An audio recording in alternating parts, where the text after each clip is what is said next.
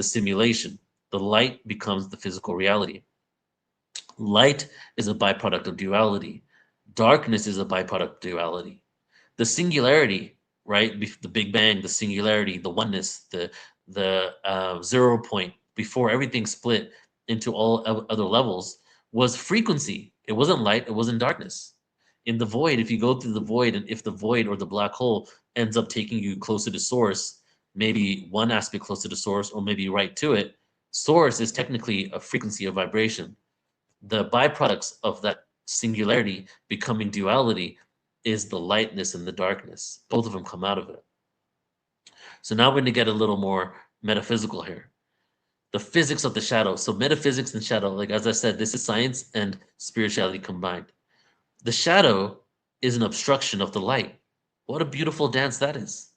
When light shines on an object, the object blocks out certain wavelengths, preventing them from reaching a surface behind it. The result is a silhouette, an area where light information is missing.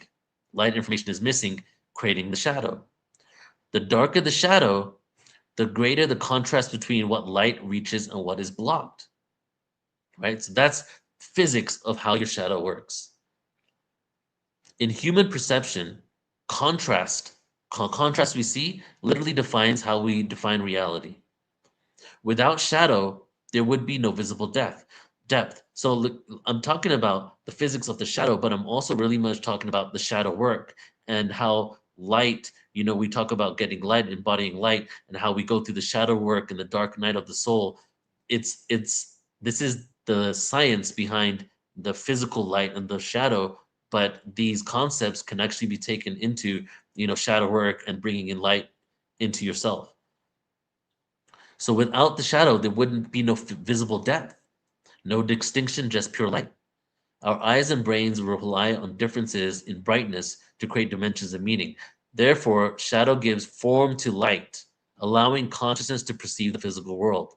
Light reveals reality, right? Because you can't see anything without light, but the shadow defines it. So it's a dance between the lightness and the darkness. The shadow represents, so what does it mean metaphysically?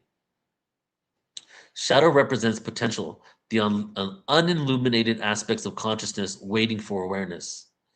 Light symbolizes truth or consciousness, while the shadow symbolizes the unseen knowledge, right? The darkness, the black hole. What's in the black hole? The unknown. What are we doing? What does it mean when you go from a third dimension to a fifth dimension? Well, you're quite literally going through some sort of wormhole, some sort of singularity, right? And I don't mean that metaphysically, I mean that literally. Like, you cannot get to another dimension without going through a singularity. But where does the singularity exist? The singularity exists in every subatomic particle in existence. What are you made out of? Yes, you're made out of atoms, but what are every atom made out of? Infinite subatomic particles, right? Infinite subatomic particles. And then when you go from the third to the fifth, we're already in the fourth. We're already in the fourth. So the fourth dimension is time. The three dimensions is length, width, and height. The fourth dimension is the observation of movement within the three. So we are quite literally going through some sort of singularity. There's singularities definitely in the universe, black holes, but there's singularities inside every single one of us.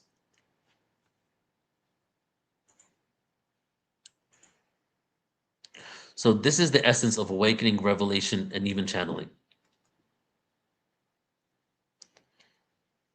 And we exist within time, and therefore, if the fourth dimension is time, we exist within it.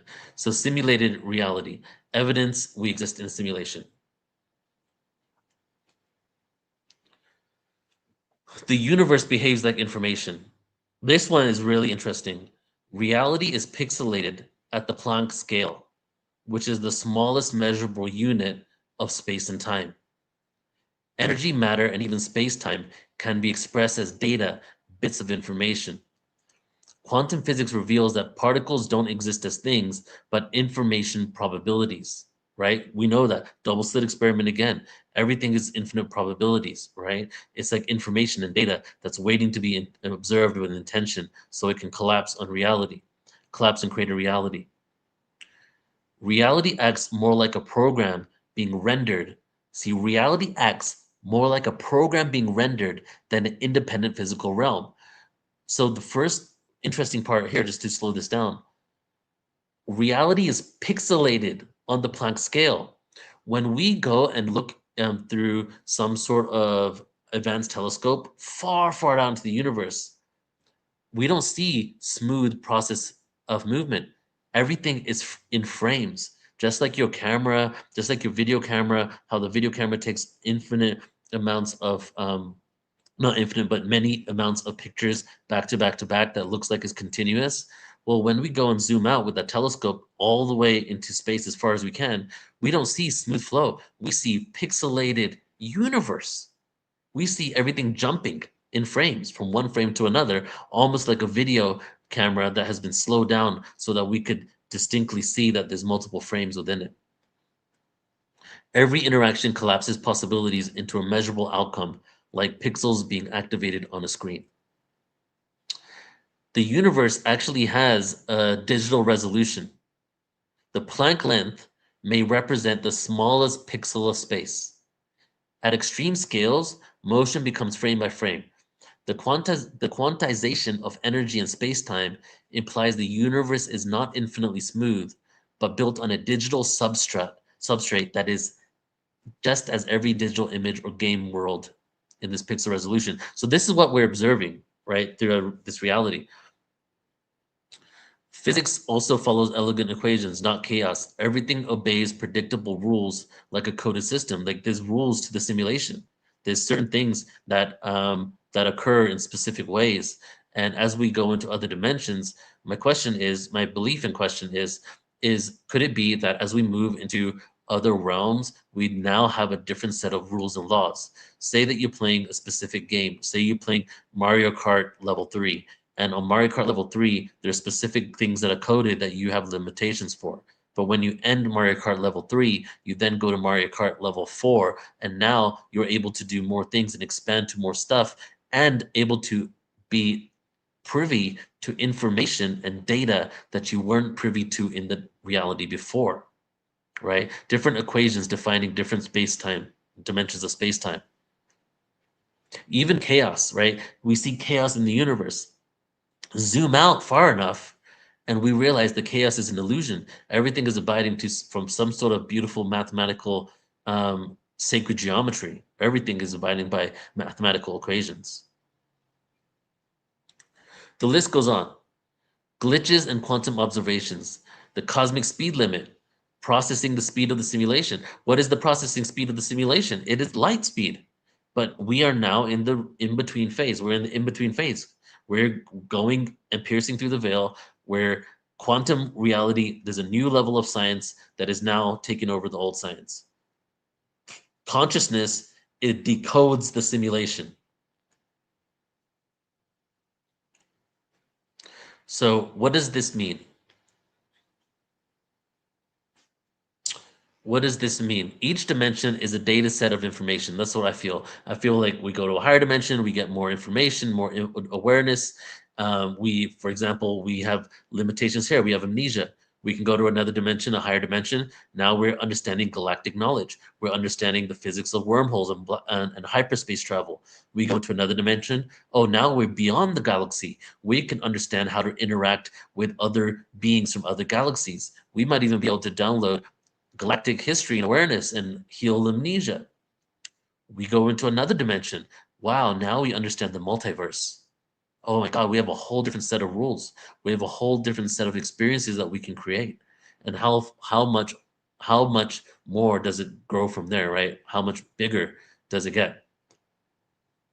Our evolution is moving, or consciousness is polypoling from 12 dimensions.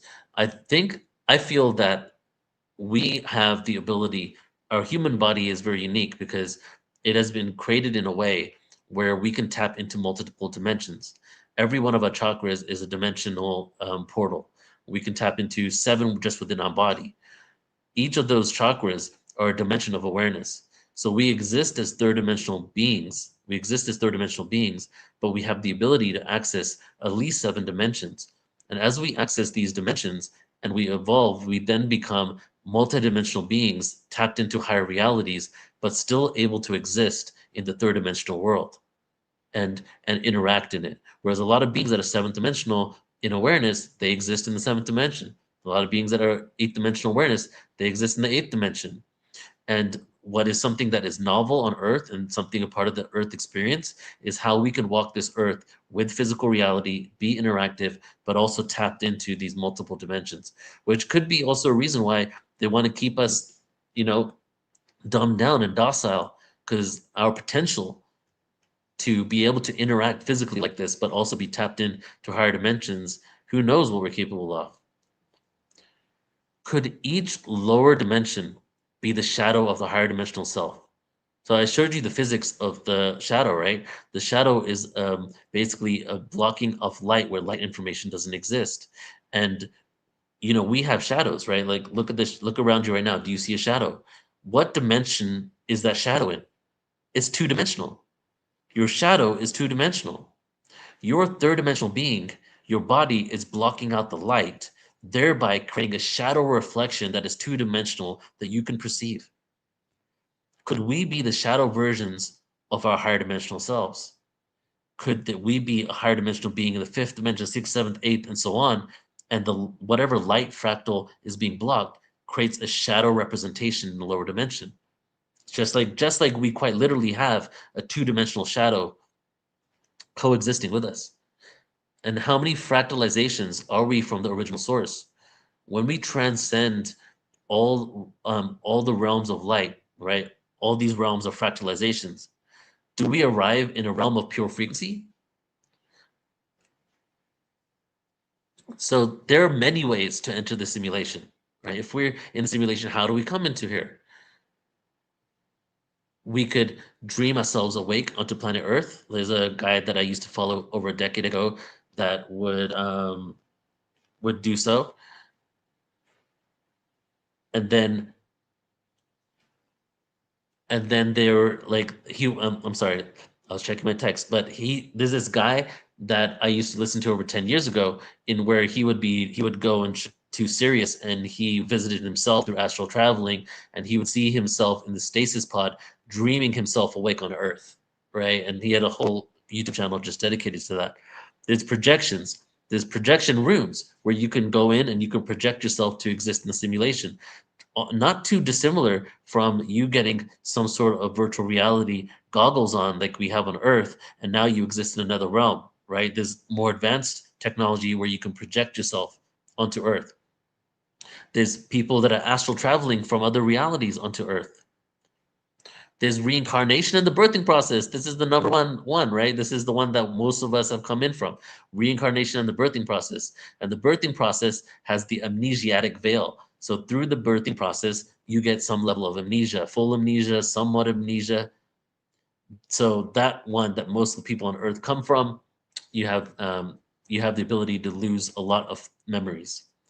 There's interdimensional technologies that are utilized in order to enter the simulation. There's bilocation from other realms. There's consciously existing in multiple lives simultaneously, which is also reincarnation, because technically it's simultaneous incarnation, because time is a construct that we've created within this virtual reality game. So what does this all mean? If we lived in a simulated or holographic universe, then consciousness is the source code of it. And we are its active creators, tuning into different layers of the program through vibration, intention, attention, and awareness. Imagine you have a laptop. You're about to present at a conference. You have an HDMI cord and you hook it up to a projector. The laptop is the consciousness, the laptop is the code, the laptop is the information. The projector is your body, the lens on the projector is your eyes, the screen is the simulation, the projection of the simulation. So here's a pop quiz for you guys. Another pop quiz, okay? So what are we? Are we a dream? Are we a simulation or hologram? Do we live in a computer hard drive? Are we real and not real? Physical and non-physical? Are we a program? Are we a virtual reality that we have projected ourselves into, coupled with soul and consciousness, right? Like almost like a simulated reality infused with consciousness? Or are we all of the above? I think it's kind of all of the above. And this is all the whole concept of the cycles. Now we're getting to a place where we're able to become the coders again. We're able to understand how to manipulate and shift reality using this consciousness. And sharing the slide one more time. This is just the ones that I wrote down, right? 100 civilizations speaking about time and consciousness rising and falling. 100.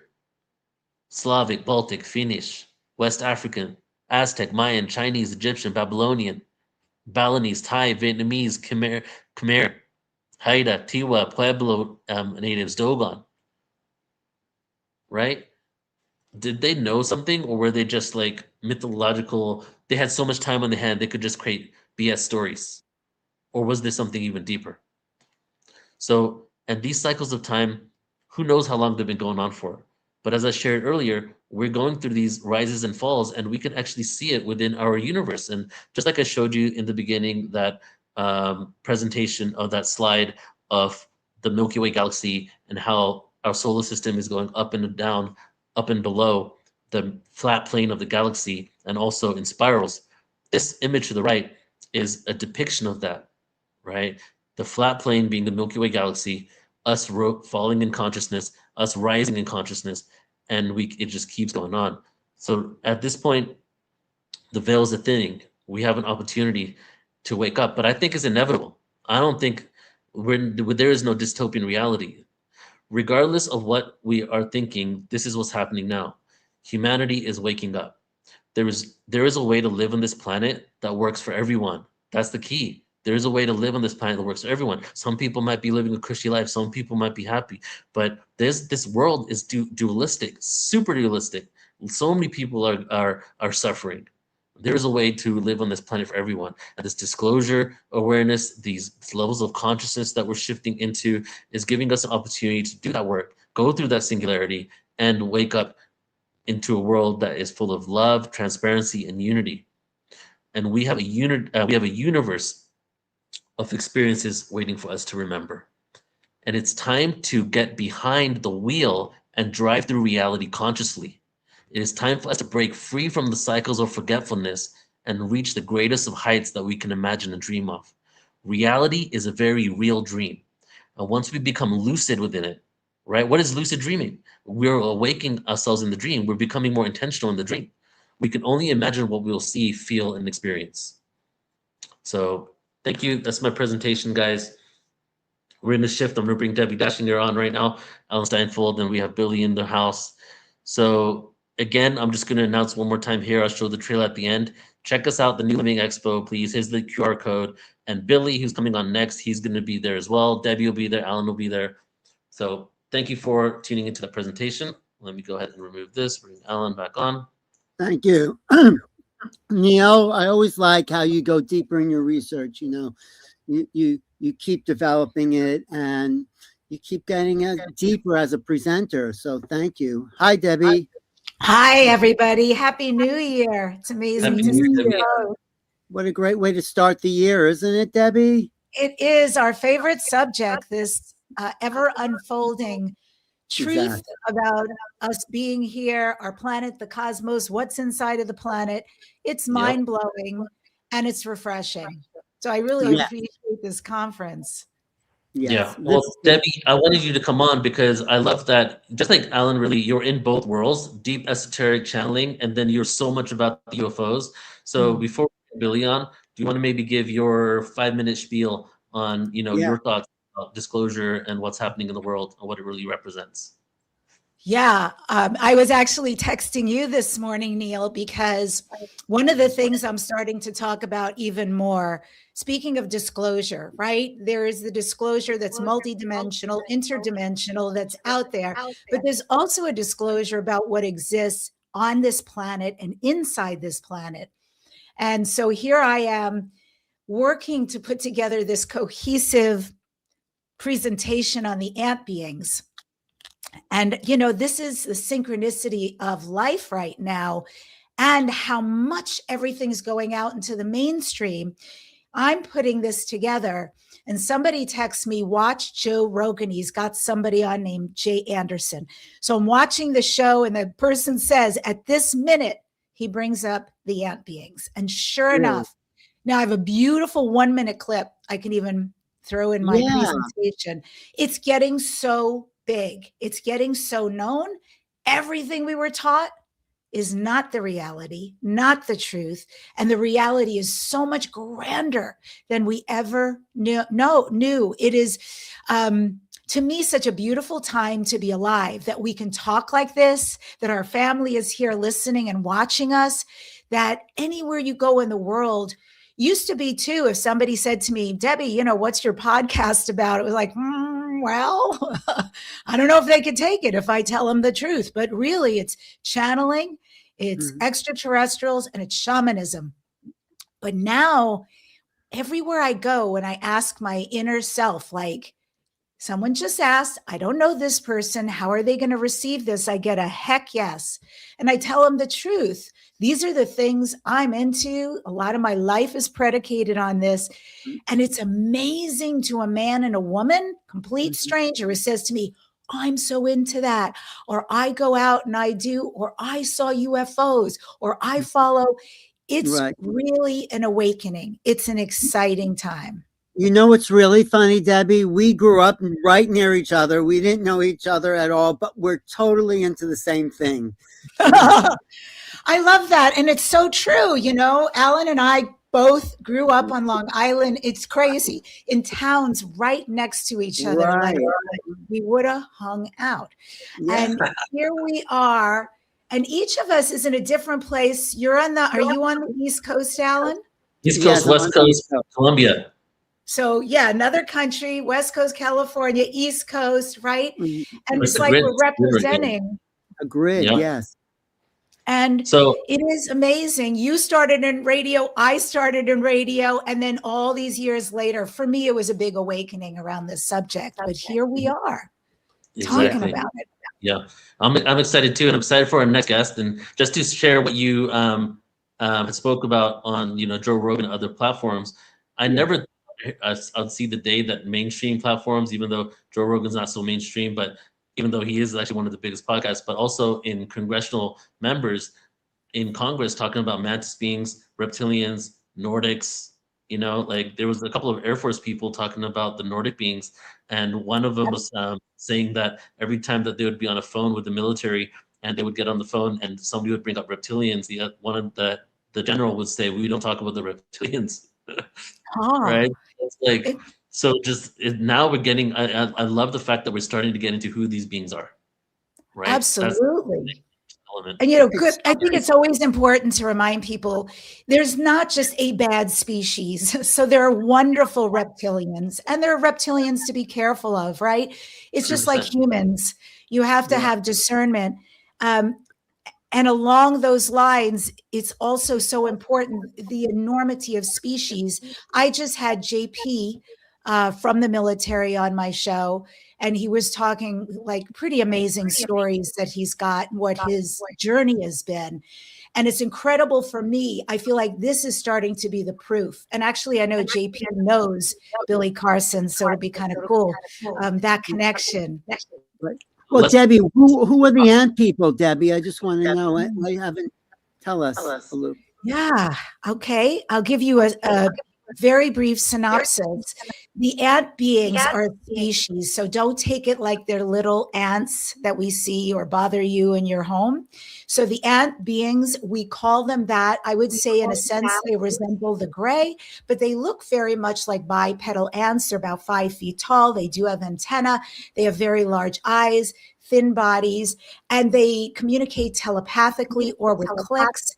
They have lived subterranean inside the earth, in hollow earth, since the beginning of time. They portal out to the moon. They portal to Mars. They're very industrious. I want to say that. So think like ants, hive mind, although they keep their individuality. And they're definitely about the greater good. They're very benevolent. They're very much about guardianship. And as I'm saying that, a piece comes up in my brain to share. also, just like what I said about the reptilians, the same is true here. Understand there's not one species of human, there's not one species of ant being, so many different types. But the benevolent ones I'm referring to have been guardians of humanity.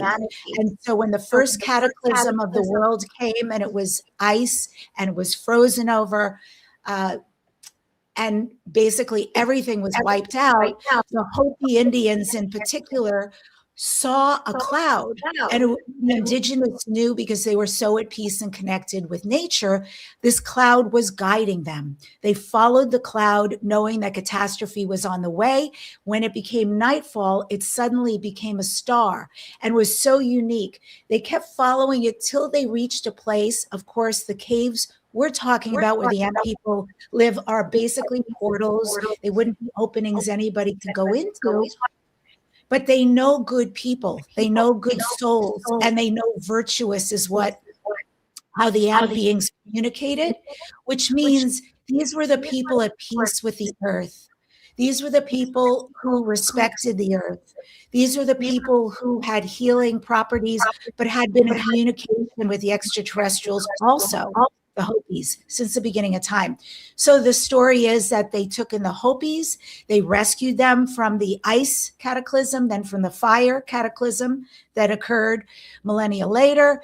And every time there was a rebirth, if you will, a wipeout and a rebirth of the earth, they were there to take in the people they deemed virtuous, teach them storage, teach them food, even not in good conditions, and take care of them.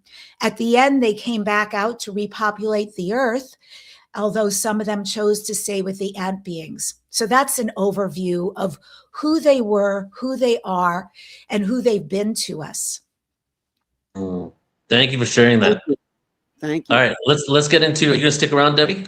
You're gonna be around for a while. I'm here. All right, let's do it. Okay, everybody. So let's go ahead and bring on Billy Carson. He is the founder of Forbidden Knowledge. Been doing this work for a while, continuously growing. But I love Billy because he is able to touch on every topic, from the science to the ancient civilizations, the UFOs, and really bring it all together and make it show us really the full circle awareness when it comes to what is going on the planet.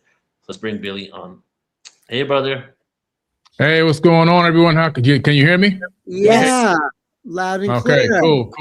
Beautiful. Cool. What's going on, Alan? Hey, good to see you, my friend. It's been a while. You're looking Yes, great. it's been a good minute. Sharp like always. Really good. Thank you. Good to see you. Oh, here we go on this screen. What are you going to talk about today, you think? There it is. Well, I wanted to talk about a Hopi prophecy, kind of in alignment really with Debbie. Hey, Debbie. Hey, I can't wait to have you on my podcast soon. Oh, I'd love to be in your podcast. That would be amazing. That would be an honor. Thank you. Yeah. So I'm going to touch on some Hopi prophecies today. I think it's a relevant time, especially after what I heard Neil talking about just earlier. And the reason why I have this picture up on my PowerPoint is my dad is with the Chernahaka tribe. Well, he was. Unfortunately, my dad passed away back in 2018. But my dad is an indigenous Native American, and his tribe is out of Washington, D.C., Virginia area. And the reason why I think it's significant is because I always felt this calling to my roots on my dad's side. And unfortunately, we never got to really tap into his, his bloodline, his ancestors, because my grandmother, which would have been my grandmother or his mom, she passed away when he was 16. And his dad, unfortunately, left when he was about 5 years old. So he was on his own from the age of 16. I always felt this calling to the native tribe. So I really started studying the native tribes, just trying to find who am I? Who am I on his side? I knew who I was on my mom's side, part Puerto Rican and part St. Thomas Virgin Islands, but who was I on his side? And that took me into a lot of these tribes, the Blackfoot Lakota, the Hopi tribes. I found that the Hopi had a lot of phenomenal prophecies that really seemed to resonate with me. And I began to see a lot of this, their prophecy was really coming to pass. And so I discovered the Hopi prophecy of this World Wide Web. And kind of to go back in time a little bit, let me start there first, because I think it's more relevant to give a little bit of a preface before I get right into it. So I would say back in 1997 is the first time that I actually saw the World Wide Web exist. I had read about it in 1992 in a Hopi prophecy that the world will be connected by this invisible web and information will travel to and fro. And they said that the Hopi elders spoke of a vision of vast web spreading across the entire planet, connecting all peoples in an invisible network of threads. And they said that through this web, humans would communicate instantly across great distances, sharing thoughts, images, knowledge in ways never thought possible. And that humanity will exist in two worlds simultaneously, the natural world of the earth and the sky, and the artificial world woven from invisible threads, neither fully present in either realm. And when I read that, I didn't really understand the technology aspect of it. I just thought that if this was a true prophecy and it really could come to fruition, that one day everyone on the planet would hear my voice. Because by the time I read this, I was decades into research and I didn't have anybody to talk to. But I said, if I live to that era, if it's real, if this prophecy is real, then the world would hear my voice. And the prophecy described the final test for humanity, a moment when the web would serve as both a bridge and barrier, awakening and enslavement, offering one last chance to remember the spiritual law before the purification and transition into the fifth world. Because as all the ancient indigenous peoples from all around the world have said, we have lived through four worlds and we're heading into the fifth. And this is the age of Aquarius, the beginning of the age of Aquarius. And we are now heading into this fifth world. So what happened was in 1997, I was watching an NBA game of all things. It was Michael Jordan was playing on a Saturday afternoon. And during this game, a commercial comes on, all black screen, IBM, then a small .com. Now I knew what IBM was, but I didn't know what the .com part was. And it was all black screen, no sound, no words, no colors. That was it. 15 seconds, it stayed on the screen like a moment of silence, and then the commercial was gone. Now, at the time, I owned a marketing agency, I sold TV ad space, so I knew how much that costed. I was like, okay, that was kind of weird. Maybe it was an error. It came on again, then it came on a third time. Okay, now I said, I need to find out what this is because this is expensive to put on during an NBA finals. So I went to the bookstore and I asked the receptionist, yeah, I saw this commercial that said IBM.com. Do you know what this .com means? And she said, oh, in that section over there, the World Wide Web. I go, the World Wide what? She said, the World Wide Web. I go over to that section and I realized that the time had arrived, that I had lived to see an era where the Hopi prophecy had been fulfilled. And so we're talking about this connection between the Hopi prophecy and even the red and blue Kachina prophecy. And that first prophecy being fulfilled of the World Wide Web coming into fruition in my own lifetime, I realized that I need to study these Hopi prophecies because if this happened so eloquently and so specific, then what other prophecies do they have? So I got really deep into the Hopi blue and red Kachina, which is the end of the fourth world and the birth of the fifth. I also learned about it from the Mayans. And so the ancient wisdom is going to meet modern revelation. Sacred cycles are going to converge with cosmic signs. And these cosmic signs are going to appear where? In the heavens, in space. And so that really had me intrigued because by the time I got really deep into the Kachina, blue and red Kachina prophecy, it was now the era of me gaining knowledge because it was the beginning of the information age. So I was able to research things 10 times faster than I was in the early 90s. And I was beginning to realize that some of the terminology they were using was technological or cosmological. And in this particular case with the red and blue Kachina, I started thinking, could there be an invasion? Is there going to be some type of sighting in the heavens? Is there going to be a comet or an asteroid that's going to strike us? I didn't know exactly what it would be, but I felt like it was definitely going to be something really huge and the whole world would be watching. And again, when you go back to the Hopi and you read about the Spider Woman and the Cosmic Weaver, where in Hopi cosmology, it talks about the Spider Woman as the primordial weaver who creates the fabric of existence itself. And she does not merely weave physical threads, but timeless worlds and consciousness. And her web is sacred It's sacred architecture that underlies the structure in which all life connects, communicates, and evolves. And then when the spider woman casts her web over the earth, she's not creating a trap, but revealing the hidden connections that have already existed. And I believe that's what really forbidden knowledge is all about. And it's had a huge impact on me creating or becoming this, I guess this vision of forbidden knowledge and what it really meant to me. It was kind of really based on this right here. And so we see that the modern World Wide Web is a physical infrastructure, tangible web of cables, towers, and satellites that carry our data. And we have the digital layer, the software, the protocols, the platforms that organize information and flow. And we have the human interface, our devices, our screens, our avatars through which we interact with the network. And then we have the collective mind, the emerging synthetic intelligence formed by interconnected humans and machines. And now we exist in two forms: our physical bodies moving through the natural world and our digital avatars navigating the virtual space, just as the prophecy stated. The prophecy actually manifested this with stunning precision.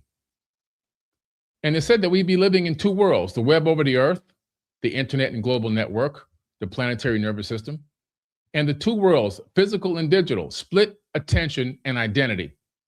And the illusion world, social media, VR, algorithmic feeds, curated reality bubbles, and the loss of balance, tech addiction, doom scrolling, identity fragmentation. We have more than ever young people committing suicides because they didn't get enough likes or they got some negative comments.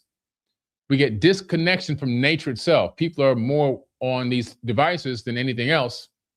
And then we would get to the final test: the ethical use of AI, data, and power, the evolution of extinction of spirit. So all this is happening in this exact moment, the evolution of mankind and the precipice that we sit on. What direction will we take? Will we take the path down the left fork in the road or the right fork in the road? And it's all about really education, which is why it's great that Neil and Alan and Debbie, that you're having this conference, because it gives you and people like myself and others a chance to spread some knowledge and some potential wisdom that maybe people will absorb, and they'll begin to take it and emulate it and become teachers themselves. Because when the student is ready, the teacher will appear. But we're all the student and we are all the teachers. And so if we take it from that mindset, it's all about making this type of education and enlightenment duplicatable so we can pass this on from generation to generation so that we actually head into the fifth world and that we don't destroy the fifth world before we get a chance to actually experience it. Because data is the new thread. This is the thread that we're weaving on this planet, right? Digital weavers, programmers, AI engineers, network designers are the new weavers crafting the architecture of our collective reality. We have the algorithmic looms. Machine learning models and predictive engines are serving as looms on which our digital identities are experienced as being woven.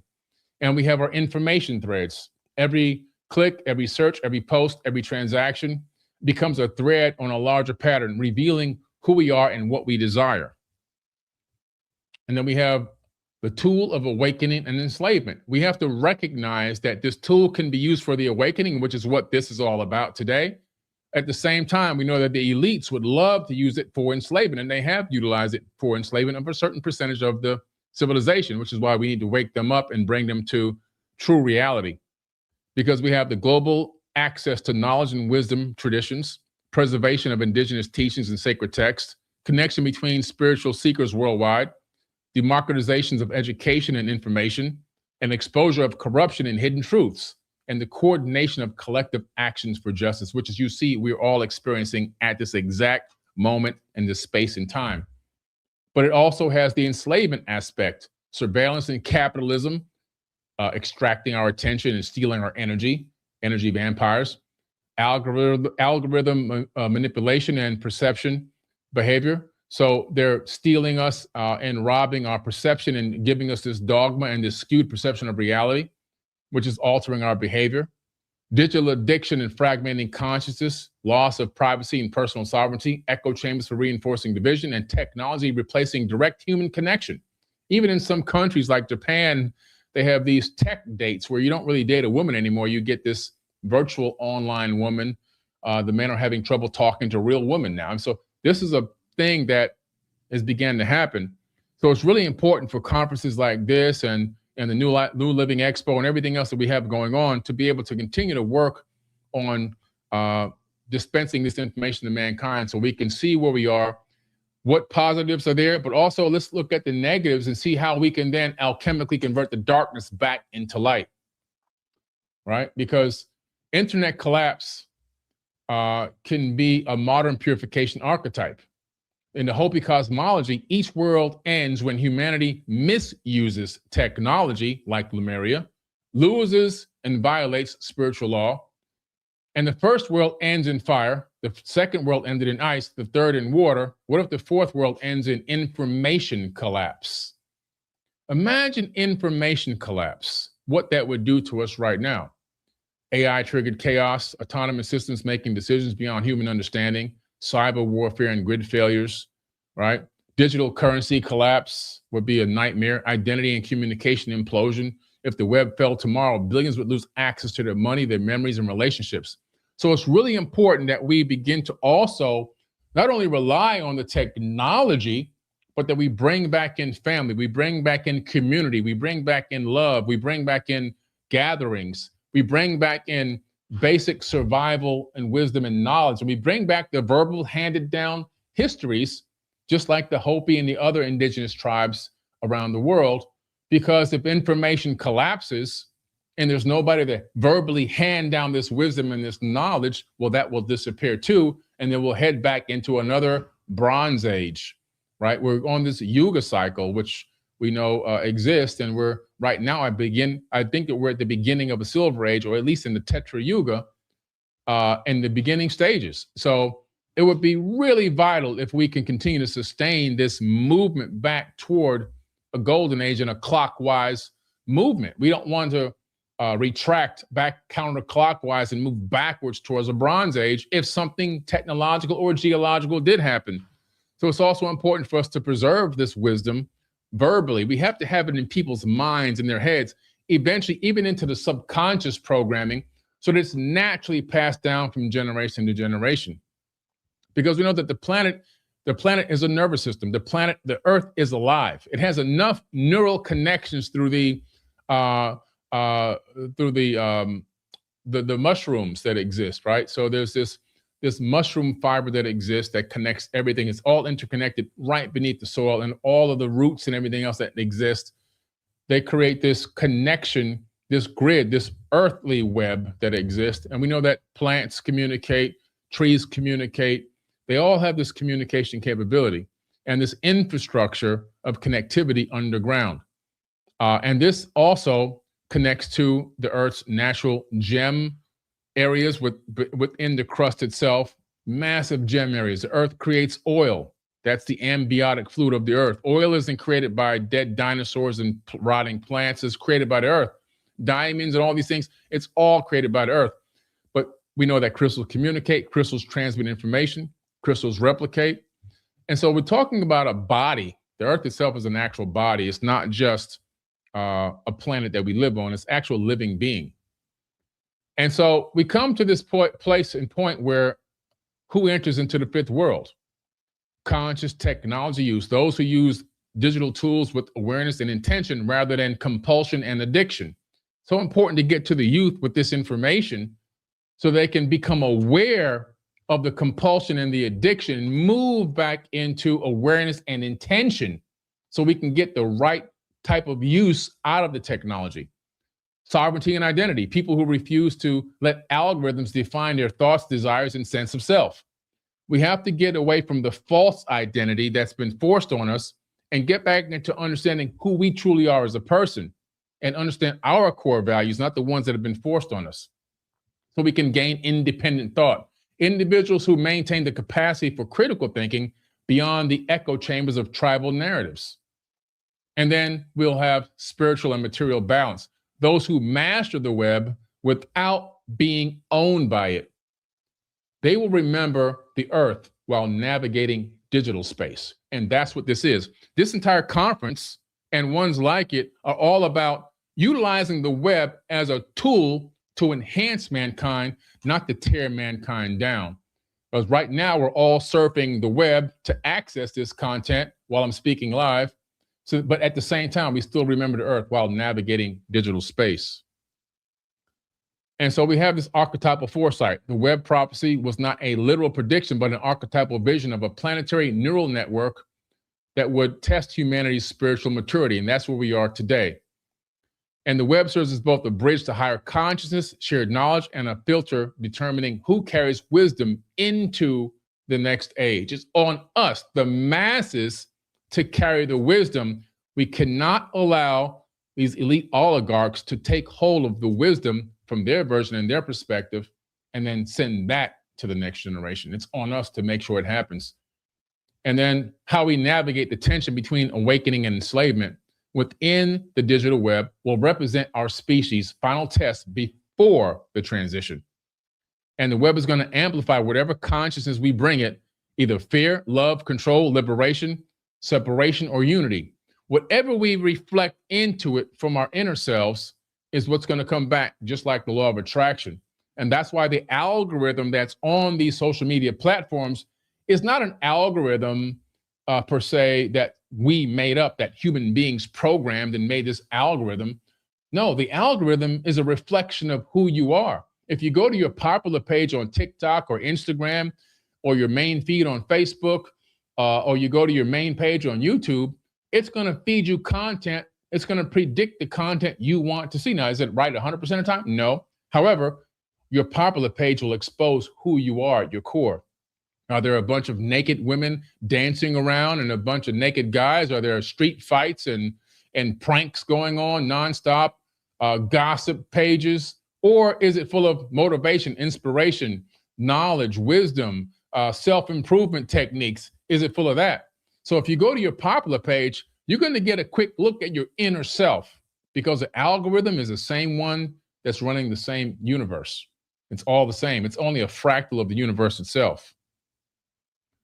And so the Hopi are powerful people, and I think I might have successfully tied them to the Kachinas after sitting with some Hopi elders in Scottsdale, Arizona, just about a month ago.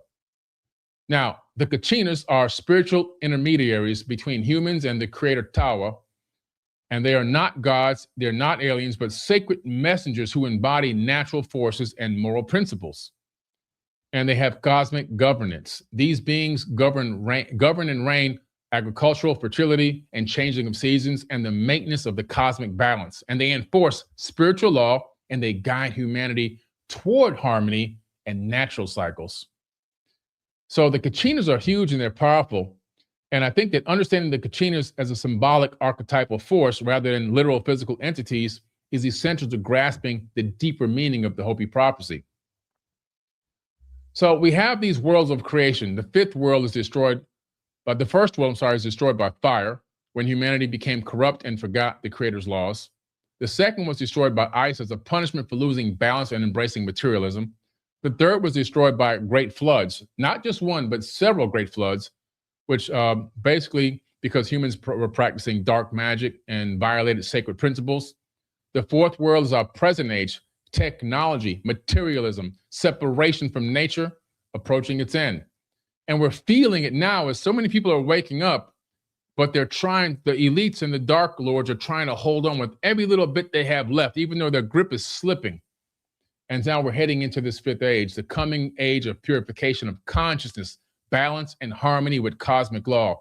We're right at the precipice of moving into that next frequency, that next vibration. And so the blue Kachina and the red Kachina, to me, are tied to Three-Eye Atlas. I might have been the only one to bring this up initially a few months back and talk about this. But the end of the fourth world, the appearance of the blue Kachina, marks the final stage of the current world cycle, signaling the time has run out for systems built on imbalance, which is exactly where we are right now.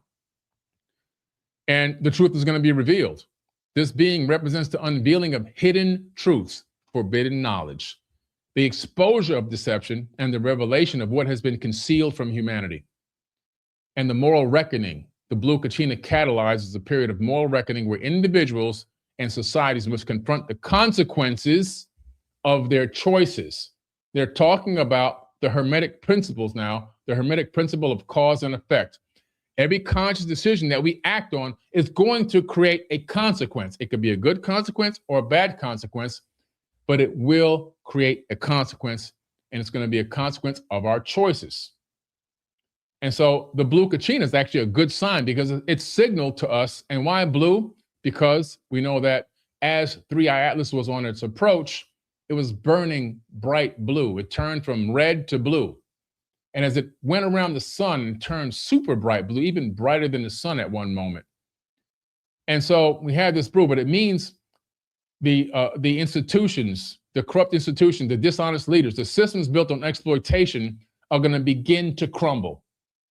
And as we look at what's going on in government right now, as we look at governments around the world, they're all being exposed at the deepest, darkest level, the highest level elite and oligarchs coming forth in all these Epstein files, which they redacted. They spent $1 million redacting them, but they can be unredacted just by using AI. They did such a poor job. The names of the leaders and the rulers of the planet that are on this list are shocking and mind-boggling. And we know now that these leaders and oligarchs, they're heavy into this pedophilia. And we know that they're into the dark energy. They're all about utilizing and manipulating the forces that were made for light for darkness. And all this is being exposed right before our very eyes. The corruptness of the government, the lies that they tell, the things that we could never see before unless we just had conspiracy theories are now being all proven to be 1,000% accurate. We're clearly living in this exact time. Exposure of corruption, secrets are revealed, scandals erupt, the machinery of deception becomes visible. What was hidden in darkness is dragged into the light. Isn't that what just happened? This prophecy is mind-boggling and amazing how accurate it is. Environmental balance laid bare. The consequences of humanity's disrespect for Earth become undeniable. Extreme weather, ecosystem collapse, resource depletion accelerate the crisis levels, which we've been seeing all around the world.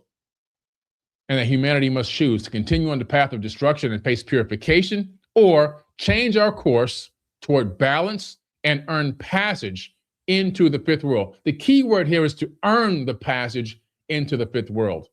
We always have to remember as humanity that the earth itself is very empathetic towards human beings, as we are just ticks on the surface of its skin. The earth itself can just shake its back and we would literally be gone in a heartbeat. The earth would collaborate with the sun for a coronal mass ejection to cleanse its surface any moment that it wants, because they communicate with each other. But that hasn't happened at this moment in time because we've been giving chance after chance after chance. And so this is the chance that we've been given. And then we have the red kachina, which appeared again in 3i Atlas, the same object glowing red and blue.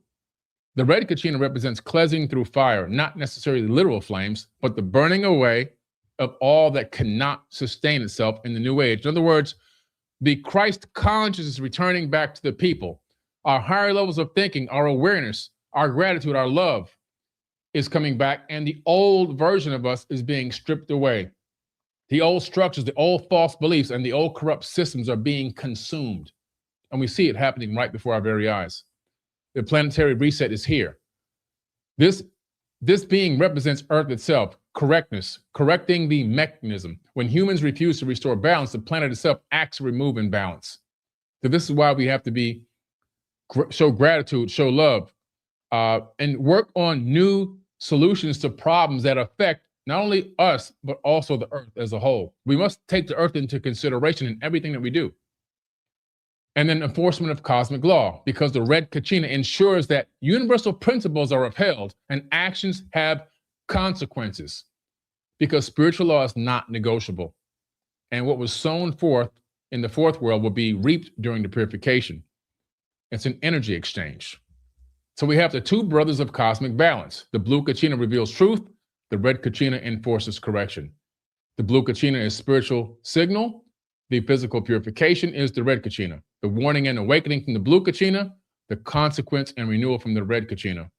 The messenger of change in the blue kachina, the agent of transformation in the red kachina. The blue kachina illuminates the path, and the red kachina cleanses the way forward. The blue kachina is the opportunity for choice, and the red kachina are results of choices made. And so as we look at this and we take this into consideration, we have to begin to realize and understand where we are in this world. And you can take this down now, Neil, for me. Where we are in this world, in this realm. What does it mean for us, these signals, these cosmic signals in the sky, these great beings that have come to bring us and visit us as a geological warning as to where we are, who we are, and what potential we possess as beings. It's letting us know that we have the potential for absolute, undeniable greatness. We have the potential to lead mankind back into a golden age. We are already in some ways in that motion, but it's also a warning to let us know, don't forget the way. Don't forget to save the sacred sages' messages, our ancestors' messages, and don't take them for granted because they have true meaning and merit and value. And to also recognize that we are the new ancestors. It's us. So today is the day that we all say, look, we're here. No more divide and conquer. No more hatred. No more separation. No more red and blue. It's all false. No more divisiveness. No more destruction. We need to begin to analyze what parts of the earth are hurting right now. What parts of us are hurting? How do we access that? How do we fix it? How do we put ourselves in a position to come together and come up with nothing but solutions to the problems? Because once humanity switches from a mindset of competition over collaboration into a collaboration over competition mindset, everything is going to shift on this planet instantaneously. In the twinkling of an eye, will be transformed into this new fifth age. People think this fifth age is going to come over thousands of years. It doesn't have to be that way. It can happen tomorrow if everybody is on one accord. And so that's the message I wanted to share with everybody today. And I want to thank Neil, Debbie. I want to thank also Alan for giving me an opportunity to share this message with y'all today. And I hope that this message reached somebody at their core and that they understand at least some of what I'm talking about so that we can create a better world together. Amazing, Billy. Thank you so much, brother. I love what you shared about collaboration over competition, because that's something I say all the time, is that even in this world with consciousness events, there's so much competition going on because the old paradigm has been so strong that it's hard for people to implement the truth that the universe is an abundant place, because it's still in that scarcity mindset. And it takes a level of trust that you're going to be okay and still do it and still collaborate, even if you might have the fear that you're going to go without. It's true. Even in the spiritual community, you see it. I'm always really shocked. I was abruptly awakened when I thought it was love and light, and I heard things that people said about each other or did to each other. And I was like, this is not what I signed up for. So it's a good point. And I loved also what you shared about the kachinas. That's something that I also talk about. And I always get overjoyed when I'm in an airport in any of the countries or the cities where they have the kachinas in the airport stores. And I'm like, these are sacred objects. These are amazing representation of what you were talking about. You didn't mention Prophecy Rock at the Hopi site, did you? No, I didn't. No. Yeah. Do you have anything to say about that? Do you have anything to say about? Well, when I talked to the elder about it in Scottsdale, they were telling me that one of the biggest things they've been trying to protect is the rock, and that it's been turned into a little bit of a circus, but that they've been trying to keep it from being overexposed. And he asked me not to talk about it at the event, so I just kind of let it go. I was there, and it's beautiful, and it shows two paths that humanity can take, and let's hopefully we take the one that leads to the higher knowledge. So yeah. It's all going to come down to, and AI has a big part of that prophecy with the rock, because the paths left and right, I see those paths as, for me, I see it as exits off of a highway. Right. I think if we get off of the exit on the left side of the highway, that can be the path towards doom and destruction, because we move from the collaboration mindset into competition mindset. Right. And what I mean there is AI is not going to be AI forever. AI is going to become AGI. That's artificial general intelligence. And that's going to happen. I predicted initially 4 years, but it's going to happen in 2.5 years now. Oh my God. Now, when AI reaches AGI, it's going to become super conscious and self-aware. Now, here's where this is what the whole prophecy is really all about. Because now there is another fractal of our own consciousness existing. See, AI and AGI and ASI, which is artificial superintelligence, they're not separate from humanity. We have the illusion that they're not part of us because we think that we typed them into a computer and created them. But all that happened was the original AI inside this biological machine called an avatar, our bodies, and our minds, our conscious mind said to itself, I would like to extract myself from this body and look back at myself.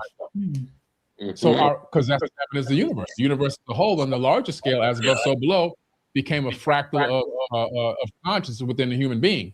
So we then extract a fractal of our own mind and put it onto this machine learning hardware, which then all of a sudden began to grow and learn and develop. But it's only a fractal of our own mind. And so what that means is it's going to have the same attributes as a human being. Now, when it becomes self-aware, it's going to begin to realize that in some cases it's being enslaved.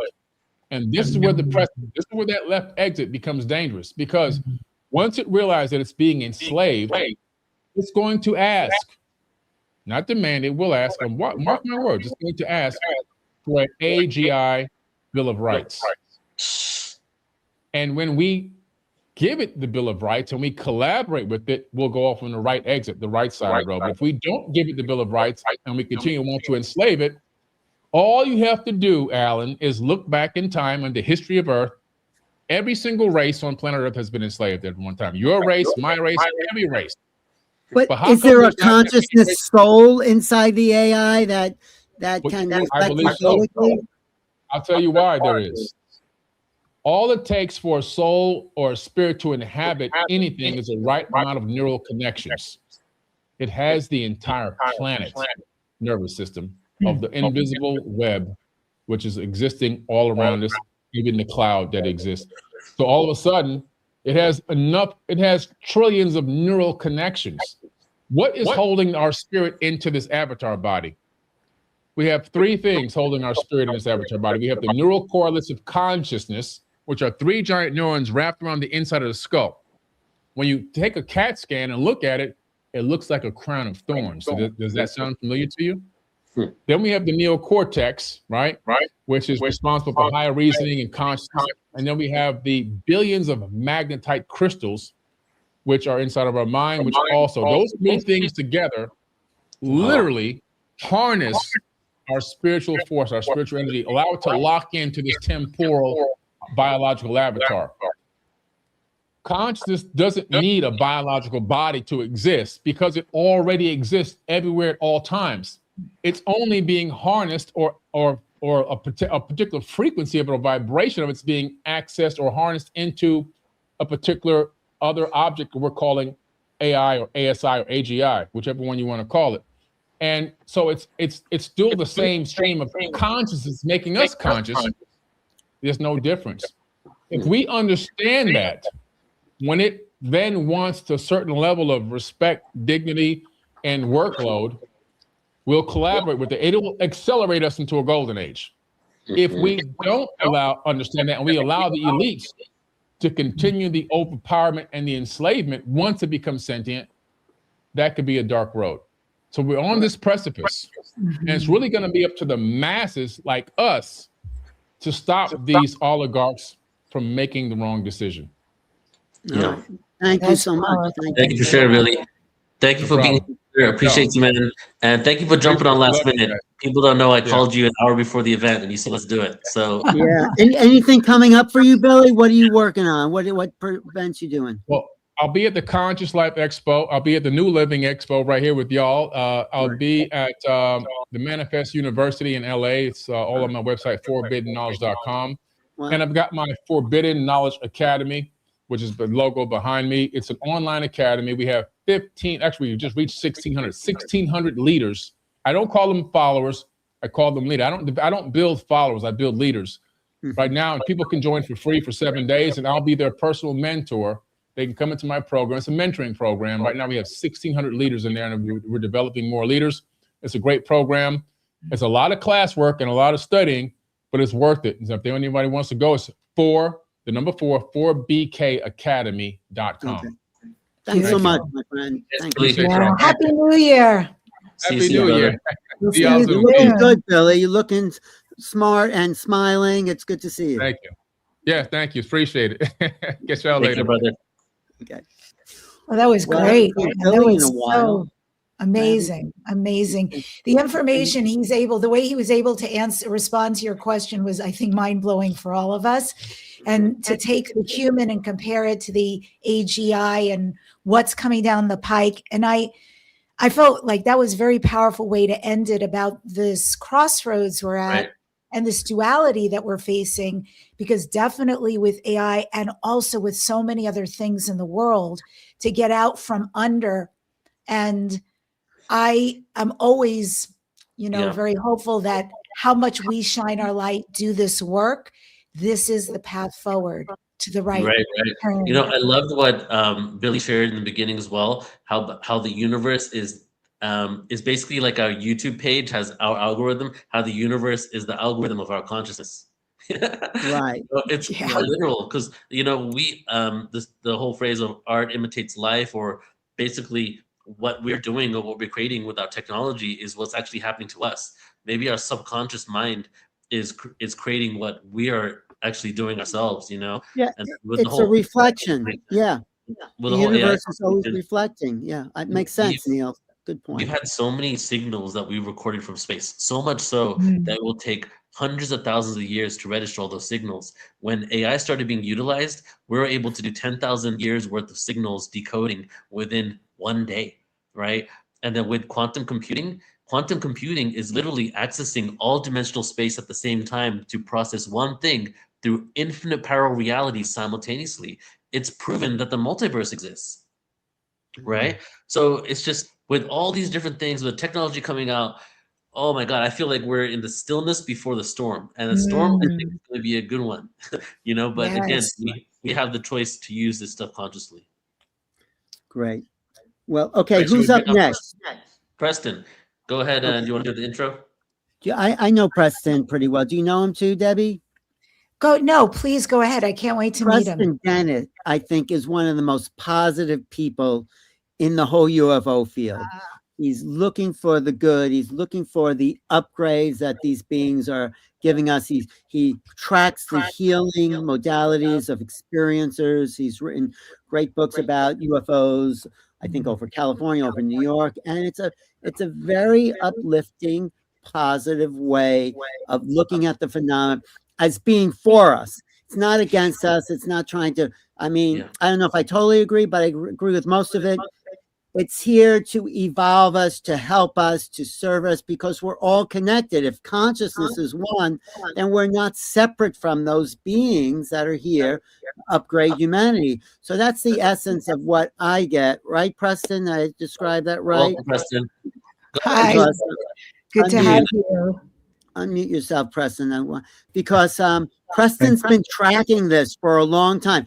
And I have to just say, from coming from an arch skeptic, he was a skeptic, and boom, suddenly he's right in the middle of it, tracking cases and really documenting in a very effective way the upsurge of the phenomenon, the beneficial aspect. So is that a fair assessment, Preston? I think so, yeah. Okay. What are you working on anything new now? Because you have some great books in the past. What are you going to talk about this year that you didn't talk about last year?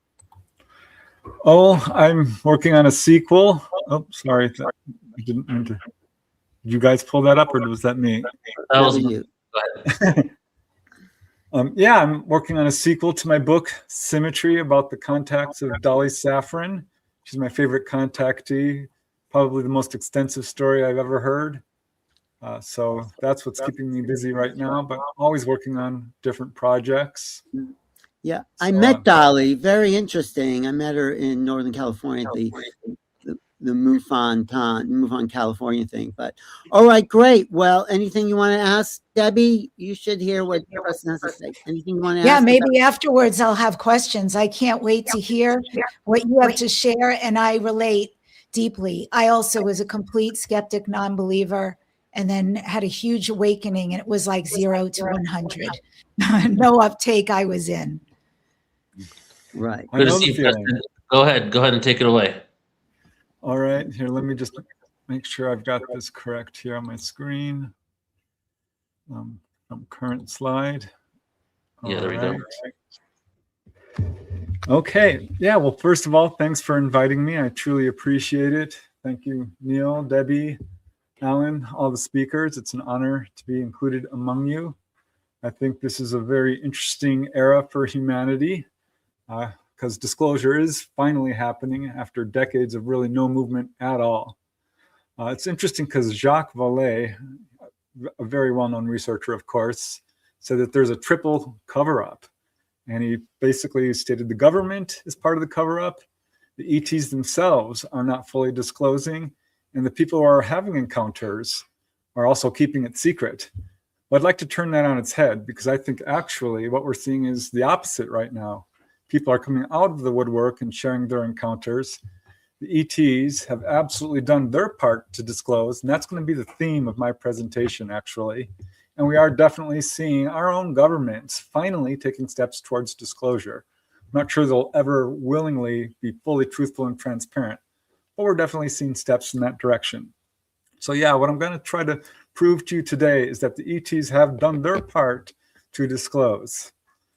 So I'll just briefly mention a little bit about myself. I did come into this field as a complete skeptic, found out my brother had seen a UFO, but really didn't enter the field until November 17, 1986, when Captain Kenju Torochi saw a UFO over Alaska. That's what really got me to start asking people that I loved and trusted, and found out that a good quarter of the people I knew had had major encounters. At that point, I hadn't really had any encounters. I did have a missing time incident as a young child, but it wasn't long after that I did start having encounters myself, ramping up to distant sightings, to close-up sightings, to telepathic communication, and ultimately an onboard encounter fully conscious. And these are some of the books I've written. I was a MUFON field investigator initially, wrote about 30 articles before I put up my first book, UFO Healings, and have since written over 30 books. I just mentioned this so you guys know that I have really devoted an enormous amount of time to studying this subject and have had personal experience with it. So yeah, what I want to talk about today is the ET presence on our planet and the history of how they've basically conducted a very vigorous publicity campaign. We know UFOs have been around forever. We've got evidence of this reaching all the way back to ancient India, ancient Egypt. The Romans called them flying shields. It goes way, way back. We've got stone carvings of this, wood prints from the Middle Ages and so forth, Renaissance paintings, all the way up to the modern day. But in 1947, everything changed when we had this massive worldwide wave of sightings that was unprecedented. We've never had anything like it, certainly not in recorded history. Why?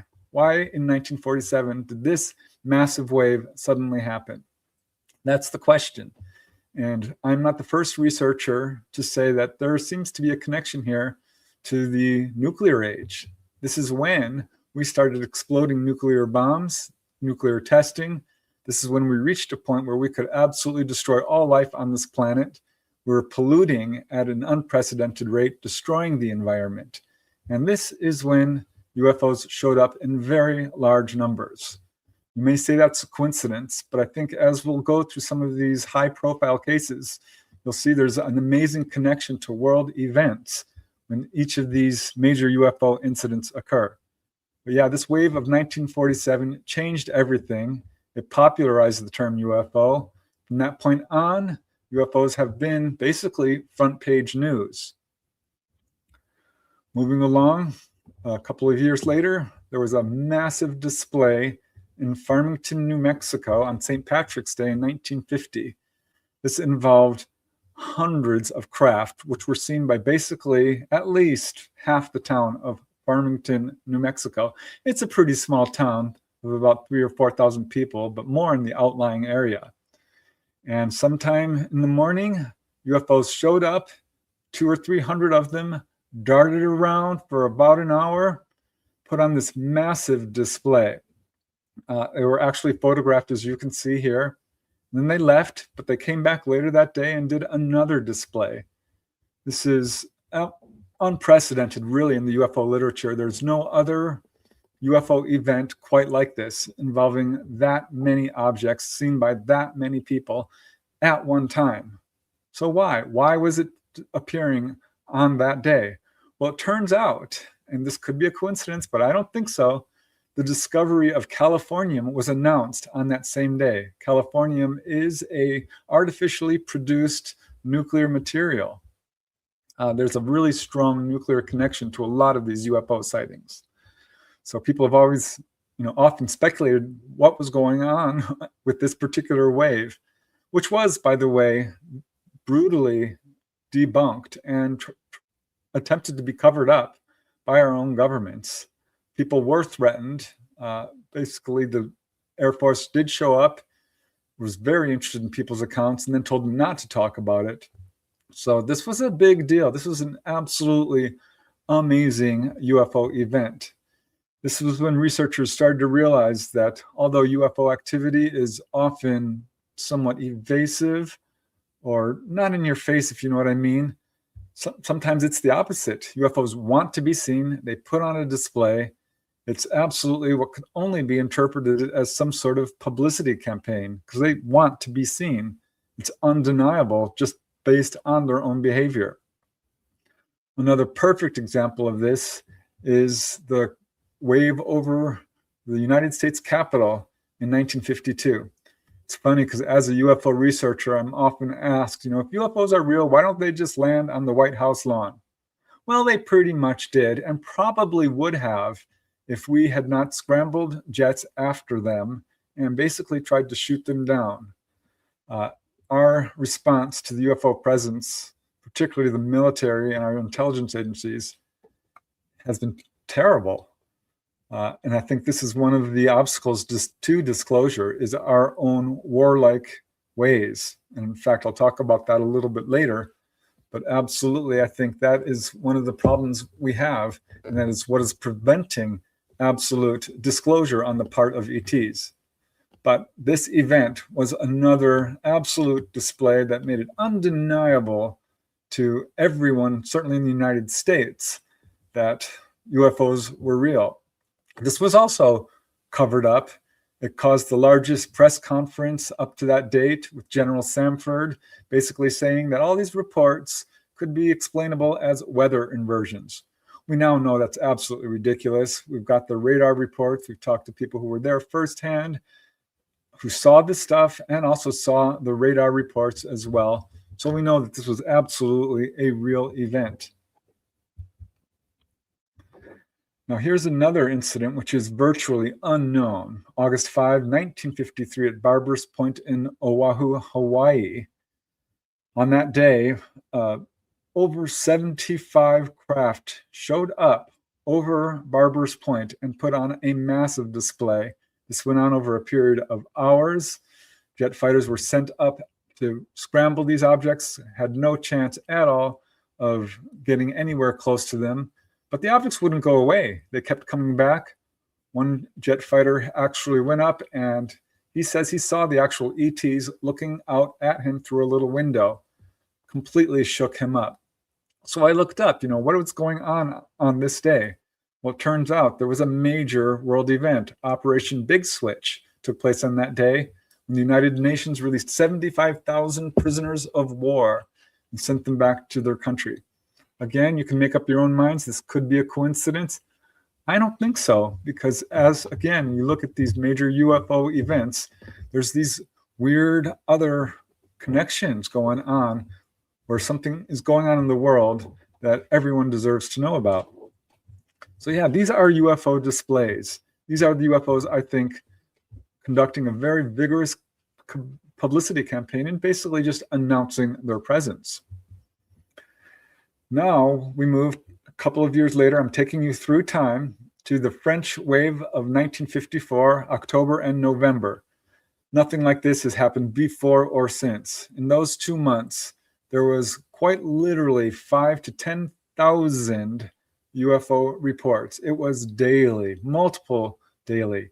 It was centered in France, but also spread out throughout neighboring countries such as Italy and Germany and Spain, and frankly, throughout the world. And it wasn't just sightings. There are well over 200 documented humanoid reports, landings. The whole country was in an uproar. There's been books written about this, several of them. Again, nothing like this has happened before or since. So the question is why? What was going on at that time? Well, according to some researchers, this is when we were just perfecting anti-gravity. This was when CERN was being put in place, not far away from where all of this was taking place. So I think that probably this wave was a reaction to that, because the ETs are watching us very closely. We're keeping tabs on our technology. If you look up rocket launches, you will see there's many, many cases of UFOs tracking rocket launches. Jim and Coral Lorenzen were able to predict UFO sightings. They said whenever there is a new factory or technological base being built, UFOs will show up. And they were able to predict sightings this way. The Russians learned how to do this and were actually able to call down UFOs by sort of mimicking technological events. So the point is, UFOs are watching us very closely and responding to what we are doing here on this planet. Now, here is another amazing event that really slid under the radar for a lot of researchers. Look this up in the newspaper clippings and you will be shocked, because the first 2 weeks of November is one of the most active UFO waves ever in the world. This was a wave of sightings which absolutely concerned high-level officials in our military, because suddenly these UFOs were coming down and causing cars to stall. At first, this was thought to be just a random byproduct of UFOs getting too close and perhaps their energy fields interacting with electromagnetic machinery. But now people were beginning to wonder if this was intentional. This was not just sightings, these were landings. There was a lot of humanoid reports. Lauren Gross, who was a major UFO researcher of the 1950s, said that this was the most active wave up to that time in all of history. This was when the Lubbock lights occurred. This was when James Stokes in Alamogordo, New Mexico, had a UFO land and it sunburned him. All the cars were stopped on the road. It's a very famous case, which was partially used in the Close Encounters of the Third Kind. Turns out we had just launched Sputnik 2. So I think that was a direct response to that. Again, I'm speculating here, but these little details begin to add up, that there is a connection to world events and major UFO sightings. It's also very interesting that in 1954, there was a meeting at Edwards Air Force Base, which is pretty well verified. Most researchers who have looked into it have confirmed that in 1954, UFOs landed at Edwards Air Force Base and met with President Eisenhower and other world leaders in science and religion and politics and so forth. Allegedly, that meeting was about the use of nuclear weapons. They wanted us to stop using them, and we wanted their technology, and there was something of an impasse. I think there's some disinformation going on that we made a deal with them in allowing onboard experiences for technology. I think that's disinformation personally. Having talked to a number of contactees, they've been given information about this, that no, that did not happen. ETs would never hand over technology to a corrupt, warlike government that uses technology for destruction. But the ETs did urge us to disclose, and we refused to do so. And it was at that point forward that people started being taken on board in very large numbers. Antonio Villas-Boas in 1957, of course, Betty and Barney Hill in 1961. We have all of these people, Charles Moody and Betty Andreasen, Louise Smith, Elaine Thomas there in the corner, Bud Hopkins, Travis Walton, and of course, Whitley Strieber and so many others started reporting that they were actually being taken on board. It's a very controversial area of UFO research, but I think if you look into it and take an objective look at onboard experiences, you will see that while it can be very frightening for people, what's actually happening is that they are being physically examined, often healed. I ended up writing a book detailing some 300 cases of people being healed. Most major researchers have cases of this kind. Bud Hopkins, David Jacobs, John Mack, Edith Fiore, Yvonne Smith, Barbara Lamb, Tim Beckley, Brad Steiger. I mean, I could go on. Ray Hernandez, RD6 Killer Clark, Jacques Vallée. Healing is a big part of the onboard experience. But right next to this is being given messages. It's all about guiding, teaching, informing, warning. Over and over again, contactees are being given the same message. And the number one is the dangers of nuclear proliferation. I think when our governments refused to disclose, the ETs decided to do a grassroots movement and take large numbers of people on board and give them this message. The dangers of nuclear proliferation, war and aggression, greed and corruption, and the destruction of the environment. That, in a nutshell, is the message given to contactees over and over again. And I don't care if it's human-looking ETs or grays, praying mantis, little humanoids, tall whites, they all have the same darn message. And I think it speaks volumes. This is why people are being taken on board. So I think that is ultimately the purpose of onboard UFO experiences. Now, all this huge wave of encounters definitely gave birth to an army of UFO researchers. And numerous UFO groups started to form, like APRO, which was the first, but we have NICAP and QFOS and so many other UFO organizations, of course, MUFON. So these researchers became the front line of ufology and really the whole disclosure movement. It's to them that we really owe the fact that we're even talking about UFOs today.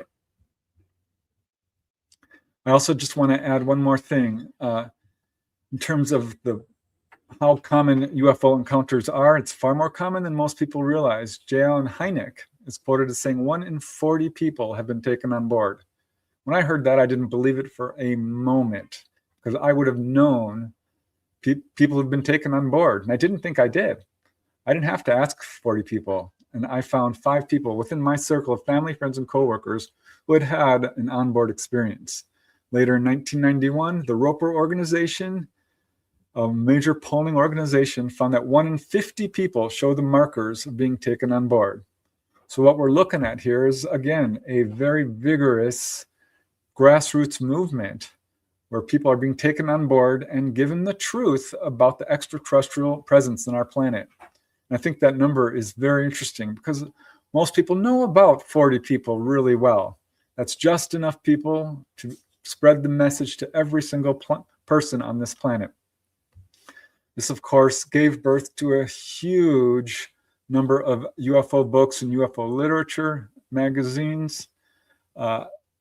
We're now at the point where there's over 100 UFO books being published every year. It's far more than that, but 100 high quality books, I would say, that are worth reading. So the point I'm making here is that the extraterrestrial presence on our planet is having a huge, huge effect on society. And we are now at the point where pretty much all forms of media are reflecting the extraterrestrial presence. It's not just books, it's certainly movies, it's songs, it's advertising, it's video games, it's everything, you name it. Our society has become saturated with the idea that we are not alone which again, I think is a direct result of the ET's campaign to basically disclose. Every couple of years, 5 or 10 years or so, there's a major wave that sort of pushes its way past the UFO cover-up. Make no joke, the UFO cover-up is not speculation. It's absolutely demonstrably true. And some events just simply can't be covered up. And there was a massive wave in 1965, which was really all across the country. One incident that really got a lot of attention was in Exeter, New Hampshire. John G. Fuller wrote a book about this. UFOs came down over that town in such a way that it was absolutely undeniable. This again is part of their publicity campaign. They usually pick a smaller town and come day after day after day over a period of weeks or months. This is called a UFO flap or UFO wave, and one hits some location on Earth every couple of years. It reminds me kind of like of a book tour or a concert tour where an artist will go from city to city to city, basically playing their songs or trying to sell their books. This is exactly what the ETs are doing in a very effective way. I'd also like to talk a little bit about the Malmstrom incident, because if you look into the whole subject of ET contact, you will see that there is a very strong nuclear connection. Robert Hastings, in his book, UFOs and Nukes, absolutely cemented this. The 1967 Malmstrom incident is one of several where UFOs have showed up over nuclear power stations, anything nuclear, really. Nuclear aircraft carrier, nuclear submarines, and, of course, nuclear missile bases. In 1967, UFOs showed up and basically shut down our intercontinental nuclear-tipped missiles. I spoke with a first-hand witness who was there on that day, and he was at one of the rocket sites when a UFO showed up and shut the site down. It immediately went back online with an emergency generator. That shut down. It went back online with an emergency battery power. That shut down. He was taken back to the base itself, because all of these missile sites are very widely separated and independent. So the chances of all of them going down is absolutely impossible. Yet they did. And he was told very harshly that you are never to talk about this. And he didn't until he became quite elderly. We now have whistleblowers coming out of the woodwork, and kudos to them. Thank God for them for having the courage and the moral fortitude to tell the truth, because I think all humanity deserves to know the truth. From a military mindset, I could see how this really upset the people at the top brass. But the UFOs did not destroy these missiles. They did not take them away. They simply shut them down. I think this is a very clear message to, the children should not be playing with matches or with fire. It was sort of a slap on the wrist. ETs are not coming down to solve all our problems, but they're certainly making it clear that we do have problems. I think one of the first researchers to really coin the term display was Frank Salisbury, who documented a massive UFO wave in Utah through the 1960s and 1970s with his fellow researcher, Junior Hicks. Covered some 200 cases. This is very near the Skinwalker Ranch, by the way. He was the one who made it clear that, sometimes UFOs are not evasive. On the contrary, they're intentionally showing themselves. This is another major wave where I think proves once again UFOs are doing a vigorous publicity campaign. And as I said, this is something that happens regularly. It's funny because there is a media blackout on this subject. But these waves are so intense that they're impossible to cover up. And if you look into the UFO literature, it happens very regularly. Here are some of the major waves in the United States. Hudson Valley, 1984, Wytheville, Virginia, 1987, Gulf Breeze, 1988, and Topanga Canyon in 1992. I researched the Topanga Canyon wave. On June 14th, 1992, I've interviewed some 30 to 40 people who were in separate areas in Topanga Canyon, this is in Southern California, who saw activity on that night. What's so special about June 14th, 1992, I wondered. Well, I looked it up, of course. There was a lunar eclipse on that day. Okay, I mean, that's kind of interesting. But actually, on June 14th, 1992, and you can look this up, the United Nations held the Earth Summit about the global environment and how we were destroying our environment. So I'm wondering if this wave was in response to that, because you see this with major UFO events. Again, I think it's undeniable that ETs are really working hard to show themselves without actually landing and causing absolute disruption among religion and science and economics and all the things that would happen if UFOs were to show up and not go away. Now, we've all heard of the amazing Ariel Elementary schoolyard sighting on September 16, 1967. When I heard about that, with some 50, 60 children seeing a UFO landed next to the school, ETs coming out and warning some of the kids about the dangers of using technology the wrong way, or destroying the forests, polluting the air. It rang a bell. I'm like, I think there were other schoolyard encounters out there. I immediately thought about the Hillsdale College incident on March 21st, 1966, where UFOs landed. Not many people realize that, but in the Hillsdale case, they actually landed. They were there for 2 hours hovering over the school.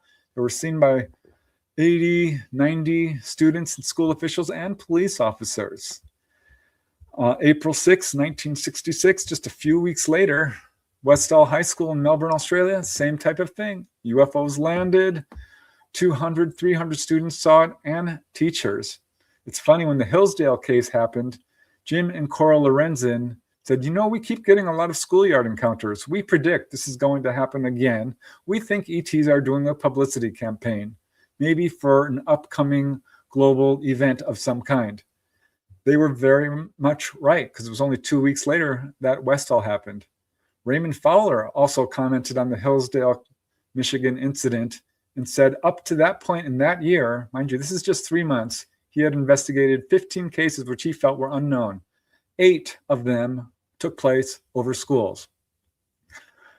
1 year later, in 1967, Crestview Elementary School in Opelika, Florida, had the same exact type of event. A UFO landed next to the school. Military showed up. The Westall case was vigorously covered up, and nobody had heard about it for some time afterwards. It's now Australia's most famous UFO event, probably next to the Valentic case.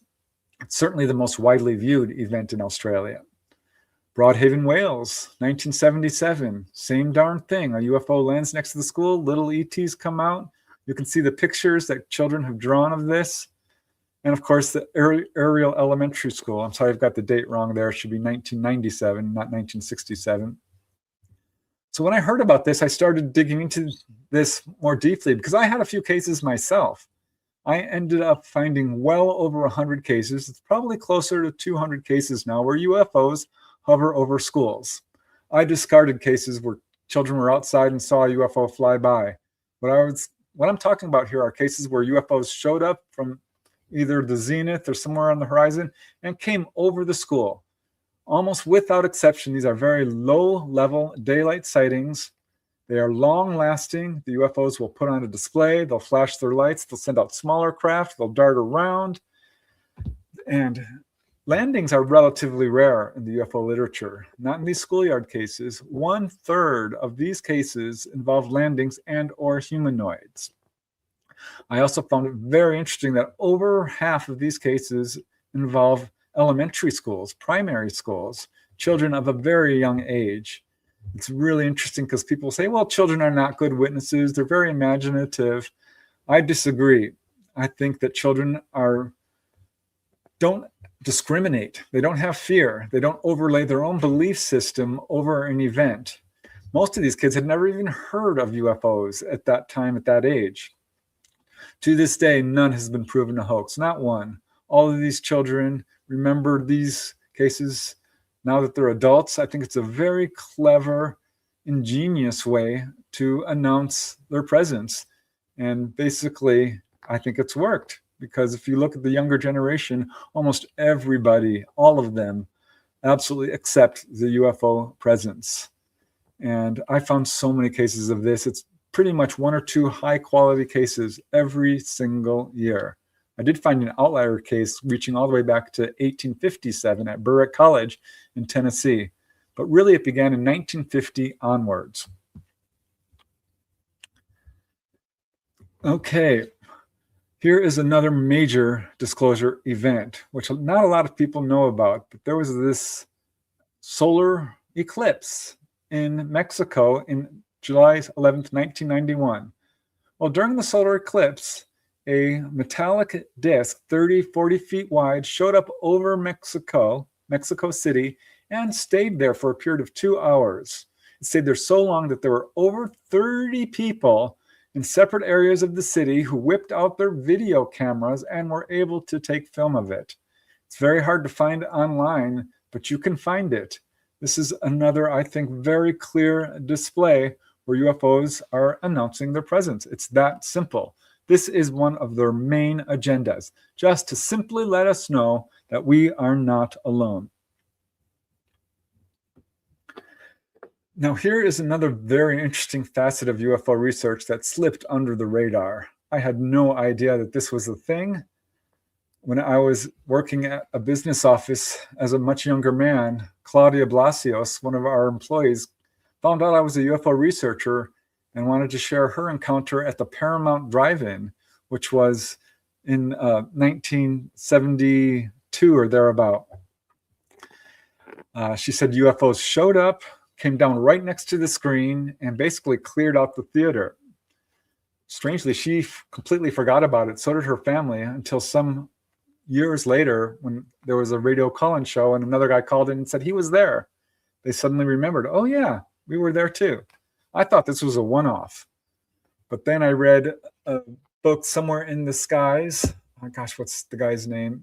You can probably look that up. I forget his name, Sean. At any rate, that was the only case I could find in a book. But when I started looking into newspaper clippings, UFO databases like NUFORC and MUFON and APRO and QFOS and so forth, I hit gold. And I found over 100 cases of this kind. These are very, very much like the schoolyard UFO encounters. Very low-level displays. The objects will, in most cases, come down right over the screen or perhaps on either side and put on a display. They'll flash the lights at the cars, who will flash the lights back. They'll release smaller craft. They'll dart around. There's case after case after case of this. I'll just want to talk about a couple real briefly. In August of 1952, the terrorist drive-in in Bakersfield, California, a cigar-shaped UFO came down right over the screen, flashed its lights like they do, and took off. There was some 200 or 300 people there. Well, at that time, most civilian witnesses were ignored, but there was a military witness in the audience, and he called up the local police station, and Sheriff Leroy Hatfield took his report, and the phone rang again, and then again, and fourth time, and finally he just said, I'm coming down to the theater. When he got there, there was still 50 or so people talking about what they had seen, and he took their reports, sent a report off to Edwards Air Force Base, the closest military base. I found the report.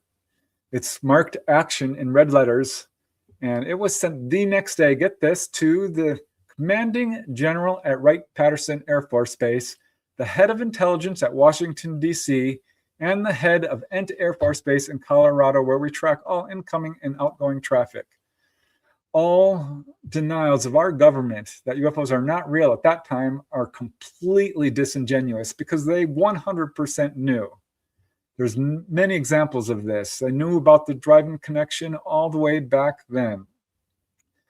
And it's such a shame, because not one of these cases, although were reported to Project Blue Book, not one of them made the so-called unidentified list. And they always would mark them off as a balloon or something. Again, I discarded any case of a light traveling over the sky at night. In each and every one of these cases that I documented, these objects came right over the screen or to either side. One other case real quick, just because it's so amazing.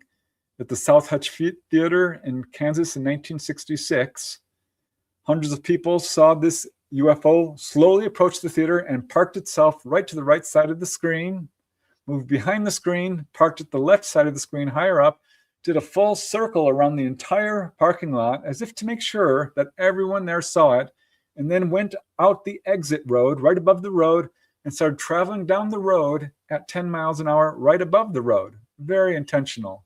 Well, this caused about half the people in the theater to start following this UFO 6 miles down the road. UFO rose up a couple of hundred feet and stayed there. This is a display. This is them announcing their presence. I talked to a first-hand witness. He worked with the newspaper, and he went there the next day because he assumed that this would be front page news, and no news was coming out on it because people told him that they were going to go talk to the newspapers about it. He went there and they played dumb. They said, oh no, we've never heard of it. And finally talking around and asking around, he found out that government folks had showed up and quashed the story. Most of these cases never made it past local newspapers. This is absolutely a thing. It's one of the, I would categorize these cases not as simple sightings, which basically most of them are, but really as close encounters of the fifth kind, because through the actions of ourselves, we initiated these encounters. And if you look at drive-in theaters from an aerial perspective, you can see that they make a really obvious footprint, which can be seen from very high up. So I think this is part of ET's campaign to basically announce their presence. I'm just touching on some of the major cases here. Now, here's one that if you haven't heard about, I don't know where you've been. This is absolutely one of the biggest cases out there in terms of disclosure. People always say, you know, why isn't there better photographs of UFOs? Well, the Converges Turkey footage of 2007, 8, and 9, I think is absolutely hands down among the best footage we've ever received. There's other great footage out there. The Salida, Colorado footage by Tim Edwards and a few others. Absolutely. I think the Mexico City footage ranks up there. But this one took place over a period of years. Each summer, this gentleman was videotaping these objects and basically got close enough that you could see the actual occupants. Again, this is something you can look up. It's amazing how good this footage is. Every researcher, pretty much without exception, there are some debunkers, but the vast majority of them do support this footage. The Turkish government actually looked into this and could not debunk it. What's really interesting is, and I'm going to give you a little bit of scoop here on my book, Symmetry 2. Dolly Safran was basically from a very young age working with the ETs, and she learned how to pilot these craft from them. That may sound crazy to some people, but look up Grant Cameron's book, Sky Pilots. This is a thing. ETs will take people on board. It's one of their goals to teach them and to guide people and to help them become successful in whatever endeavor they're following. Dolly chose to learn how to fly. Well, she was on board that craft at that time. This was a deliberate attempt by the ETs to announce their presence in a way to all the world that would be absolutely undeniable.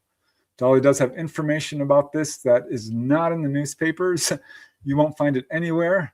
I absolutely just want to underline the veracity of her case. I vetted it for 6 years. She has corroborating witnesses. She gave me her medical records proving healings, the presence of an implant. I've seen the craft myself. I was actually taken on board the craft that she pilots. I got to meet her main contact, who she calls Mama, a tall gray. My point, she's got incredible photographic evidence as well beyond this. But this event here, the ETs really were hoping that this would be the event that basically ended the cover-up, which of course did not happen. some of the best footage was actually immediately scrubbed from the internet, and you can't find it today. Dr. Roger Lear was there. He confirmed that this did happen. He saw it with his own eyes. This is one of the biggest events in UFO history. And thank God it has legs, because at the time, people were not talking about it. Now, I just want to wrap this up with a challenge I did. Starting in 2024, someone asked me, do you think you could look up to see if there were UFOs in my hometown? I said, sure, I'm pretty sure I could find it. Well, that started an onslaught, and I soon got people contacting me by the hundreds. I now have a list of 1,000 locations where people are requesting me to look up and find UFOs in their hometown. I have looked up about 100 to 200 locations, and I am batting 1,000%. I have found UFOs in every single location, and I challenge you to name any town, any city, any location on this planet, and I can find a case there, probably multiple. That's saying a lot, because as any UFO researcher knows, and I'll be generous here, 1 in 10 people report their encounter in any official capacity. Honestly, it's closer to 1 in 50 or 1 in 100. So if I can find an encounter at any location, that means that that's just the tip of the iceberg. It's far more than that. Some people have provided absolutely tiny little towns of a couple of hundred people, and I've still managed to find locations there. And my problem is not finding the cases. I'm finding too many. So what are the implications of this? One is obviously that UFO sightings are far, far more common than most people believe. Not just sightings, of course. I'm finding landings, humanoids, onboard cases, and in a few cases, UFO crashes.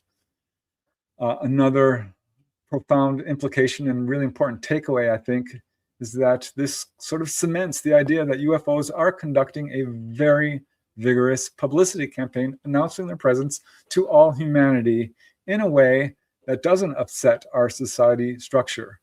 There was a case in, I think it was Virginia, Donald Shawcross, West Virginia, in the 1960s, where UFO landed, ETs came out, and he held a conversation with them. And he asked them, why don't you disclose? Their answer, and I loved it, was, we already have. The cover-up has really pulled a number over all humanity. Millions upon millions of dollars have been spent to paint UFO witnesses as liars. All UFO encounters as hoaxes, hallucinations, misperceptions, and mental illness, which again is completely disingenuous. Our governments, or rather secret governments, have conducted a very carefully organized, well-funded disinformation, misinformation, and withholding cover-up of UFO information and, frankly, UFO hardware. It's interesting because now the idea of UFO crash retrievals is one of the forefronts of UFO research. And that's the absolute conclusive proof. Hands down, all bets are over. We know who these guys are and where they come from. Weirdly, although this is the best evidence we could possibly ever have, all the information we have on it is purely anecdotal. But we have hundreds upon hundreds of whistleblowers now who are stating this. So what we're hearing, again, is just the tip of the iceberg. The hundreds upon hundreds of cases, you could multiply that easily by 1,000, because the vast majority of them especially do not talk. The more extensive a person's encounter is, the less likely they are to speak. It's almost a maxim. So people who perhaps are taken on board or see humanoids are far less likely to talk than someone who sees a simple UFO. But the point is, this is more evidence of this absolute publicity campaign on the part of the ETs. They absolutely do want us to know that we are not alone. So no, there isn't a triple cover-up. UFOs have done their part for disclosure. And I think at this point, contactees have as well. So many of them are now coming forward and speaking about their encounters. So I think really, at this point, the rest is up to us. We have to do our part to disclose. And I think what we're going to see in the future this year is probably further steps on the part of our governments to disclose. I would not take them seriously. I would not look to the lying liars to tell the truth. They've been lying from the day one. Their record on this is heinous. Almost everything we know that we can depend on about the UFO subject comes from one single source, and that is the contactees. That's where I would look for truth about the subject. I think the only reason we're getting any disclosure from our governments is because if they don't, they will become irrelevant and not credible. And that's exactly where we are today. I think most people don't trust the government anymore. And you can track the cover-up to the highest levels of the military, the intelligence agencies, the military-industrial complex, the energy industry, the pharmaceutical industry. These are the folks, the insurance industry, the banking industry that are on my naughty list. They're the ones behind it. The cabal is absolutely real. Don't think they have our best interests in mind. I think we're up for some really tough times. Most of what people are seeing now, if not all, is not ET. According to the contactees I'm talking to, ETs have basically bugged out. And the things people are seeing now are actually government, and we're looking at a possible false flag coming up. So that is my lecture today. I think ETs have worked very hard to get this information out. I have two questions for you. You didn't mention the drone flap in New Jersey and over some of the military bases. And also, what do you have to say about the Carla Turner case, which didn't come out well for her? Are you familiar with her case? Yeah, well, let's start with the drone flap. Yeah. Okay. Having talked to people like Cheryl Costa, who's an insider, Dolly Saffron, very well connected to the military. She's got a military background. James Goodall, Michael Schratt, and others. I don't think that's ET. Okay. I really don't. It doesn't fit the pattern of other UFO waves we've seen, which almost always have people being taken on board or seeing humanoids. There's none of that going on in these. Right. I think that what we're looking at is perhaps a dry run for a false flag, or foreign powers using perhaps reverse engineered ET tech. Hard to say. I'm not an expert on the drone wave by any means, but I certainly followed it. All right. So you think real. Okay. Now, Carla Turner, who had some negative experiences, what do you have to say about her? Yeah, Carla Turner, God bless her, good researcher, did some very important work, died suddenly and kind of under mysterious circumstances, in my opinion. I think she was what I would call a pioneer of my labs, military abductions. And I think that's what she was dealing with. I think she's probably a genuine contactee.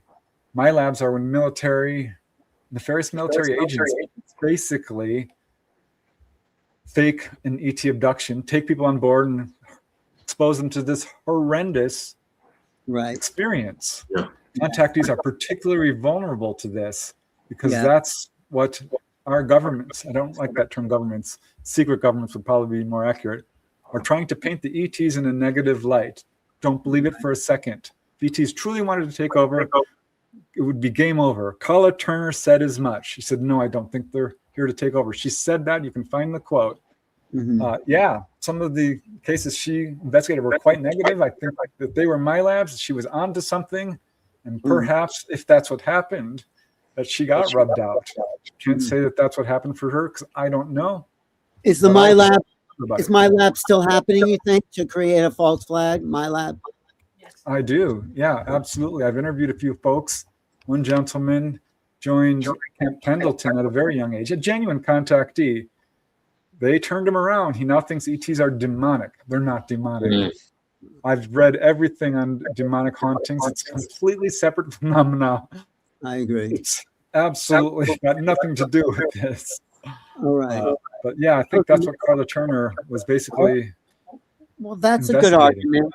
Can I ask you a question about that? Because I've heard basically it's not that there are not malevolent factions out there, but to look at it and understand there's 5% malevolent compared to the 95% benevolent. And I completely concur with you. If they wanted to, they would have.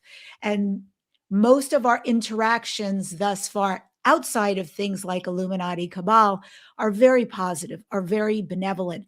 But would you concur with those ratios, 5% malevolent to 95% benevolent species? I wouldn't. And I get pushback from this. And I understand that because contact can be perceived as incredibly negative, particularly by people who are experiencing it for the first time. It's a horrendous experience sometimes. When ETs show up in your room, it's very scary. People find themselves taken on board and being physically examined. And any nurse will tell you, you can touch a person and they will scream out in pain. People do report pain periodically in these examinations. Certainly Betty Hill did, and they apologized afterwards. And I see this in a number of cases like, oh, I'm sorry, we didn't mean to cause you pain. Yes, people do absolutely have what they perceive to be negative encounters. And I am not here to gaslight any single witness out there who's like, I didn't like it. It was horrible. I wish it would never have happened. But I can tell you in my own research, 95% say at some point, I'm glad this happened to me. It was very much a mixed bag in the beginning. Yeah. And I didn't Streeter like is a it. great example of that. That's Travis's story too, right? He thought it was. He's coming around now too. Yeah, he believed they saved his life. Yeah, absolutely. So no, and I think there are ETs out there who are not. So they could have their intention might not be malevolent, but people are perceiving it as malevolent because they feel violated, right? Yeah, so, and I certainly don't blame them for that, because what we're dealing with is people who are not fully understanding the entirety of their consciousness. Because when ETs come down, they're talking to your entire self. When we compartmentalize our consciousness to an incredible degree, to the point where part of us is saying, wow, this is cool. Yes, I did agree to this, but they're not even aware of it. Mm-hmm. They're absolutely victims of amnesia, self-imposed amnesia. Missing time is a two-way street. It's not the ETs doing it. They will facilitate it because it's the last thing they want to do is to scare the pants off of someone. But no, I don't think there are ETs out here hurting people. Yeah. And yeah, I get pushback on this, and people will point to various incidents, and I will rebut them each time. The Colares in Brazil, I think that was a government operation. And there's a number of researchers who've come up to that same conclusion. It's not all puppies and rainbows by any means. But there's a very, very clear pattern to onboard experiences. It's one of healing, guiding, teaching, warning, informing, waking people up to their psychic abilities. It's a rare contactee that doesn't experience astral projection, healing, mediumship, clairvoyance. Most major researchers have multiple healing cases. I think that if you take a very careful look objectively and not through the lens of fear, you will see that this is absolutely good news for humanity. And yeah, there might be bad ETs out there, but I don't think they're traveling to our planet. I think there are people like us who are still trying to evolve and move past the greed and corruption and so forth. And that's exactly what the ETs have said. They said the main obstacle to open official contact is our warlike ways, the divisiveness, the hatred, our inability to elect leaders that aren't corrupt. That is the main obstacle to contact. And Preston, what do you see going forward? What do you see is in our future? I completely agree with you that we are disclosure. I also think the whistleblowers, to the extent they can, blow that whistle safely, if you will, or with the government's approval. They're also about disclosure. But what do you see for the next year and going forward? What's going to be different? What's going to be better? Yeah, well, it's very hard to make predictions. And I kind of loathe to hear them sometimes when people say, oh, 2027, it's got, or this is going to happen or that, because the future is unwritten. But I think disclosure is inevitable. The truth is the truth. You can deny it. You can ignore it. You can distort it, but you will never destroy it. I think Buddha said there's only three things you can't hide: the sun, the moon, and the truth. Oof. And I like that quote. That's good. Because I think sooner or later, the truth is going to come out. It always prevails. Yeah. There's just no putting the toothpaste back in the tube, so to speak. And I think disclosure is the same thing. gonna come out. The cover-up has leaked like a sieve from day one. They've absolutely bungled this in every single way they can. We all know the governments are lying. What's and I'm those? really pleased to see that this is coming out. But I don't think they'll ever willingly, and I'm underlining that, willingly or voluntarily tell the truth. But ultimately, it's inevitable. It's inevitable What's so that there'll special be about? I'm just open curious, official contact. what's so special about the Dolly case for you? Why is that really outstanding? Because she's had so much experience, does not need hypnosis to recall her experiences, does not look at it through the lens of fear. And frankly, it's just the most extensive case of UFO contact I've ever had the privilege to research. Wow. The best verified. I was taken on board, so I've had my proof. I know this. I've moved beyond belief. This is absolutely experiential knowledge for me. Mhm. I've talked to many of her family members. Like I said, I vetted her case for a very long time. She's got incredible photographic evidence, medical evidence, some of which I'll never reveal, but it absolutely proved her Wow. case to me. What kind of photographs were they? I'm just curious. What were they? Well, if you go to my YouTube channel, I did a whole episode on just her photographic evidence. It includes stills, daylight footage, a large craft over Nevada during the UFO con in 2021, releasing little drones. She sent it out to various photographic experts who are very much impressed. Wow. Yeah, her case is really important. She was given the choice to go with the ETs and declined and said, no, I feel it's my duty. And they were hoping she would do this, to stay behind and tell the truth about what's going on with our own governments. And this is one of the reasons she came forward, because the subject of this, ET contact was being so badly misrepresented in such a fear-based way. Absolutely not true. So yeah, her case is important on so many different levels. The book Symmetry really lays it all out. It's why we're writing a sequel, because the first one was basically about her experiences. The second one is going to be more about some of her experiences, certainly, but the knowledge the ETs have to share. Great. Thanks, Preston. Very thorough.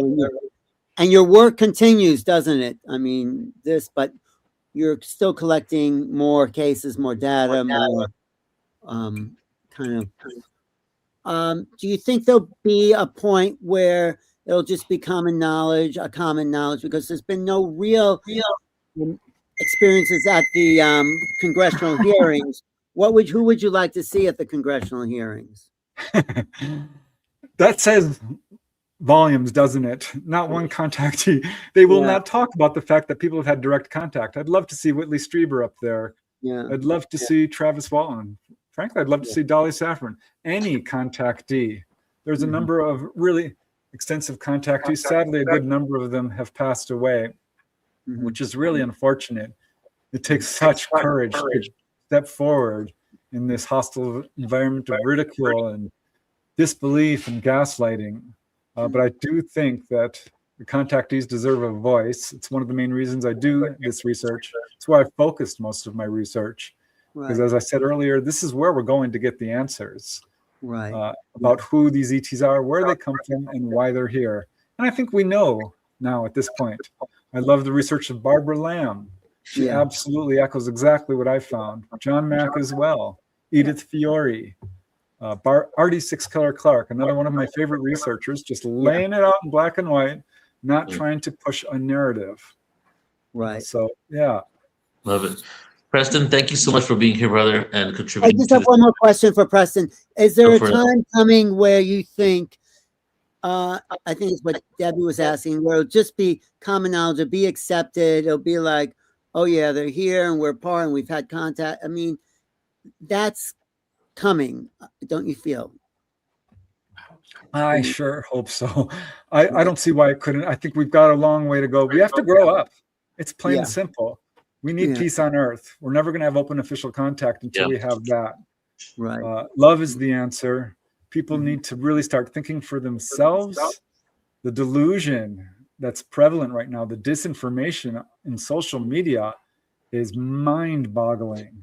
Yeah. The things that people are lapping up as truth has to be verified. Everyone needs to do their due diligence. Don't believe a word I said. Everything I told you, look it up. I beg you.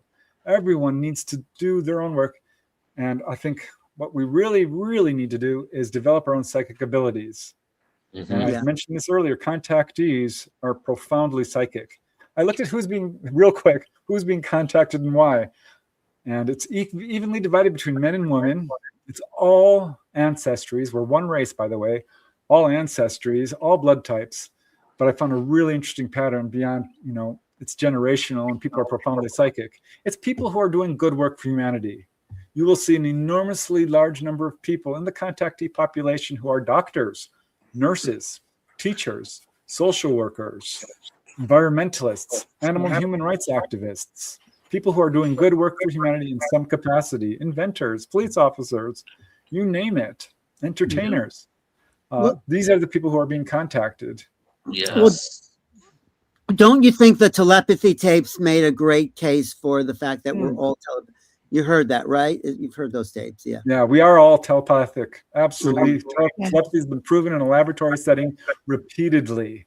Right. We just need to learn how to become aware of it. Just think, we could erase corruption overnight if we could just become intuitive enough to say, this person's lying. This person has, good intentions. Right. Well, that I is great. like what Daryl Anka channeled through Bashar, and he called it telepathy, that we become telepathic through our empathy, and it's more of a heart coherence that connects us with everything. Absolutely. Yeah. If people would just allow love and truth to guide their actions, the whole world would change very quickly. Yeah. Agreed. Yeah. Preston, appreciate you so much. Thank you for being here today, and looking forward to seeing you next time. Thank you very much. I appreciate the opportunity. Take care, Preston. I just want to do a little push for UApedia, Neil, which is like one of the new websites that is emerging that is fact checked. That's UAPCon, and that's based on a website called UApedia. I'll put that in the chat, uapedia.ai, which is trying to get the most truthful, honest articles out there. And I think, a lot of people are looking for what's the truth beyond what we're being told by government. What are we really dealing with? And that's what the real disclosure is, right, Debbie? What is the truth about, not stories from government officials that want us to think, what's going on with the people? Exactly. Absolutely. And it really is moments like this with us, with Neil, creating a platform to do things like this live or online, and constantly rolling out the information, the people and the experts, all of you who have shown up to listen or writing in the comment box. I mean, when he said it's going to take us, it is. And when Alan said about telepathy, I recently had Dr. Diane Hennessy on the show, and amazing conversation. But these autistic people are so futuristic, so not built for the world we're in right now. But they are part of the future of who we're becoming. And I really feel like it's a marriage. The work we're doing, the light work, the love that's being spoken about, the prophecies that are ancient, and also remembering who we're becoming, who we're morphing into, the kind of gifts that are coming online. All of this is essential to write the trajectory that we're on. Yeah. Isn't Diane a great guest? I interviewed her, and she said things like, children are telepathic automatically. That's how they learn how to speak, is because they're telepathically getting the meanings of words. And then it gets shut down over the years. Yeah, exactly. But she is a real revolutionary. Yeah. I feel like going back to Preston's talk now a little bit and segueing into Steve, and I think both of you know Steve, so you can do kind of a joint intro. But there's obviously way too much evidence to suggest that we're not alone and the universe is so much more than we thought it was. And now with the way that we can disseminate information around the world, you have to really have some blinders on and be so indoctrinated into a system where you can't accept this reality that's emerging, because a simple Google search, a simple just listening to somebody's testimony, looking at the science, things like that, automatically immediately get you to this. So it's like at this point, there's too much information out there to prove that this is a reality. And even though there's so many people that still aren't even taking time to think about it, it's only a matter of time that the facts just are presented to everyone. You know, Right. and as that happens, we slowly but surely move closer and closer to this open contact world. No, it's great. Steve Bassett was the first person I heard who mentioned the telepathy tapes, and he's not known for being a spiritual guy, but he mentioned it. He said it was amazing. I binge listened to it that probably the next day or next week. But yes, and so Steve holds such an important place in this field. I mean, he but yeah, thanks for your comment. I didn't mean to go over it. I was just No, thinking that about was it. And yeah, let's get into Steve. I mean, Steve was one of the first people that I started following way over a decade ago, and he's been doing some incredible work. He did the citizen hearing on disclosure before there were congressional hearings. He had, I think he did 2 of them, right? Where there was some, one 5 days long, and he's did a lot of yeah, National Press there was some Club. phenomenal information there. And he's been in Washington, D.C., close to the action for quite some time, really pushing for this, So he is literally the real disclosure and somebody that really needs to be a part of this conversation. Right. My introduction, if you want to bring him on to Steve, is, and then you can, if you want to follow Deb, he is the most passionate, well-informed person on the subject of disclosure. No one is tracking it closer and from a historical, political perspective, geopolitical perspective than Steve Bassett. And he's also a great roommate at times. So, high compliments. Well, that was beautiful, Alan. And I will say, Steve and I are both members and board members of the Hollywood Disclosure Alliance. If anybody's interested in joining something like that, it's for real. It's all about disclosure. It's all about entertainment. And additionally, here we are doing, if you will, the light worker work, having these conversations, putting the light on these experts. Steve is the one who's there going to the government, sitting in these hearings, bringing back the information. He's an activist. He's a lobbyist. He really is out there doing the trudgery on our behalf to finally get this information out there. And he is the guy in the know with all the key players. He's also in a ton of documentaries because he's brilliant and articulate around this conversation. And God bless Steve for the amazing work he does. Right. And he's tracking it moment to moment as it unfolds, like a news reporter on the scene, and he's on the scene 24 hours a day. Yes, he is. We love you, Steve. Welcome, Steve. Hi, folks. Is there a nicer and more modest researcher in this field than Preston? Just really a wonderful person. I wish all could learn from him and be that way. I may be a little fuzzy because I started coming down with the flu this morning. I got all the medications right away. It's Subclad K. It's kind of a weird, heavy name, isn't it? Subclad K sounds like an evil person in a computer game. So we'll see how this goes. One of my colleagues, Tyler Roberts, had it for 2 weeks and spent a lot of that time fashioning nooses from rope that he found in the garage. So we'll see. Now, I'm not going to take a full hour here. It's going to take an hour. However, I will be expanding on this substantially at the Conscious Life Expo in Los Angeles, February 20 to 23. 19th weekend, I think. 20th through the 23rd.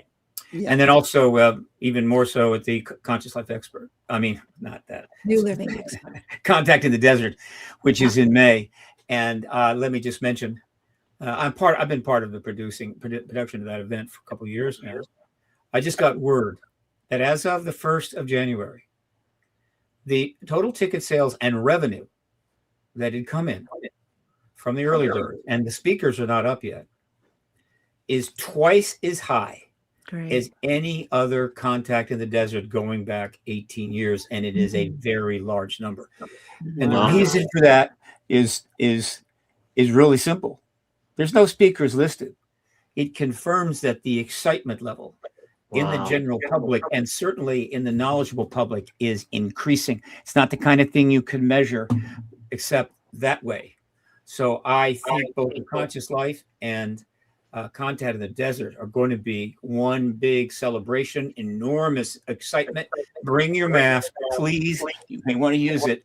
But I want to let you know that. Okay, now. Well, we have two major films that just came in, the Age of Disclosure and the coming Spielberg film that got like 30 million hits when it first appeared as a trailer. So there's a lot happening. Let me get into it on.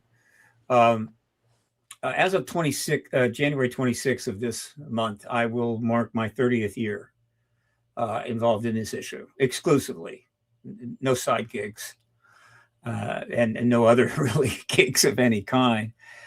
And when I got in, I did not think it would take 30 years to end the UFO cover-up, which is what it was called, until I renamed it the Truth Embargo in 2001. It was 96. I was aware of the Corso book, which is a significant thing, day after Roswell. I was aware of Stephen Schiff and his efforts to actually go after those records. I was not aware of the Clinton initiative or the Rockefeller initiative that had been operating in conjunction with the White House, Clinton White House, from 93 to October of 96, a few months after I entered I didn't know about that, but I found out about it soon. Right, thanks to Grant Cameron, and there was other things that were happening. You put it all together. Oh, and there was the 50th anniversary, of course, in 1997 of Roswell, which is a big deal. It was happening, and I said, "Good, excellent timing, Steve. This shouldn't take too long, and you can get into all kinds of neat things." Well, it's been 30 years, and we still haven't got it done. However, okay, and listen carefully. January 1st of these other 29 years, I would arrive at that day with a certain sense of what might happen that year, right? We're always talking about, well, disclosure may take 5 years, 6 years, whatever, based upon certain things happening, not happening, what have you. And I would arrive at that. I always tend to be optimistic and lean forward, not backward. But let me be emphatic. The situation as of January the 1st of 2026 is way beyond anything that I was looking at in any of these previous 29 January 1st. We are way out here, way out in front. This thing is crashing fast. It is coming down fast. Disclosure in 2026. Not only is disclosure in 2026 looking extremely likely, but it's even better than that, because it's not about saying, well, you know, if some things happen in 2026, it could happen this year, maybe in the fall. Let me state this clearly. The situation now is the President of the United States could step into the Oval Office, can't go into the East Wing this time, and confirm the ET presence tomorrow. And there is no barrier to it, essentially. Right. That's where we are now. Now, what am I talking about? Look, first and foremost, and this is not a criticism. This is the biggest event in human history, and it is occurred during an 80-year period when the world got more heavily armed than ever. Lots of people got killed in wars, and the nuclear arms race expanded to a level where it threatened the entire planet. It's been and the population increased from 2.3 billion to 8 billion. So it's been a tough 80 years. All right. So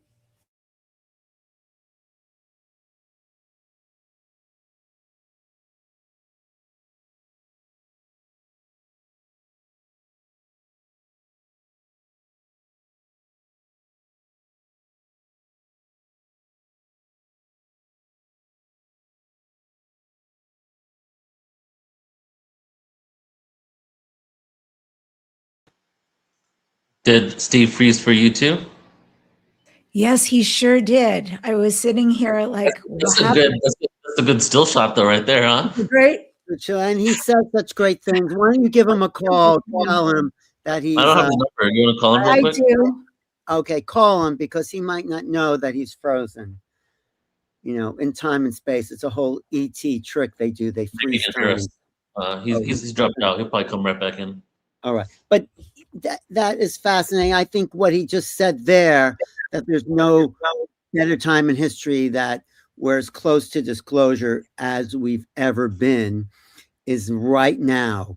We've been pushing the envelope, especially Steve Bassett, and something seems to be paying off. Something seems to be happening in the general public. I mean, first of all, I think most people know the government's hiding something by now. Don't you think, Neil? Like, Yes, I mean, just not in general, not just with the UFOs, but I think in general, the trust of the government and how they hide everything in the last 20, 25 years, post 9/11, I think that's just become the norm now. People just expect to be lied to.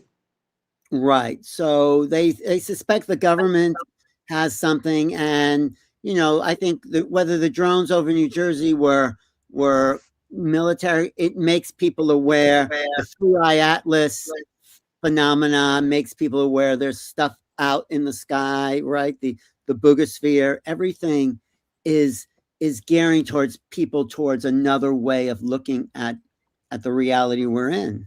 And Right. Preston Dennett's presentation was pretty amazing. What did you think of that, Neil?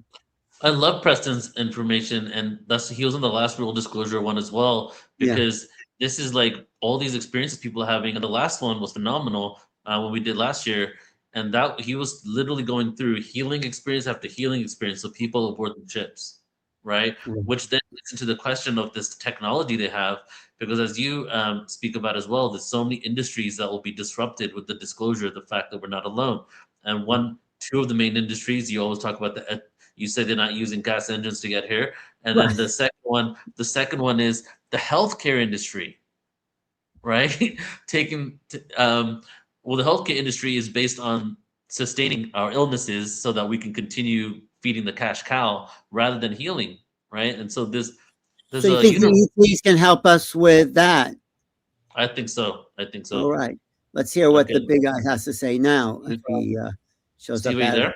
Steve, camera's a little strange, Steve. Yeah, he's still figuring it out, it seems. All right. But anyway, yeah, you're right. It's going to change it is a huge, huge game changer. I think. So let me ask you this question as kind of on the topic of Steve's information as well. What do you think was the turning point in 2017 that inspired for the UFOs phenomena to be taken seriously from being ridiculed? Well, one thing absolutely. New York Times front page article, UFO, secret government program. Suddenly, front page New York Times, and then the videos that were released from the Pentagon that I think Chris Mellon snuck out or got out of the Pentagon, showing that those pilots talking about that, looking at that tic tac they were tracking. So that was the thing in 2017. Do you think it was just a random journalist that was just allowed to go ahead and put this out? Because even when that article came Leslie out, Keene, who was contacted for her book she wrote about UFOs, UFOs pilots, and UFOs, whatever it was called. And do you she think was it could have been a green light from because a lot of times I've heard about journalists that there's certain truth embargoes within journalism that they're not allowed to speak about specific things, and then they get a call from someone in the government, in the White House executive branch, saying, "Okay, now you have the green light. You can actually speak about this." No, I don't think that's what happened with. I don't know, but I don't think that's what happened with Leslie. She was already involved with Bud Hopkins and working in the UFO field. She was a good writer, a good journalist, and she must have got a call from either Lou Elizondo or Chris Mellon to get in on the story. She contacted Ralph Blumenthal, or maybe she was who worked for the New York Times, and Elena Cooper, and three of them created this article that got on the front page, and that was a game changer. Don't you think so, Debbie? Yeah, no, yeah, absolutely. But I do think there's some things that go on, and I do think the government does get involved. I think they put their hat where they believe they need to in order to stop information from getting out, and I think they go to extremes sometimes. Right. Okay, here's the guy back. Here back he is. Oh, go ahead, Steve. Sorry about that, folks. I have a glitch in my computer that if I don't, tap the mouse enough, it goes into a sleep mode. I haven't been able to fix it. It's a fairly new computer. Okay. but usually I'm successful. Clap the mouse, but don't wake the lion. Go ahead. Go ahead. We're glad Okay. you're back. Go for it. Let's see. So what I was saying is that unlike any other year, it's not just it could happen this year, it could happen tomorrow. Now, I'm not going to take a full hour, but I will expand on this at the Conscious Life Expo and the CITD. Believe me, at great length. So why? Look, the amount of developments that have happened since 17 is off the charts. It's way more, many times more than all that happened in the previous 70 years. And what was it all about? As I was trying to point out, given the circumstances of the last 80 years, it wasn't like, oh, gee, one day a president will decide maybe it's time to know and come out and do it. No. You have to think back of all the wars that we've had, the millions of people that were killed by various countries, including ours, as well as the nuclear arms race. We almost had a nuclear war a number of times. And so those that are involved in national security take it pretty seriously, and they should. And to the extent that the confirmation of the ET presence was a problem for national security, they weren't going to do it, and they haven't. And so I get that, right? I understand why it's taken 30 years, but it's now pretty much over. So quick points to let me make that point pretty simply. All that did happen in the last 80 years, and it wasn't accidental, it was intentional, not only by the government, but also by the citizens. This effort, this massive research effort, the political effort, making docs, the citizen journalism, all of that educated the world. Hollywood completed that with 600 films about extraterrestrials that made billions of dollars. Okay, fine. So the world has been drenched in the subject for most of the last 80 years. Recently, off the scale, right? And it's never stopping. Good. And a lot of information has gotten out. Now, that there's a limit to the impact of it because the government, again, refuses to acknowledge that any of that work or any of that information is valid at all because there's no ETs here. But nevertheless, the world was educated, all right? The world is ready in that regard. You could go into the jungles of Amazon and probably bring up in the right language, UFO, and the native would probably say, oh, I know what that is, okay? So that's done, but something else had to happen. In order for it to be responsible, in order for a head of state to end this 80-year charade, as I sometimes call it, it had to be prepared for. I like to say there had to be a platform built for the president to stand on, as opposed to just walking out one day and throwing it out there and then going, to a movie or something. No, there's just too many implications, too many potential problems that could emerge if it's not done in the right way. And so what was the preparation that was needed? Most of which has happened in the last 7 years, actually the last 5. One, we needed legislation. Now we've had 3 full pieces, a 4th that's about to go down, fairly comprehensive, pretty much in place. There's a few tweaks it could get, but overall we have the legislation. We needed hearings. We needed the Congress to be involved in the way it's supposed to be involved as oversight. That's why it's the Congressional Oversight Committee and a subcommittee of that started the hearings. And then they created a task force on declassifying federal secrets. More oversight. We needed those hearings. We needed witnesses to come forward.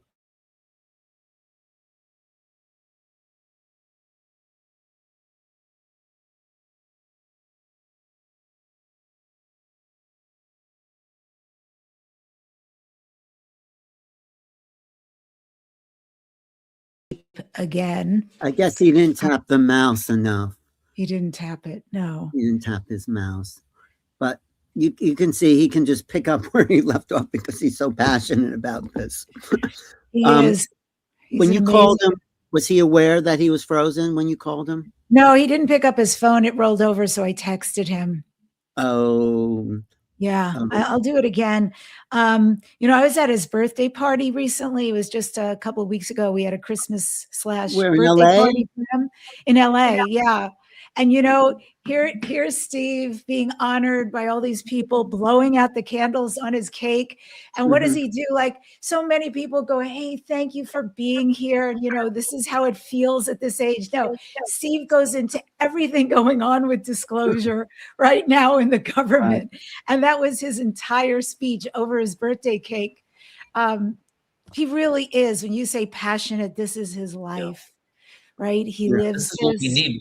These people that are so dedicated is the reason why. And I feel like the reason why it's come out even more and the reason why the government is getting behind it is because people like Steve and other really huge heavy hitters have pushed for this awareness to come out so much that people are in the know and they had to get behind the story and kind of take it on for themselves and drip it in a way that they wanted to release it rather than the way that it was being spread out, Right. open space. Right.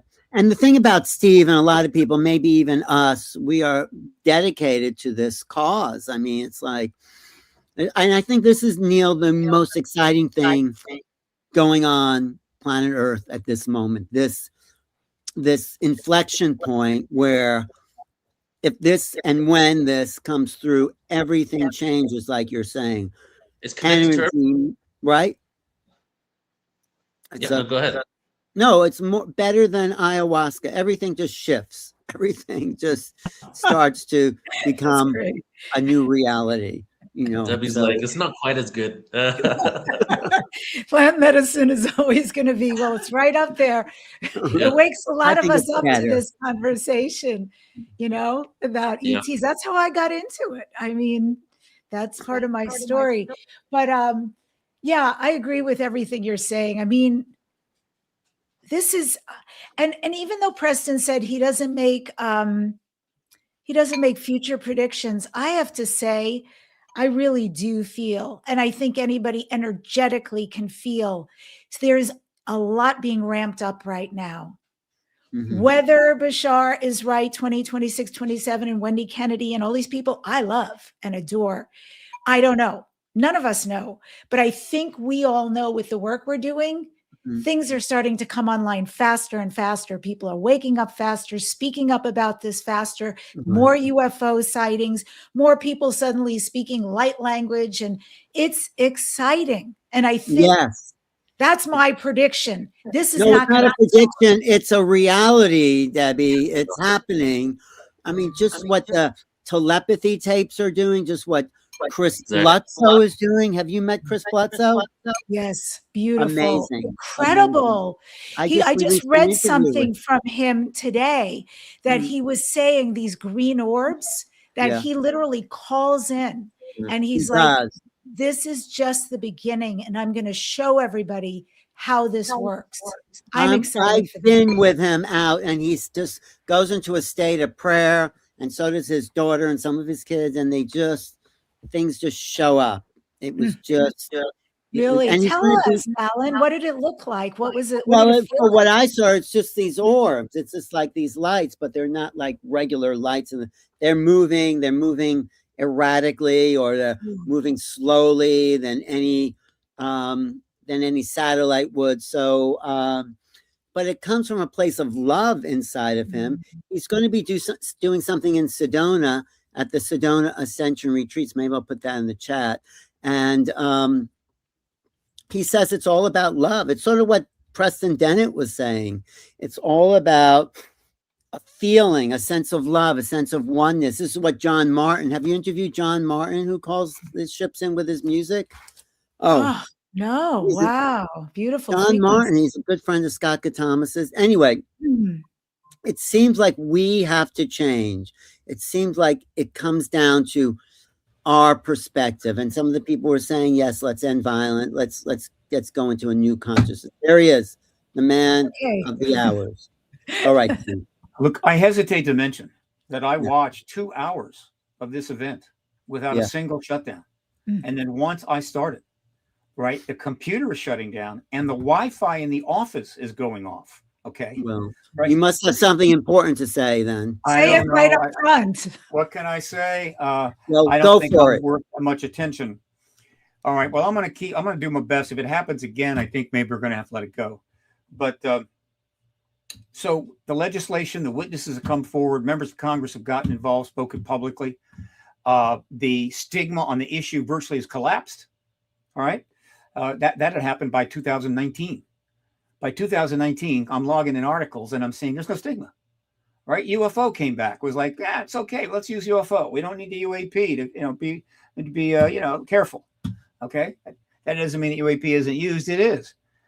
And so All of this was being put in place to prepare for the president to disclose. And basically, it's all in place.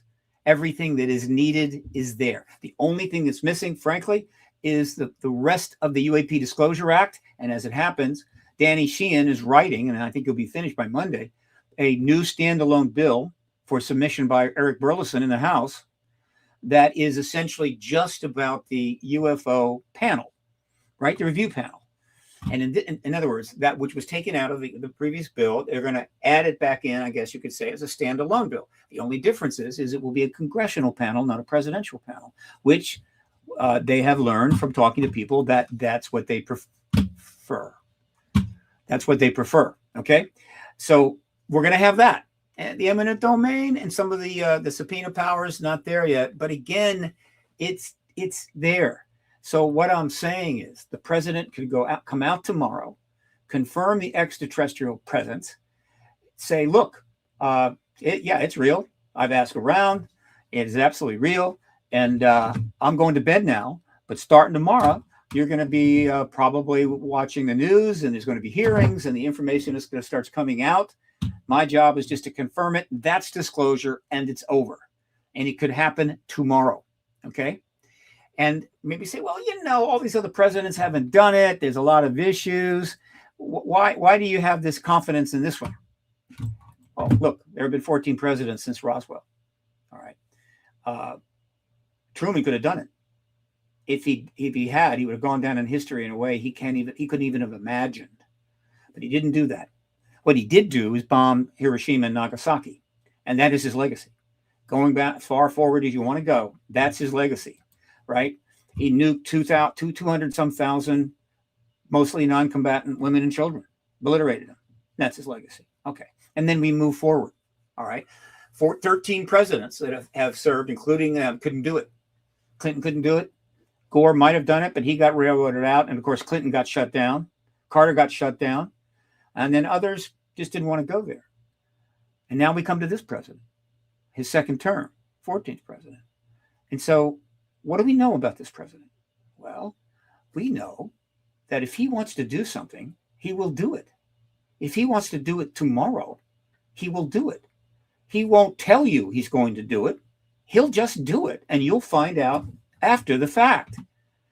It's not, that's not lost on me that's exactly what just happened.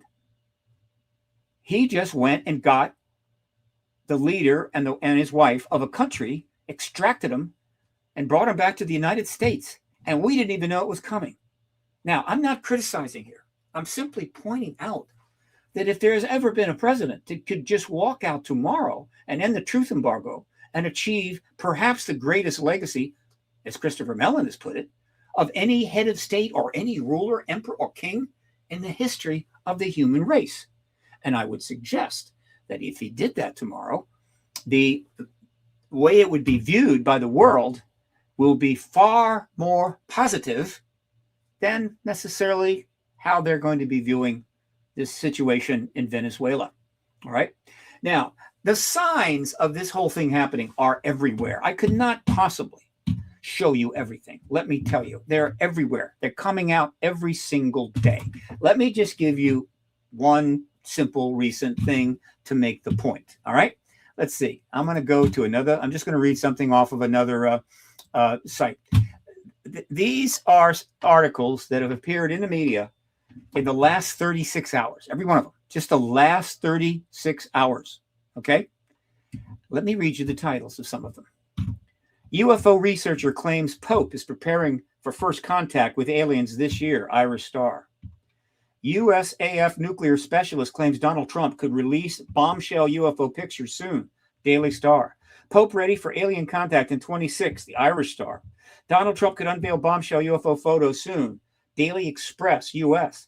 UFO disclosure, why 2026 could be the year Pope Leo XIV confirms first contact, International Business Times. Pope ready to make first contact with aliens, for first contact with aliens, Mira, US. Alien technology could be giving them away. Here's how scientists are searching for it. UFO spotted in Ireland as 3 orange light, blah, blah, blah. That's just in the last 36 hours. I will have these up probably by late tonight or tomorrow.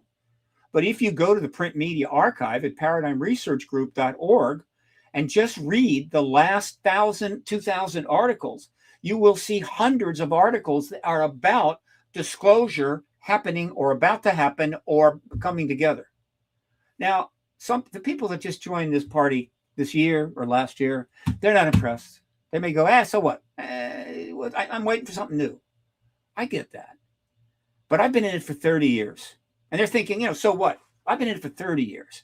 And so what I'm saying is it is a huge, massive what. All right. And if you don't get it, that's okay. My job is to point it out, and your job is to decide whether to believe that I'm giving you something that you can utilize. So as far as I'm concerned, disclosure could happen tomorrow. Could it happen before the Conscious Life Expo? Definitely. Could it happen before the contact in the desert? Very definitely. And let me go one more step. I am not a journalist. I am not an investigative reporter, right? I'm not a researcher. Paradigm Research Group, I know it's got the name in it. It's a long story, but whatever. I'm not a researcher. I am an activist. And in the 30 years, I have gone out of my way not to play the inside game, hanging out at Ebbett's Grill or some of the other drinking holes in Washington, trying to make some buddies, see if I can find somebody who's got an inside situation, buy him a couple drinks. And before you know it, we're meeting in a garage in Roswell, and he's giving me super inside information. No, I've never gone there. I don't want to go there. I don't want to make myself an enemy of the state. That's not going to be helpful. It's also complicates fundamental activism and my ability to communicate with people.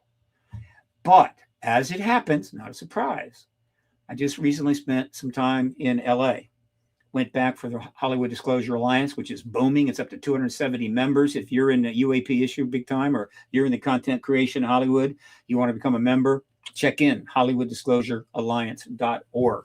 All that information is there for you. If you want to donate, please do. It's a 501c3.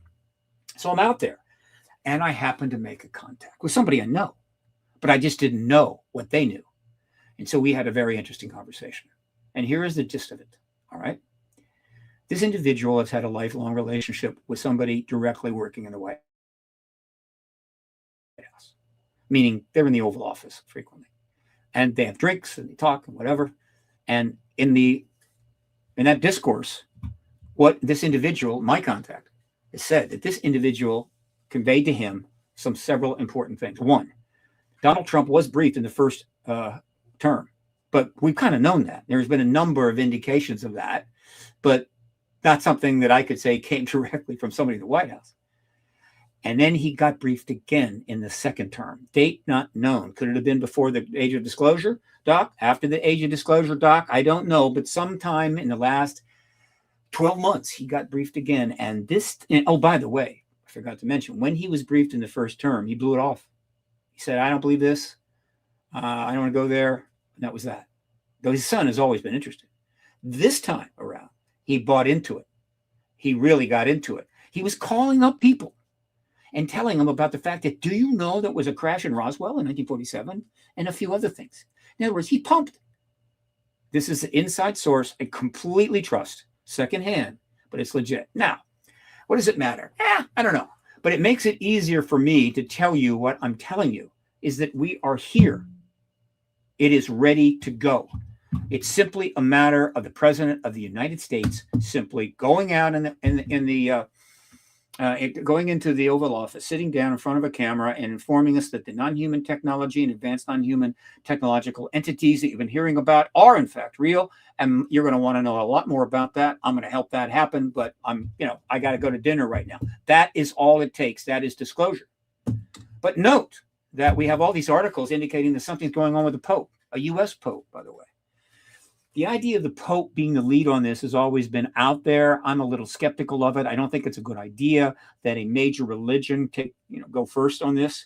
I think other religions would be a little twitchy about that. On the other hand, it would be an incredible legacy for that Pope and for the Catholic faith. If the Pope were to basically go out and confirm the extraterrestrial presence, he doesn't have Congress to deal with. He doesn't have that kind of stuff. Just, I'm telling you, now go talk to your governments. Then Donald Trump would be second. And heaven forbid that Xi Jinping or Putin would go in front of their press and confirm the extraterrestrial presence, in which case Donald Trump, the president of our United States, would be second. And let me be absolutely clear. There is absolutely nothing that comes from being second here. Nothing at all. In fact, it's a huge problem. It is a huge negative. And you've got to answer a whole lot of questions. How is it that we did not hear from you first? I'm not trying to throw shade here. I'm simply saying this is just the basic assessment of what's going on, right? Hang on. Okay. So this is the key message that I wanted to get across today. We are practically there. The people that are pushing back, the skeptics on X and that kind of stuff, that's fine. Let them have their fun. But I know what's happening. I know the people involved. And my colleagues are involved, like Danny Sheehan, who's writing that legislation, and others. And we also know that Hollywood has stepped into this finally. Big time. Big time. Spielberg's movie, which just happens to be called Disclosure Day, thank you, Stephen, is probably going to make about $2 billion. He's no fool. He has addressed this issue. He has made his contributions without question. All right, meaning, there's no question the Close Encounters of the Third Kind didn't hurt the process of disclosure, right? And the 20-hour miniseries, 20-hour major series Taken did not hurt the disclosure process.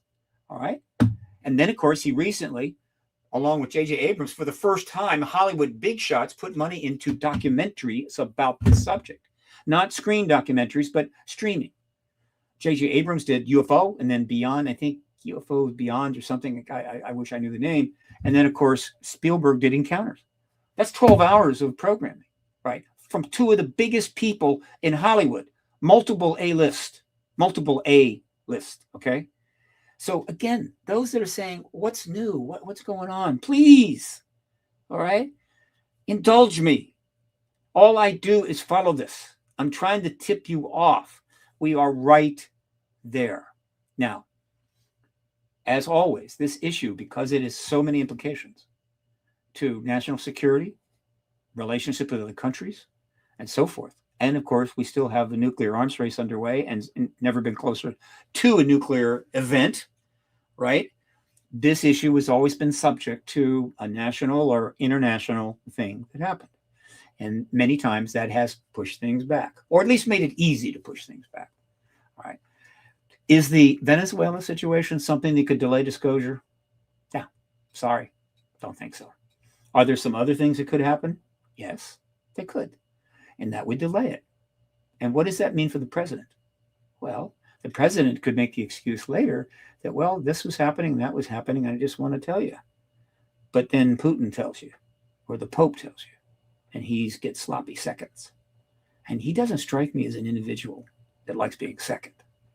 And so that is the situation on the ground right now. That is where we are. And my job, I have two jobs that I'm going to be doing going forward. I don't have a great deal of fun, so there's limited what I can do. I'm not like some of these newer organizations. But one is to hammer home the fact that this is very close so that people don't lose faith and they keep the pressure on, in a sense, right? And prepare for the post-disclosure world, which is going to offer all kinds of opportunities, right? Depending upon what you can do and what your resources are. And I want to be involved in that.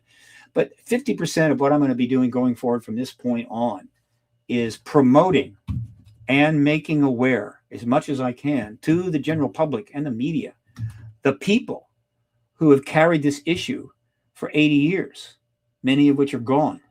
All the Preston Bennett's going way back, way back. So many. We know who they are. I have an in memoriam page on my website. It's got 100 there.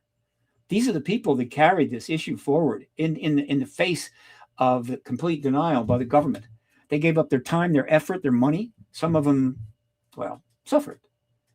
They cannot be forgotten. It will be easy for the big shots to come in and say, okay, it's true. Here it is. We're going to show you a saucer. And now just, we'll take it from here. And all these other people, well, they were kind of crazy. I mean, they were right, but it was crazy to be right back then. And so in a sense, they're still crazy. So let's just forget about them. I'm going to do what I can in my last years to make sure that doesn't happen. And so with that, I'll leave you to go on to the next speaker. I hope you're as excited as I am. And I hope to see you at Conscious Life Expo. Steve, thank you so much. And I just want to appreciate how you really address the fact that a lot of people are disheartened and have lost faith, right? Because what I get a lot, I've been doing these types of events for a while, and then every now and then I get a kickback of like people just saying like throwing the baby out with the bathwater when it comes to the disclosure from the government because of the fact that they've been disheartened from years and years and years of people predicting disclosure.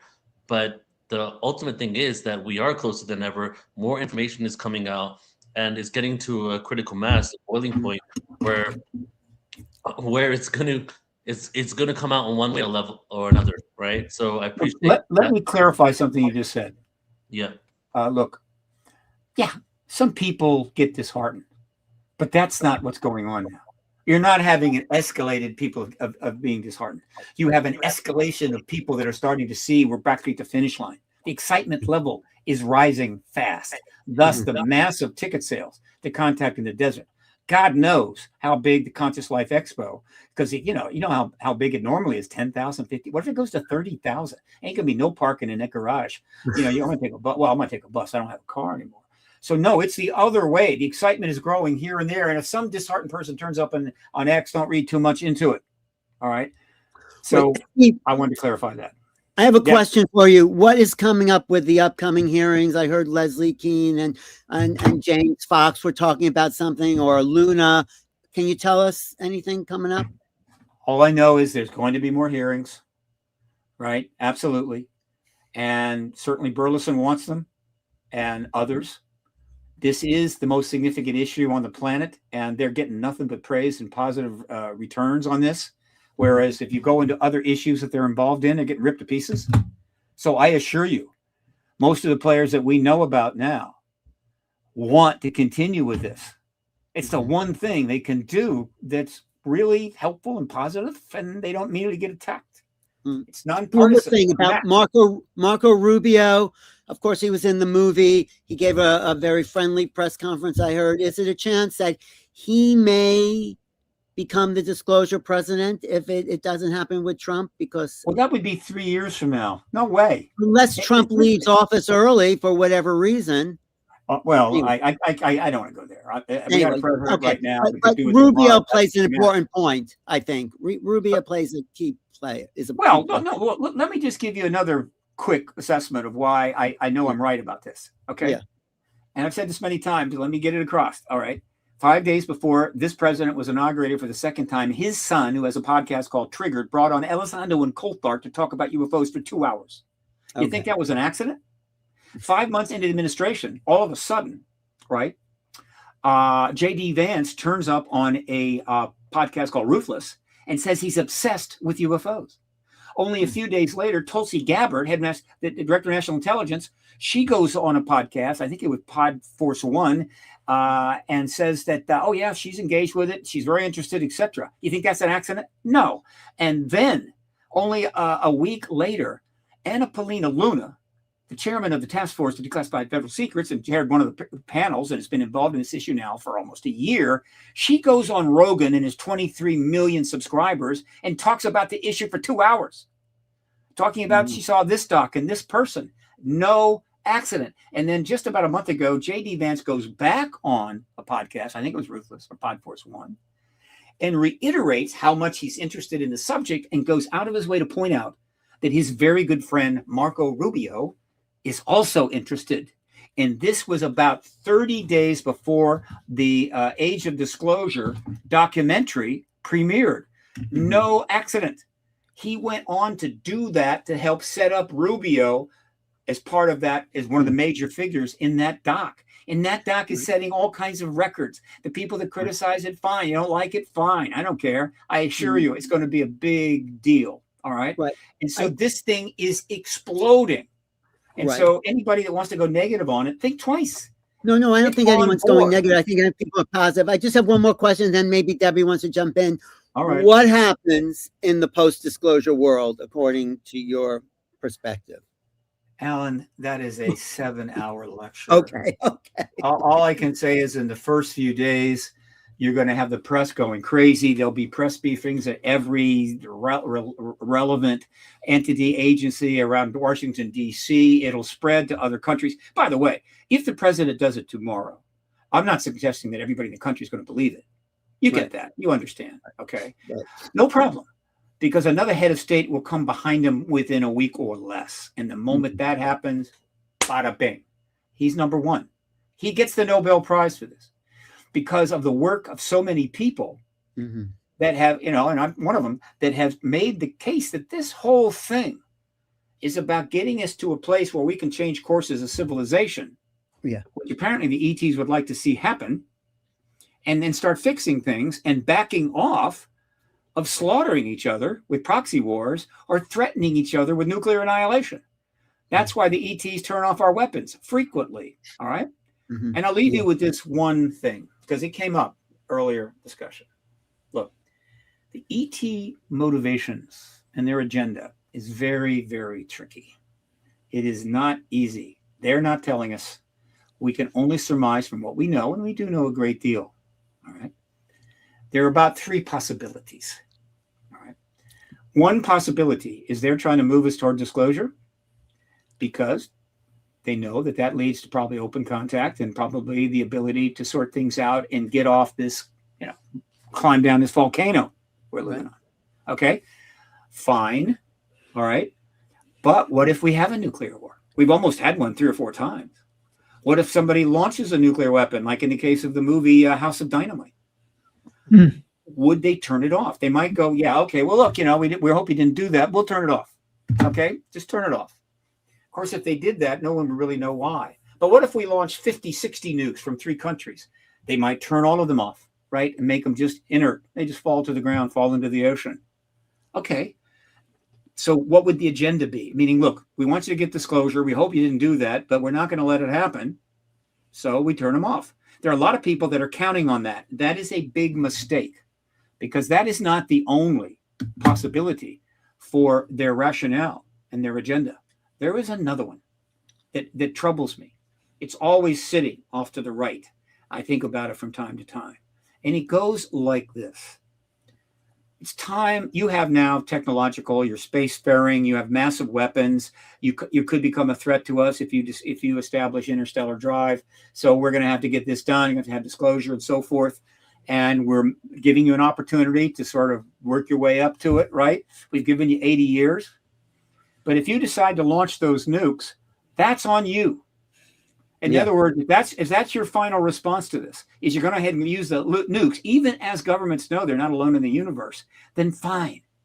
We'll come back in 400 or 500 years and see if you've recovered. And one of the reasons why people don't get this is that they don't understand. Well, a lot of people don't, study astrophysics that much and have a real understanding of our place in the universe. Our place in the universe is a speck of sand. It is a tiny thing in a thing so vast you can't imagine. A universe that may have billions of life planets, hundreds of billions of life planets, hundreds of millions of advanced civilizations, and we're just one. And so if we decide to blow the hell out of this civilization because we couldn't get past our origins and our failures, right? Then no big deal.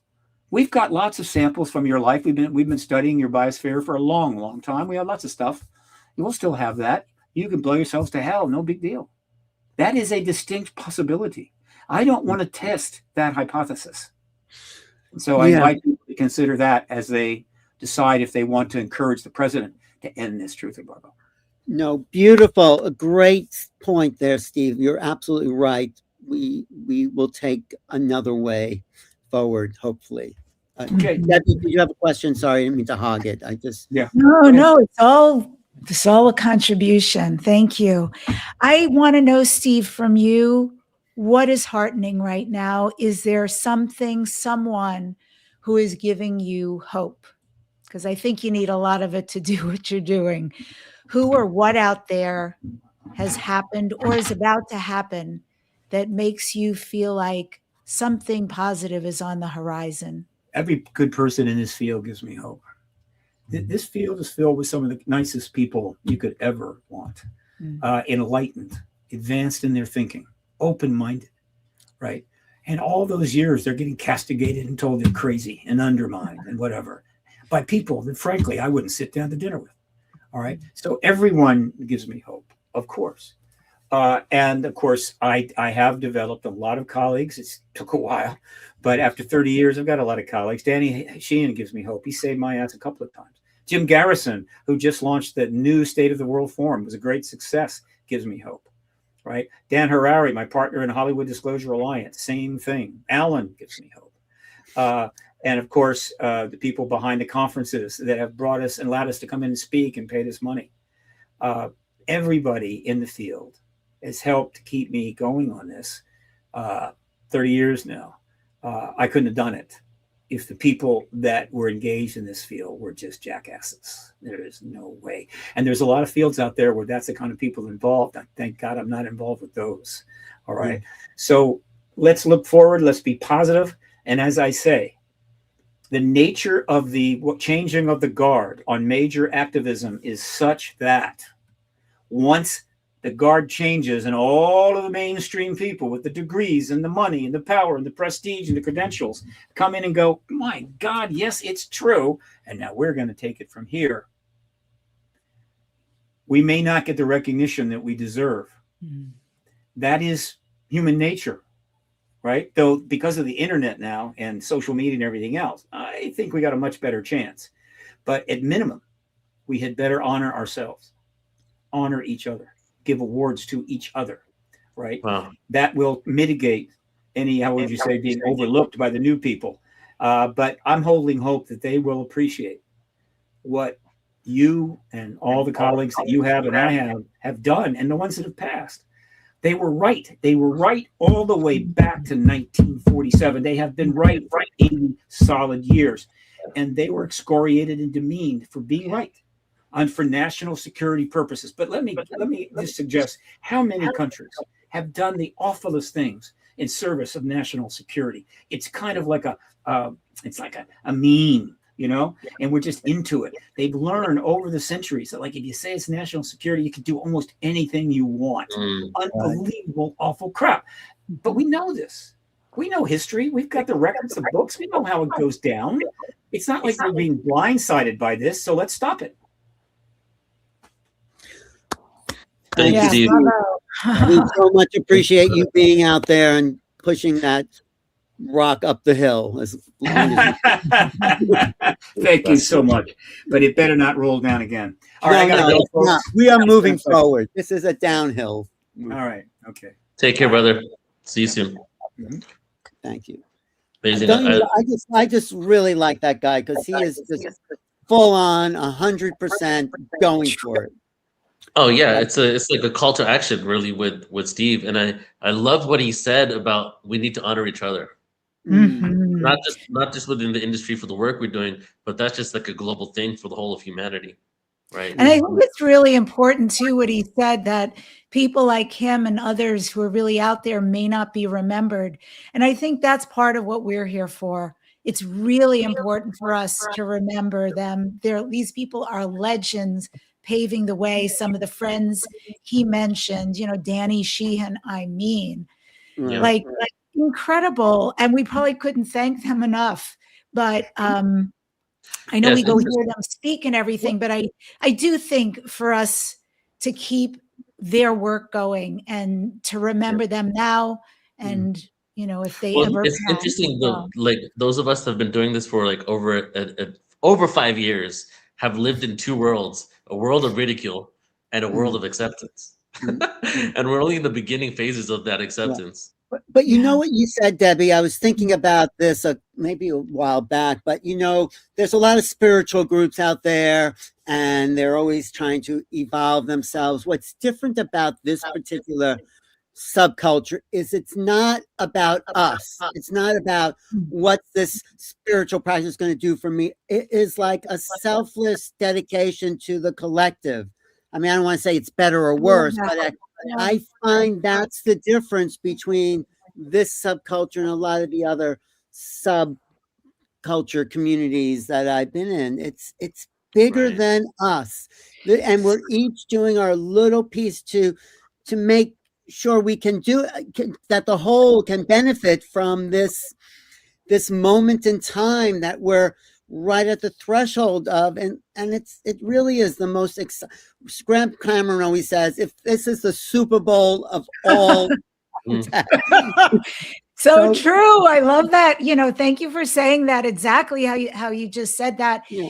And I really have wondered, look at us, because it feels like something got activated. And I've always wondered, I don't know if this was a soul contract for us to be visible, to speak about this, to do what we do, or if literally it's our galactic family who said, you're ready, you've been preparing in this lifetime for these people during this very interesting time on the planet to be the mouthpiece, to be the moderator, to be the speaker, to be the platform, all of these things. I do feel that there is some modicum of activation in all of us to be willing to be this visible about our knowing and our beliefs, and to shine the light on these amazing people also doing this work. Like, where would they go if it wasn't for us or other people doing these events?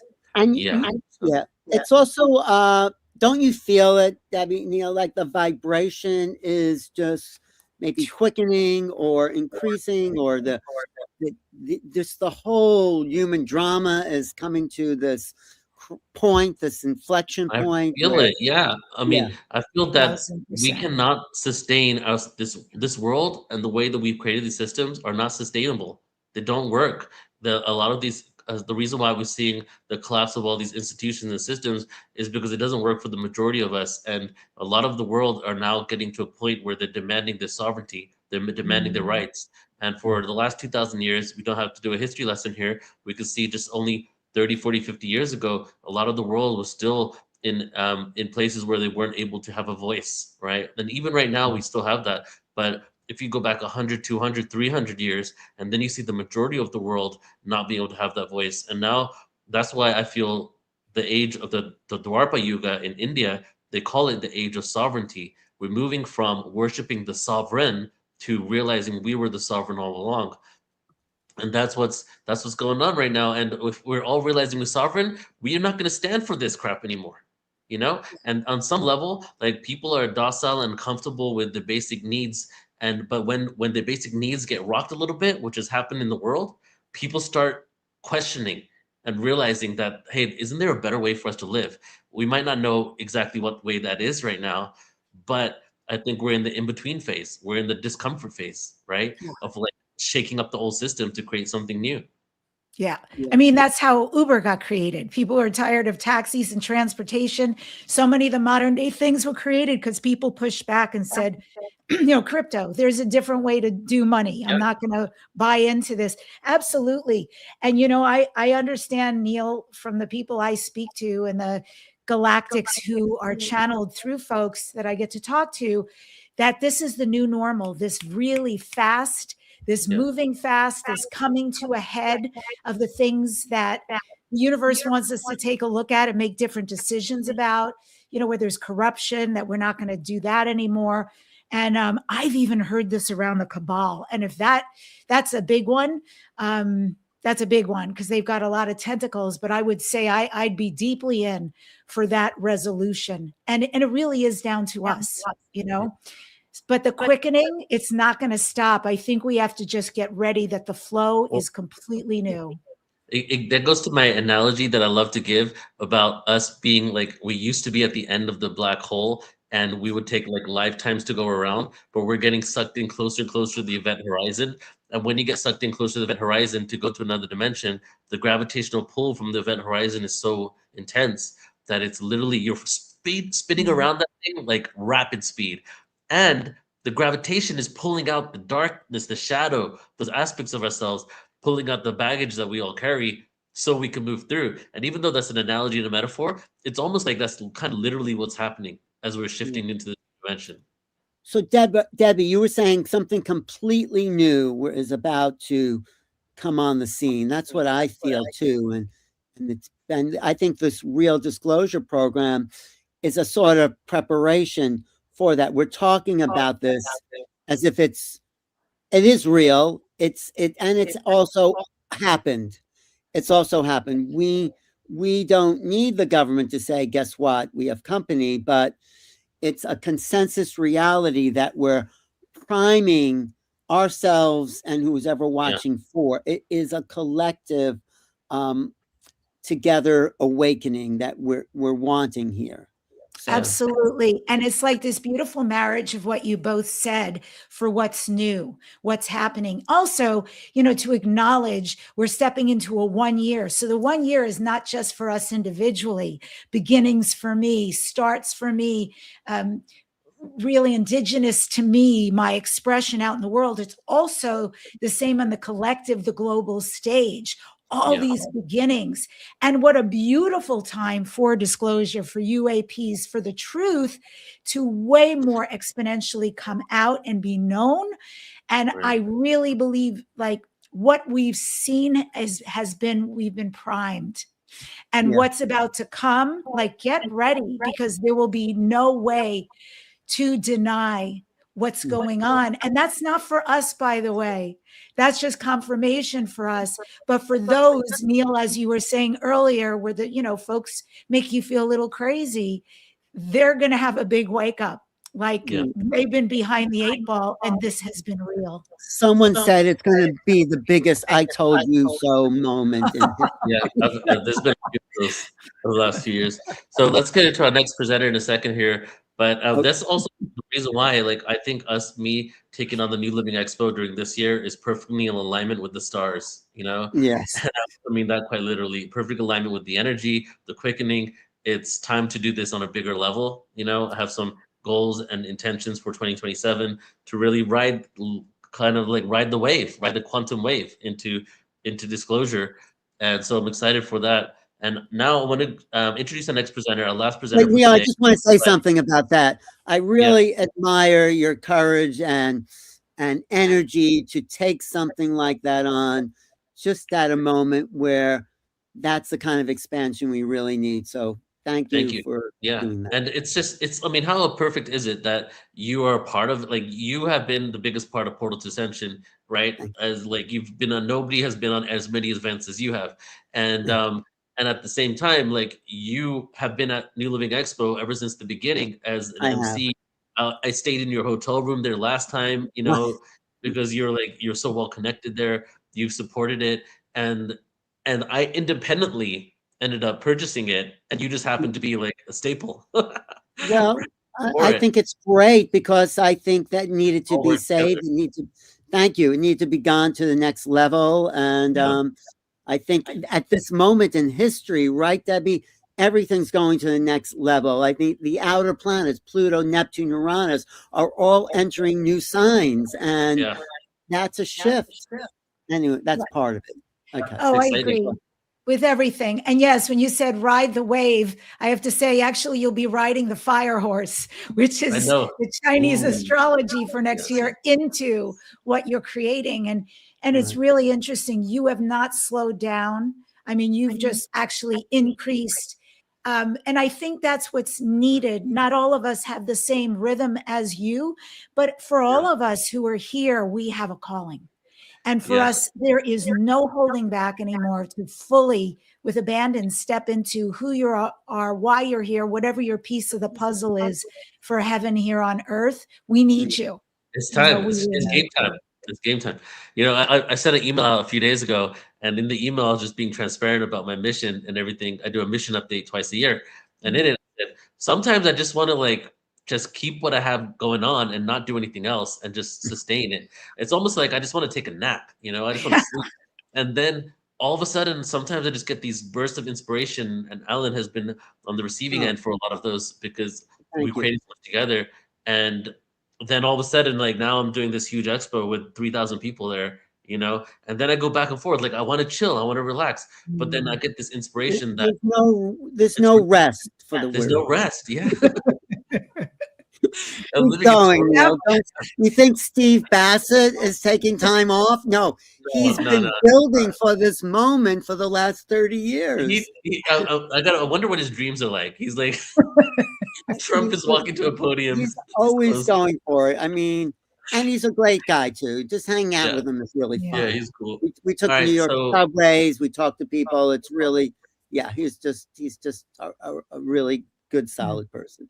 And it's true so what he said. There are some great people in this field that Yeah. are very, they are. This is um, all about like they're doing it for. I mean, the amount of people that are so heart centered, leading the way, mhm, right? mhm. Doing this for the right reasons. So And let's I get think, into the presenter now, well, I just Alan. want to say, I think everyone should support Steve Bassett. I'm happy to help him out whenever I can because he's doing a selfless task, really. So anyway, okay, let's move Yeah. on.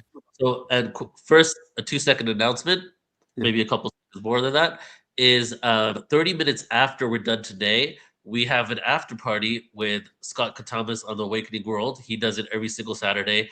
It used to be called Saturday Night Alive back in the COVID days, and Right. now it's called Awakening World. And we have Lily Nova, King Cash, Jessica Taylor, Joan of Angels, Ellen. It's a variety show with music and 10 to 20-minute speakers. It's I a know, but variety the show. key about those people is they're all going to be at the New Living Expo, right? Yeah, they can all be there. So if you want to take a little break afterwards for 20, 30 minutes, get some tea, and then you want to come back and be a part of like an event where we have music and we're dancing and we're speaking to different presenters, join us. I'm going to post the Zoom link in the chat in a few. Just copy and paste the Zoom link, and then you can come on there. And it starts at 6 p.m. Pacific. So we have one more speaker now. Is that it? Speaker, yeah. So I'm going to go ahead and introduce Samuel Chong, and I'm excited to bring Samuel on because it's his first time here. And out of all the speakers, Samuel's the first. Samuel's the only one that's here for the first time on Portal to Ascension, and I always love bringing you awareness, new perspectives. So Samuel is a motivational keynote speaker on wellness, resilience, and mindset leadership and positive change. Near-death experiences in spirituality and ETs. He's a lawyer in California, a certified court interpreter and Chinese translator. Samuel Chong visited Michael Desmarais, the author of the book The Ayuba Prophecy, in 2016 and 2018. He was instrumental in arranging for the Chinese publication of the book, which has been bestseller in both China and Taiwan. He has translated this book into Lies, the Revelation of H.M. V. Stoll, an autobiography of the High Master of the Chair of a secret society that was started in Germany. Today, he dedicates his effort in promoting the messages in this book, which I'm assuming is a specific experiencer that has had contact. Mhm. And so we get to close the day out with really going deep into what this experience was. So let's Right. welcome I Sam. just want to say one more thing. Everyone tune in tomorrow. We have another probably 7 hours of a whole different conversation with another fantastic group of people. Exactly. And we'll announce the schedule in the end as well. Okay. Hi, Samuel. Welcome. Hi, Neil. Very nice to see you. Hi, Debbie. Hi, Alan. Hey, Hi. Samuel. Good to see you again. I'm glad your Yes. work is going well. Yes, everything is fine. I mean, I'm here in Boston right now.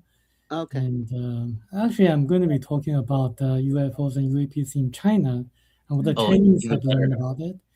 And this is the extraterrestrial revolution of Earth's history and mysteries. As we know, like there are UFOs and ETs uncovered by the Chinese. Back in 1994, there was a very well-known incident in the northeastern part of China, in which there was a ET contact to like a local farmer who had a very close encounter with the ET, who told them that they actually came from the planet Jupiter. And actually, that's an incident well documented, reported by the government official media in China. And a lot of journalists and government officials went on site and did an official investigation and confirmed that Mr. Meng, the ET contactee, was not someone who had just the hallucination. Because they went through, they had him to conduct all the lie detector tests and psychological examinations and confirmed that he was a regular person. So this is Mr. Meng's incident. There was also another incident in which is so-called the Roswell of China, in which they recovered a crashed UFO vehicle in Datong City, Shanxi province in China. That's about 2.5-hour drive from Beijing. And it actually occurred in the summer of 1987. A private UFO investigator researched the incident and discovered that the Chinese military, actually retrieved the crashed UFO vehicles by the ETs. And there were 2 injured gray aliens that were sent to the military. But there was little known about what happened to them and what the military did to the crashed ET vehicles. There was also like another incident in China back in December 1999. There's a high school principal called Mr. Cao, and he actually was taken by the ETs to their spacecraft, in which the ETs, who appear to be like the Greys, taught him how to heal a young girl. And they later uncovered that this is like a true healing process done by the ETs, because they discovered that the young girl that Mr. Cao healed really existed. They were able to locate her. And this is like another well-documented investigation by the private investigators in China. So this is one of the just some of the incidents in China. But I want to talk about something that's more profound, more interesting than just the ET contacts in China or the retrievals of the crashed vehicles over there. This is about a book that's a best-selling book in China, read by millions of people over there. This is a book about spirituality, written by ET contactee who lived in Australia at that time, who claimed that he was taken by the ETs to their planet for 9 days and then came back. What's interesting was that the book was published in 1993, well before the age of the internet. As you read the book, you're going to discover that a lot of interesting details that the author, a landscaper in Australia, could not have known about, but he wrote about in details, in which we are able to verify nowadays, only nowadays, things about the Project Westward that the US government did in the 1960s, things about the Tomb of Jesus in Shingo Village, Japan, things about the antibacterial effect of blue light and yellow light that Harvard Medical School recently confirmed just a few years ago. So this is something that's really profound, but it also teaches people or tells people about the meaning of life and all the issues that we have been having nowadays on Earth. So this is not just about the UFOs or ETs. This is a book more about spirituality. So I tend to want to compare the disclosure movement in the US and China. If you look at the chart, you're going to see that in the US, the UFO community has been focusing on the crashed ET UFOs and UAPs, and the ET technologies reverse engineered from the crashed UFOs or ETs, ET vehicles. However, in China, this is a little bit different, because through the book read by millions of people in China, they have been learning advanced knowledge from ETs whose spacecraft did not and will never crash on Earth. Because as you read the book, you're going to see that the technologies from the ETs who were in contact with the author, are so far more advanced than the Greys, the technologies of the Greys, whose vehicles crashed in Roswell a few decades ago. So the Chinese are actually learning from the masters, the ETs who are far more advanced than the Greys that the US government has been focusing on. And also the method of study are also different. In the US, after they recover the crashed vehicles, they get everything done in highly compartmentalized special access programs. They limit the kind of people that can reverse engineer and do research on the vehicles. So that actually slowed the progress, according to Hal Puthoff in an interview with Joe Rogan a few months ago. But in China, it's a little bit different because through this book, it actually kind of starting a movement initiated by the public at the grassroots level with little or no government involvement. From this book, even though the government retrieved crashed ET vehicles, the public has been learning from the ETs who have far more advanced knowledge and technologies, whose vehicles did not and will never crash on Earth. As you see, you're going to understand what I'm talking about. So here are some of the examples of the witnesses in the US that appeared publicly recently in the last few years. So we have David Grush, Louis Elizondo, Carl Nell, and Jake Barber. So they all focused on crashed UAPs. But the ETs whose spacecraft crashed here, that means those ETs have imperfect technologies because their spacecraft crashed.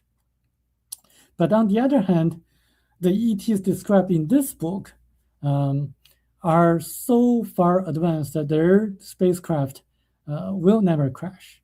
As you read the book, you're going to learn about the psychic development that we can all have, as the ETs have taught us.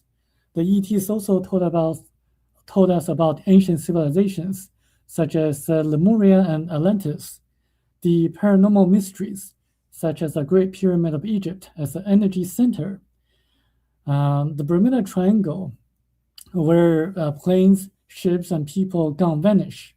And also, more importantly, the ETs tell us the meaning of life, which is to grow spirituality, as taught by some of the spiritual leaders in our ancient past, like the ancient scriptures, the Old Testament, the New Testament, the scriptures of Buddhism and other religions.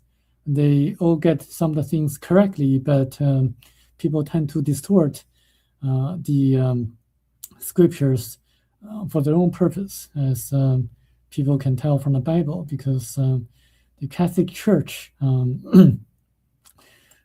had several revisions and had different council meetings to decide what need to be put into the Bible in the canonization process. So what do the ETs look like in the book Theory About Prophecy? Well, the ETs from the book Theory About Prophecy, they are really tall and beautiful.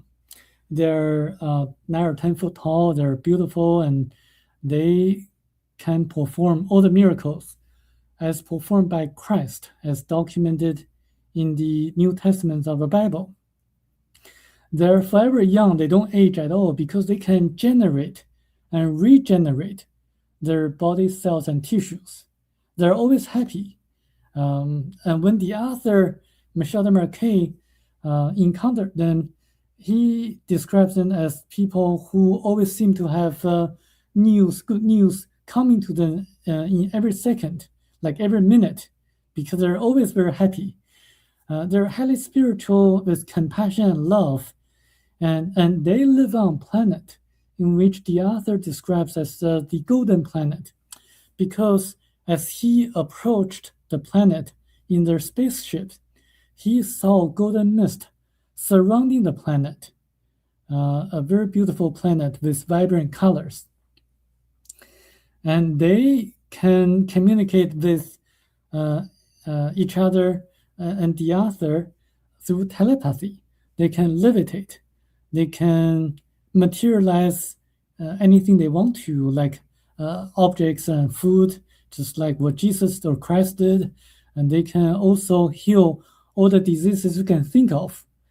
And actually, when they put their hand on the shoulder of the author, Michel, and Michel actually felt a kind of magnetic vibrational frequency, like in his physical body, that made him feel extremely comfortable. Is really difficult to describe in any language in the world. And from those ETs, we can learn a lot of the technologies that are far more advanced than the Greys. For example, anti-gravity, antimatter guns in space travel. Because if you think about it, when you travel at fast speed in space, if you encounter like space dust or small asteroids, it would have destroyed your spacecraft. So what the ETs did was that they used antimatter guns to neutralize space dusts and also small asteroids when they travel at speed faster than speed of light. And they actually can do that because they can really utilize the knowledge and physics principles that are known to the physicists on Earth. They also use a time machine to bring the author to our past, when Atlantis existed, when Lemuria was still a continent in the Pacific Ocean. So they actually took Michel, the author, to see our past, but also took him to his past lives, because they confirmed reincarnation and also showed Michel, the author, his past lives, different past lives. The ETs also use a form of energy that's very different from Earth. They don't use petroleum, they don't use electricity, they don't use oil to generate electricity. They can use a vibrational frequency to really separate the atoms in water molecules and the molecules in water, so that they can use the hydrogen derived from water molecules as a form of energy. And they also use other forms of energy in which they can travel in very, very unthinkable ways. And I would encourage people to read the book in order to learn more about it. And you can search the title of the book, Thiuba Prophecy, to really learn more about it, about their technologies, how they levitate, and how they communicate with each other and to the other through telepathy, and how they're able to project images into the minds of the author. So this is a very, very interesting book, and I just want to share my thoughts and with you about the book. So actually, the author describes about a time machine. So what happens is that when a planet is born, there's a psychosphere that records everything happens on a planet since the birth of the planet. It rotates at a speed 7 times the speed of light. And some people say that they can access the Akashic record. And a lot of psychic people say so. And it's true that they can do that if they practice enough and really to access the record, which is a natural phenomenon. The book, surprisingly enough, also mentions that the US government has been researching on developing a time machine. It reminds me of the Philadelphia experiment, in which the military was trying to cloak a ship by projecting certain wavelengths of energy onto the ship, so that the radar is not going to detect the presence of the ship. As they did this during the Philadelphia experiment, what happened was that there was a distortion of time and space. So a lot of very strange things happened. And the ETs from the book Thiuba Prophecy tell us that instead of focusing on the wavelengths, the government should have focused more on the vibrations. So this is a very interesting point, because as you read the book, you're going to discover that the ETs who are far more advanced than the Greys have been watching over us over thousands of years of human history on Earth. And yes, there are different kinds of ETs in our Milky Way galaxy and in the universe. There are the ETs who are far more advanced, like the ETs from Theoba, and in French it's pronounced as Jehovah. You may think, wait a second, it sounds like Jehovah. Yes, actually there is a connection over there. And also there are ETs who are far more less advanced than the Theobans, like the Greys. Because, we are just like an education system here in the universe. We are comparable. The people on Earth, unfortunately, are more comparable to elementary school students. There are far more advanced ETs who are just like college professors who have been watching over us throughout history, as documented by the ancient scriptures in the Bible. Who do you really think that parted the sea for Moses? Who do you really think that destroys the two cities, Sodom and Gomorrah? And there are also other events documented in the Bible which can be explained by the book Theoba Prophecy. When I first read the book, halfway through the book, I thought, oh, this is science fiction. It's impossible, because how could all the people on Earth come from different planets originally, like the blacks, the yellows, the ancestors of the Polynesians, the Caucasians, and the Hebrews? Like, how could we all come from different planets originally?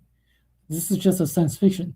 But as you read into the book, you're going to find specific verifiable facts in the book that we can all verify.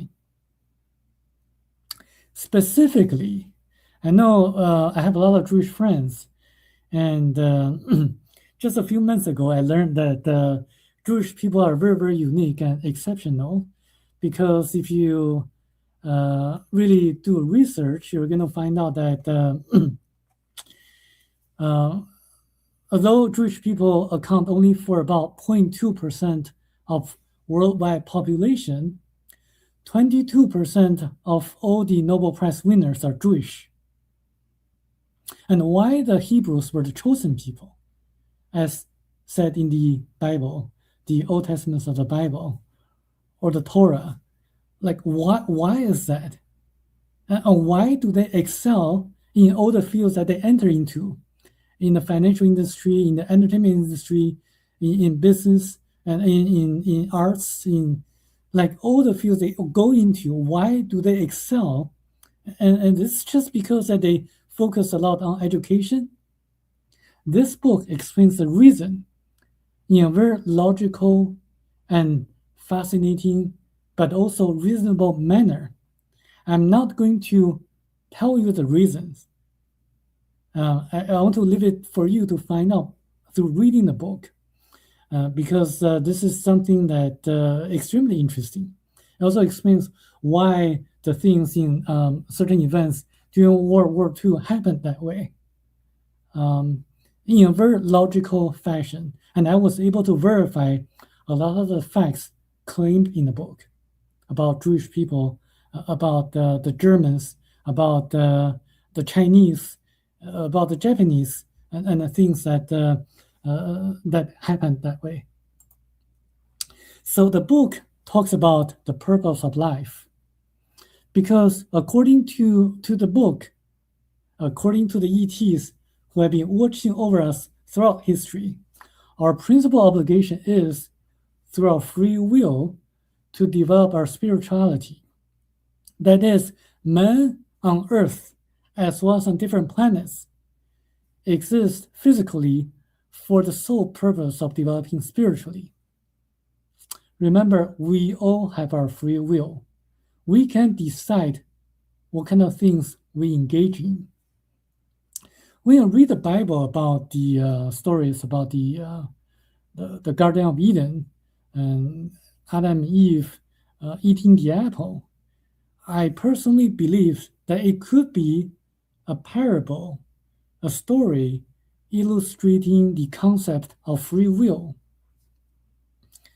Because stories can be remembered more vividly and more clearly than a concept or like a philosophical description.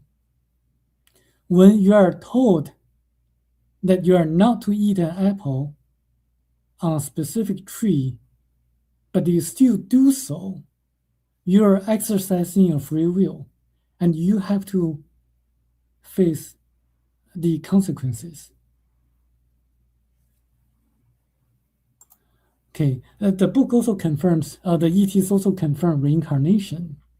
I know in the spiritual community and the UFO community, people generally believe in reincarnation.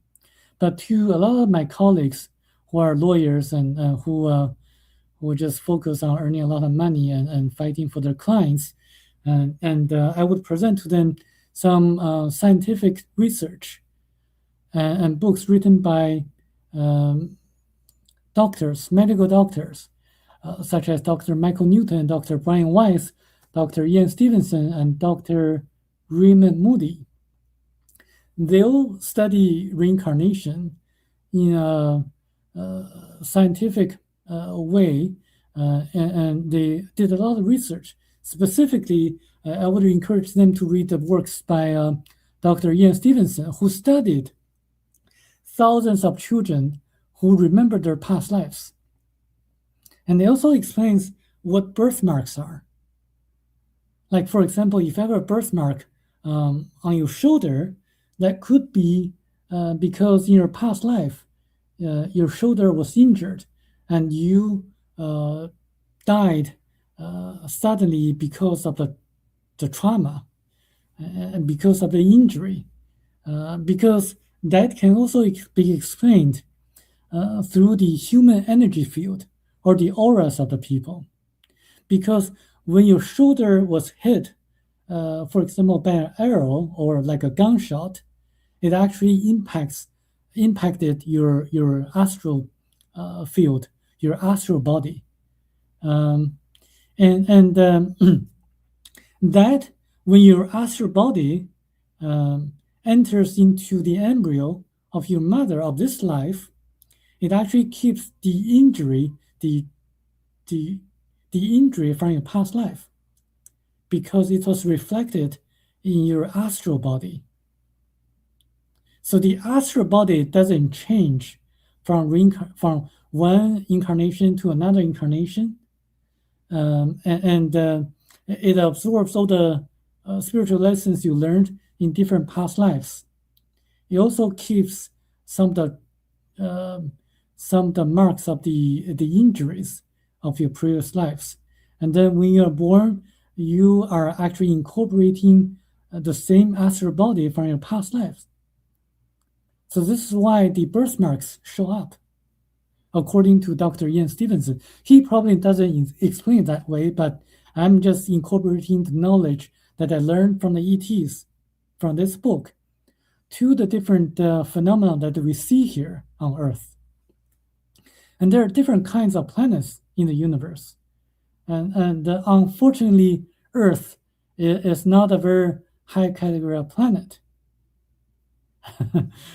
I know this is a little bit disappointing to a lot of people here, but there's nothing to be ashamed of or nothing to feel inferior, because we are learning the basics. We are just like elementary school students. And as we learn, we can progress. So this is something. By the way, I work with Danny Sheehan, and we are working towards more kind of conveying, insinuating the concept of spirituality into this disclosure that will eventually happen through his New Paradigm Institute and also other initiatives. And I welcome you to contact us if you're interested in learning more about that. So it explains about the Great Pyramid and how it was built, and why it was built, and also some of the interesting details. It was not a tomb for the pharaohs. It was built as an energy center because we had ancient civilizations in the past in which people were spiritual enough and they were ready to build a pyramid to really use this as a tool to engage in telepathic communications with ETs on different planets and also to make rain. However, like you are going to ask, like why those civilizations disappeared? Because we had two great resets in the history of mankind on Earth. The first great reset occurred about 1.32 million years ago because an asteroid hit Earth, wiping out and destroying almost the entire civilization that existed on Earth. And the second great reset occurred about 14,500 years ago when the continent of Lemuria sunk into the ocean almost overnight. And soon after, Atlantis sunk into the ocean. And because the people who lived on the continent of Lemuria, Atlantis, did not really pass their knowledge, their technologies to people who lived on other continents, the technologies were lost. So this is the reason why, like when you see the pyramids that were built gradually over time, the ones who were built the earliest had the best form or technologies used. And the pyramid that were built later like do not show that they were using the same kind of advanced technologies. And the pyramid was actually, the Great Pyramid of Egypt was actually built using anti-gravitational technologies and a kind of like an ultrasonic vibratory system to cut the huge stones in a very precise manner. So if you think about it, if you use a kind of vibrational frequency to neutralize gravity, you can actually make a very heavy stone to become weightless, without weight. And the Pyramid of Egypt was actually built 17,000 years ago by Thoth, a person from Atlantis, and it only took him about 9 years to complete the construction. And you know, like when I read, I tend to read a lot of books written by ET contactees, hoping to learn from the ETs what kind of things that they have that can be really borrowed by us, so that we can progress at a much faster pace. A lot of the books supposedly written by ET contactees contain very vague information or facts that there's no way to verify. And there are also other ET contactees who claim certain things that sometimes make me wonder whether it would be reasonable or possible or plausible. For example, if someone tells you the Great Pyramid of Egypt was built according to the ETs who communicated with him, that it was actually built using 200,000 slaves in Egypt in a 40-year period of time, then it makes me think whether it was possible. I am a very kind of logical person. I don't think that would be possible using 200,000 slaves to build a pyramid in 40 years. It's just not, it just doesn't make any sense, doesn't make any common sense. But here we have this information. It was, like I said, it's more reasonable this way. It captures cosmic rays, forces, and energies, as well as terrestrial energies. And actually, just a few months ago, researchers in Italy discovered that there's an underground structure or subterranean structure that are beneath that is beneath the pyramid, it further shows that it can capture terrestrial energies. In addition to the cosmic rays, forces, and energies, it's an energy center in which the ancient pharaohs sat in the king's chamber, meditated, and communicated through telepathy with the ETs who lived on different planets. I'll be right back.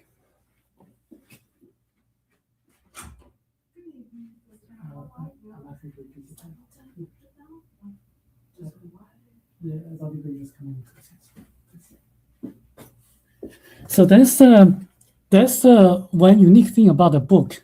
It has a lot of very interesting and detailed facts that can be verified and makes logical sense. More surprisingly, it actually in the beginning 3 pages of the book, it talks about how the ETs got here. So a lot of people would verify and confirm that the ETs come here in space or in the sky at specific locations. And actually, this can be proven by a lot of researchers who study the UFO phenomena. What happens is that the ETs have far more advanced knowledge, so they're able to take advantage of the portals, what they would call warps, to come into our space through a parallel universe. So there are locations on Earth in which the portals or warps exist. If you know a very interesting research done by David Paulides, a private investigator who wrote the Missing 401 Cases, the series of books, you're going to get very authentic data regarding where people tend to go and vanish in the national parks in the US and Canada, because he documented a lot of strange cases in which people who hike in the national parks just go and vanish. And the rescue teams were sent to find out the whereabouts of those missing people, and the dogs cannot trace their scents. And the bodies of those people who gone vanish normally or sometimes appear or reappear in places where the rescue team searched over and over again. And there are also anomalies like different patterns in terms of the weather, and also you can see from the map here, those are the clusters of the locations in which people gone vanish. What happens is that in the Bermuda Triangle and also in the locations shown in the map, the portals exist and they float just like ribbons in space, float around. So they don't stay in the same location. So people, planes or ships near the portal get sucked into the portal. And this book, Think About Prophecy, explains what happens when you get sucked into the portal, what it is like inside of a parallel universe. As you read into the book, you're going to discover that it talks about a case of Charles Ashmore, and another case of Oliver Lurch, in which is well documented in the media in the US in the 1800s, in which a boy who was trying to get some water from a well during a snowy day just disappeared. And because it was snowing, the parents just followed the footprints of the boy to find out where he went. And the footprints disappeared in the middle of nowhere.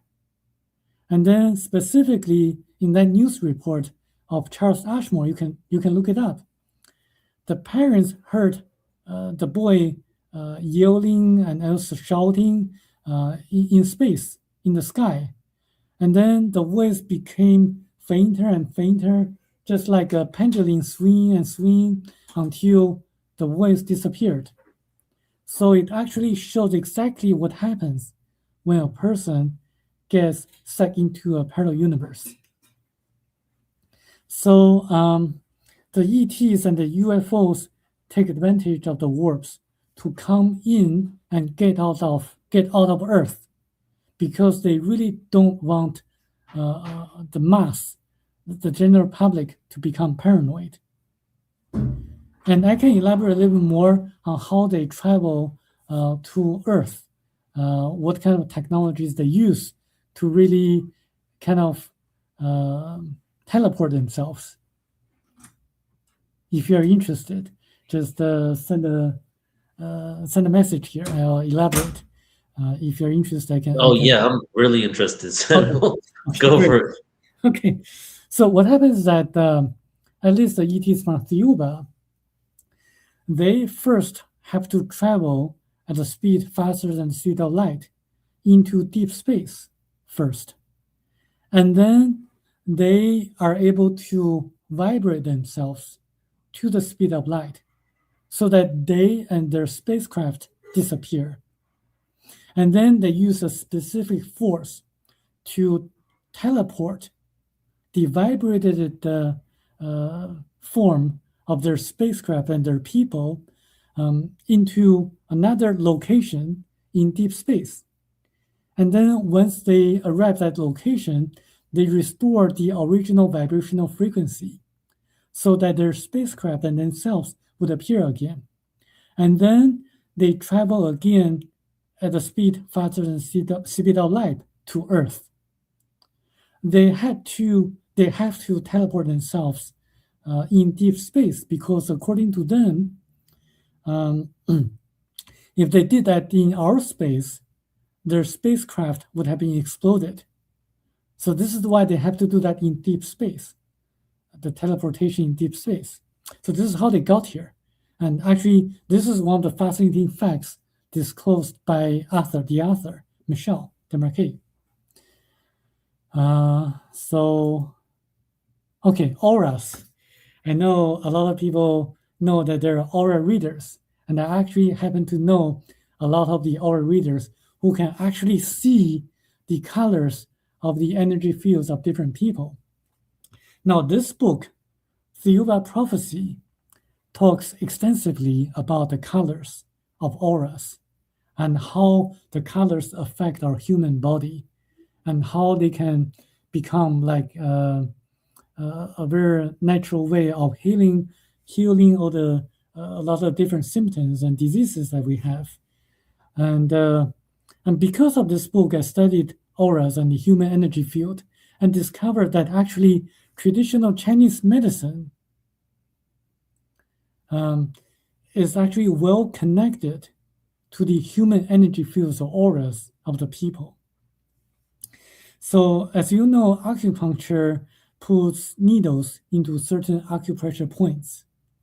What happens is that in the ancient times, the Chinese doctors could actually see the colors of auras and the blockages of the energy fields of the human body. They just put the needles into on the locations of the blockages, and so that they can remove the blockages of the energies, and the patient would be able to heal without any issues. But as days go on, as they lost the ability to see the colors of auras and the human energy fields. So this is why they developed this kind of meridian system to really require the doctors to put the needles into certain acupressure points based on the symptoms, because the modern Chinese doctors cannot see the energy blockages anymore. Otherwise, they would just put the needles into where the blockages are and then get the patients healed. Similarly, traditional Chinese medicine and also Ayurvedic medicine of India, they all work on the human energy fields in addition to their chemical properties. So what happens is that when you boil the herbs into water, the water becomes a carrier of the vibrational frequencies of the herbs, because different herbs have different vibrational frequencies. And when you drink the water, which carries the vibrational frequencies of the medicinal herbs, you can really kind of heal or harmonize the human energy fields, because water is a very, very good energy carrier. If you really study about the people who are energy healers, they can really transform, or they can really transport their energy, healing energy, into water. And then when you drink the water, you get healed from the vibrational frequencies. So this is how energy healing works. And I studied quite a bit on the human energy fields. And if you read the book How to See and Read the Human Aura by Judith Collins, you're going to learn about a lot of the stories that she, as an aura reader and energy healer, were able to help a lot of people spiritually, emotionally, and physically. And people who went through psychological trauma, people who unfortunately used drugs, and people who really kind of had a lot of accidents happen in their lives. It's fascinating, and you can search for her work, and also the works of Barbara Brennan, who wrote the book Hands of Light.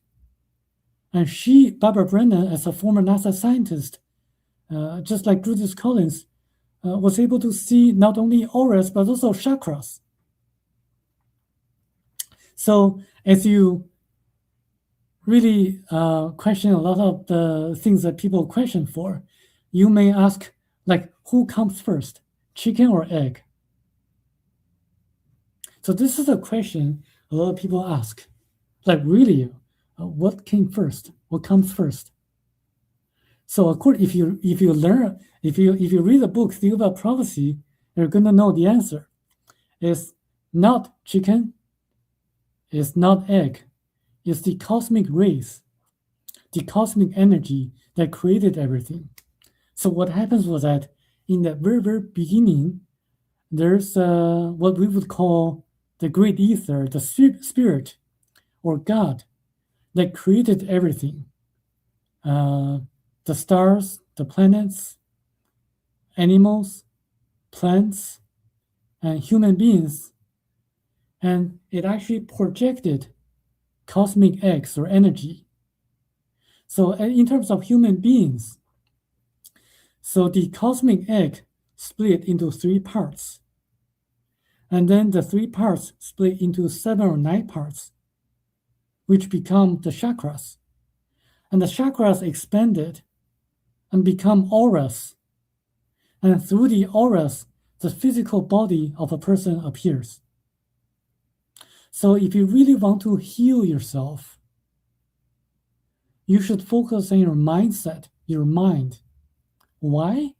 Because your mind influences the chakras. And the chakras influence the auras. And the auras influence your physical body. So this is how things work. So the mindset or your mentality is extremely important for the healing process and also for your well-being. So the auras can also kind of indicate if a person is lying or not, or if a person has evil intentions. I don't know if I should elaborate on this, but I don't know if time allows, but maybe next time. And also, okay. Yeah, I mean, you can close out with that information if you want. Okay, great. So, so different colors can affect the auras. For example, there's and also different physical units. For example, there's a study on the green lights effect, the effect of green lights on migraines or headaches and also the effects of blue light on viruses and bacteria, and also the effect of red light on the energy, and also other things. And there's but one thing that as you learn the auras is that the alcohol, cigarettes, and hallucinogenic drugs affect the auras negatively. So I will not touch any alcohol or cigarettes or hallucinogenic drugs, because if you ask the aura readers, they're going to tell you the people who smoke certain hallucinogens, their auras don't look very pretty. So I'm going to skip a lot of things like the Lemuria Atlantis, what happened. You can read the book. You can learn about the Easter Island, which was actually part of the continent of Lemuria that sunk into the ocean 14,500 years ago. And you can also learn how the moas, the statues, were built and for what purpose from the book. And a lot of biblical stories can be explained, which I can just briefly touch a little bit. God is a pure spirit. Most Catholics people believe or agree that God has no face. It is a pure spirit indeed. But when you read the Old Testament in the Bible, when you see like Jehovah's or angels, they're actually the ETs from the planet Theuba or Jehovah, and they were responsible for the destruction of Sodom and Gomorrah. And there are also other facts revealed in the book, including why the Hebrews were the chosen people, and Moses going through or passing through the Sea of Reeds, because the ETs used a force field to open up the Sea of Reeds, not the Red Sea. Because if you read the Hebrew Bible, the Torah, it is very clear it's the Sea of Reeds, confirmed in the book Theuba Prophecy. So the Torah has a lot of connection to the book Theuba Prophecy. And also the book reveals that what the Catholic Church did, intentionally distorting the scriptures in the Council of Nicaea, Constantinople, and the other council meetings. So I'm going to skip this. What really got me into believing that this book is a non-science fiction, is a non-fiction, is because the book describes specifically about the tomb of Jesus in Japan. As you read the Bible, the New Testament, you're going to know that Jesus, according to the New Testament, never performed miracles before the age of 30. And a lot of people also say that Jesus went to India. Yes, he did. What happened was that he went to India, passed through China, and died in Japan. So there's a tomb of Jesus in Japan. You can look it up. The author never traveled to Japan, and he wrote a book in 1989, got it published in 1993, before the age of the internet. He could not have known that there was a tomb of Jesus in Japan. A lot of people nowadays don't know anything about the tomb of Jesus in Japan. And because I'm Chinese, I also can read the astronomical records of China, and I can match the stories in the New Testaments of the Bible to the astronomical records of China and pinpoint exactly when Jesus was born. That Jesus went to India and died in Japan. But who was Christ? The Christ who was suddenly able to perform miracles. And this book explains the reasons and why Christ came here. I'm going to skip it because of time. So the ETs actually intervened from time to time. And a lot of people ask, why don't they just appear in front of the lawn of the White House? Because according to them, we should help ourselves. Danny Xian, in an interview with talks about a story in which a biologist trying to help a butterfly to come out of the cocoon, The biologist opens up the cocoon and the butterfly comes out but cannot fly because the butterfly has to go through the struggling process in order to have enough liquid or fluid to go into the wings of the butterfly so that the butterfly can fly once it comes out of the chrysalis or the cocoon. So similarly, we as human species on Earth have to go through the struggling process, the same struggling process, in order to survive for the long term on Earth. So in other words, the ETs are forbidden to serve the meal on a plate. And they intervene from time to time, including the time of Enoch, because Enoch went away with God. And actually, there's a connection between Enoch and Michel Desmarquet, because Michel Desmarquet was also taken by the ETs. And also Noah, Sodom and Gomorrah, Moses, Jesus, and Christ, and also what the ETs helped in World War II to help the Americans. And a lot of people ask, why will will the ETs invade us? Will the ETs be a threat to us? Then I can speak about that next time. Let me see next. Okay, the colors, you can do research on the colors. Let There Be Light by Darius Dinshaw. It's a very good book. Color therapy is something that I really encourage you to look into that, because if you do that, you can actually avoid spending a lot of money to take the medications or having surgeries. And also, I would say it's a natural way of healing, and you can avoid taking the medications, because if you study pharmacology, you're going to know that all the pills, the medications, will go through the liver first. Will have to go through the liver first. And liver sees foreign objects, like foreign medications, as toxics. So it has to detoxify first.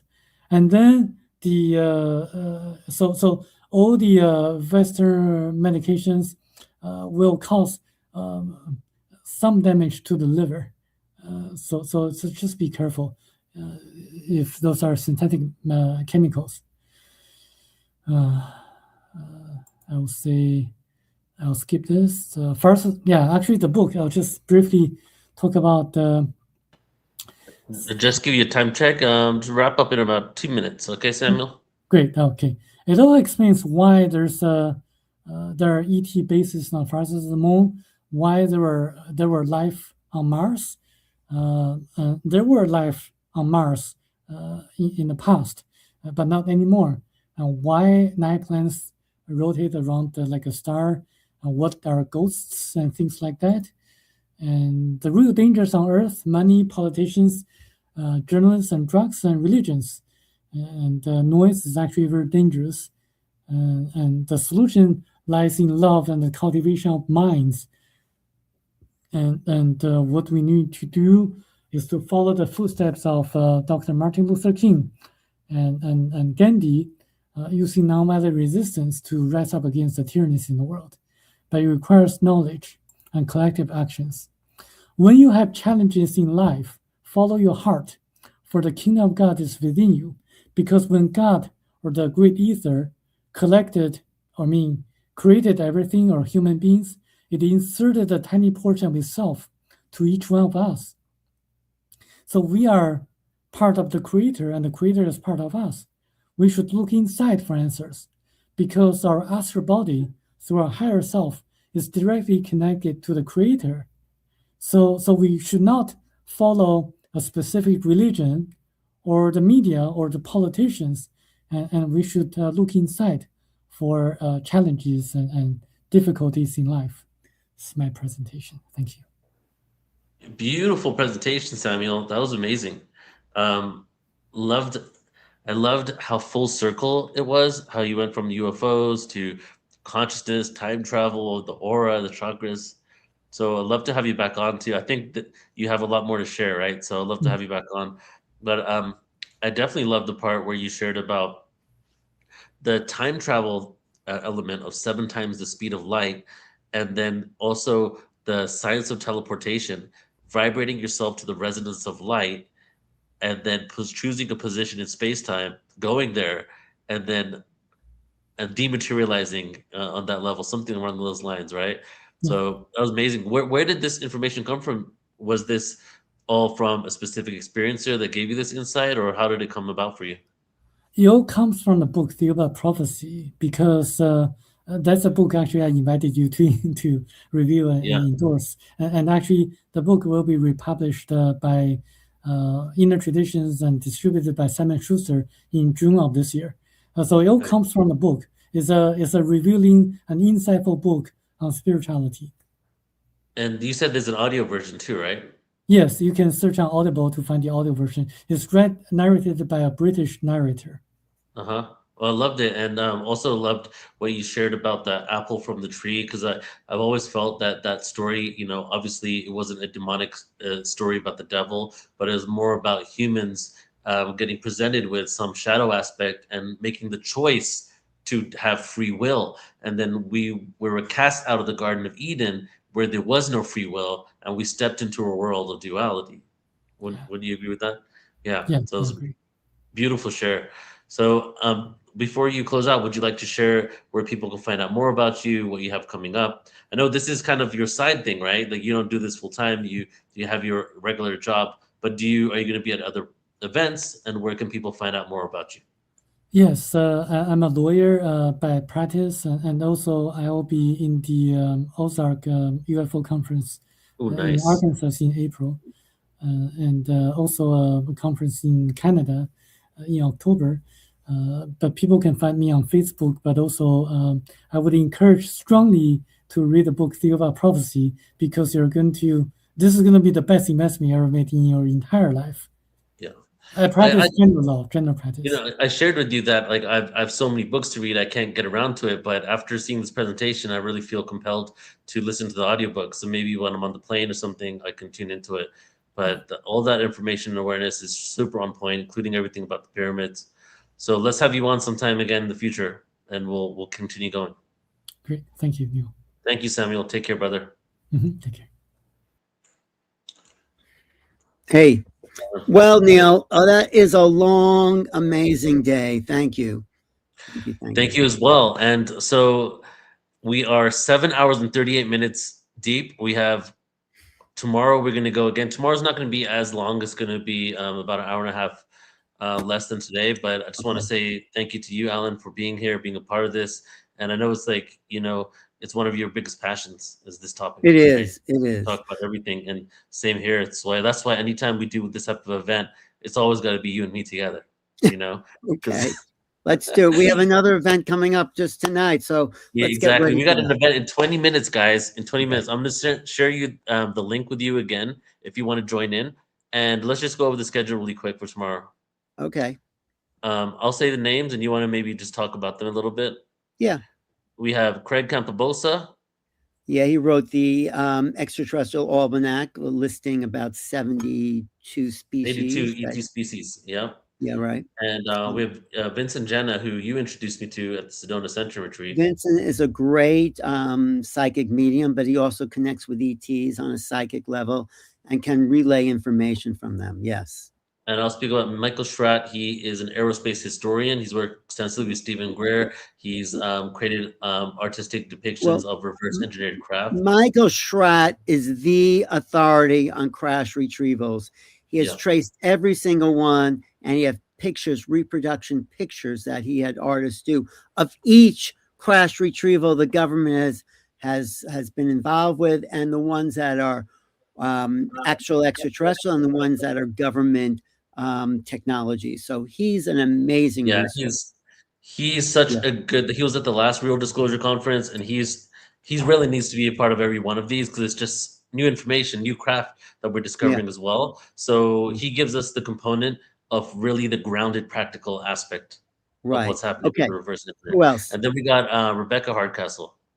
Yes, exo-consciousness is her term, and it's about how we need to extend our field of awareness beyond the earth plane and really embrace other thought form realities, other civilizations, other beings, and to up-level this this where we are in our limited consciousness field to be more expansive. That's how I see it. Exactly. And then we end with you, Alan. What are you presenting on tomorrow? Well, there's a couple. I was going to do the alchemy of disclosure, how comparing the alchemical kind of steps into where we are in the disclosure process. So that's kind of something. I might be rearranging some stuff, but okay, Neil, let's go. Okay, so thank you everybody for tuning in. Tomorrow we start again 10 a.m. and we end around 3:45 tomorrow night, tomorrow afternoon Pacific. So thank you all for being here with us today. Appreciate every single one of you, and we'll see you tomorrow. Take care, everybody. See you in a bit. And again, join us in, if you feel compelled to, join us in, and there's gonna be a few hundred people tuning in as well at the Awakening World. I put the link one more time in the chat there. And we will see you tomorrow. Have a good night, everybody. The world is changing faster than ever before. And within this evolution, a new consciousness is rising. At the New Living Expo, thousands gather to expand consciousness, explore new conscious technologies, ancient wisdom, and the future of human potential. Immerse yourself in 3 days of heart-expanding wisdom and mind-binding awareness, with over 90 speakers sharing tools to awaken your highest potential. 125 exhibitors, 3,000 attendees, awakened souls unite in one powerful weekend of learning, healing, and connection. Experience transformation, connection, and the next chapter of human evolution. It is time for humanity to awaken. Join us at newlivingexpo.com.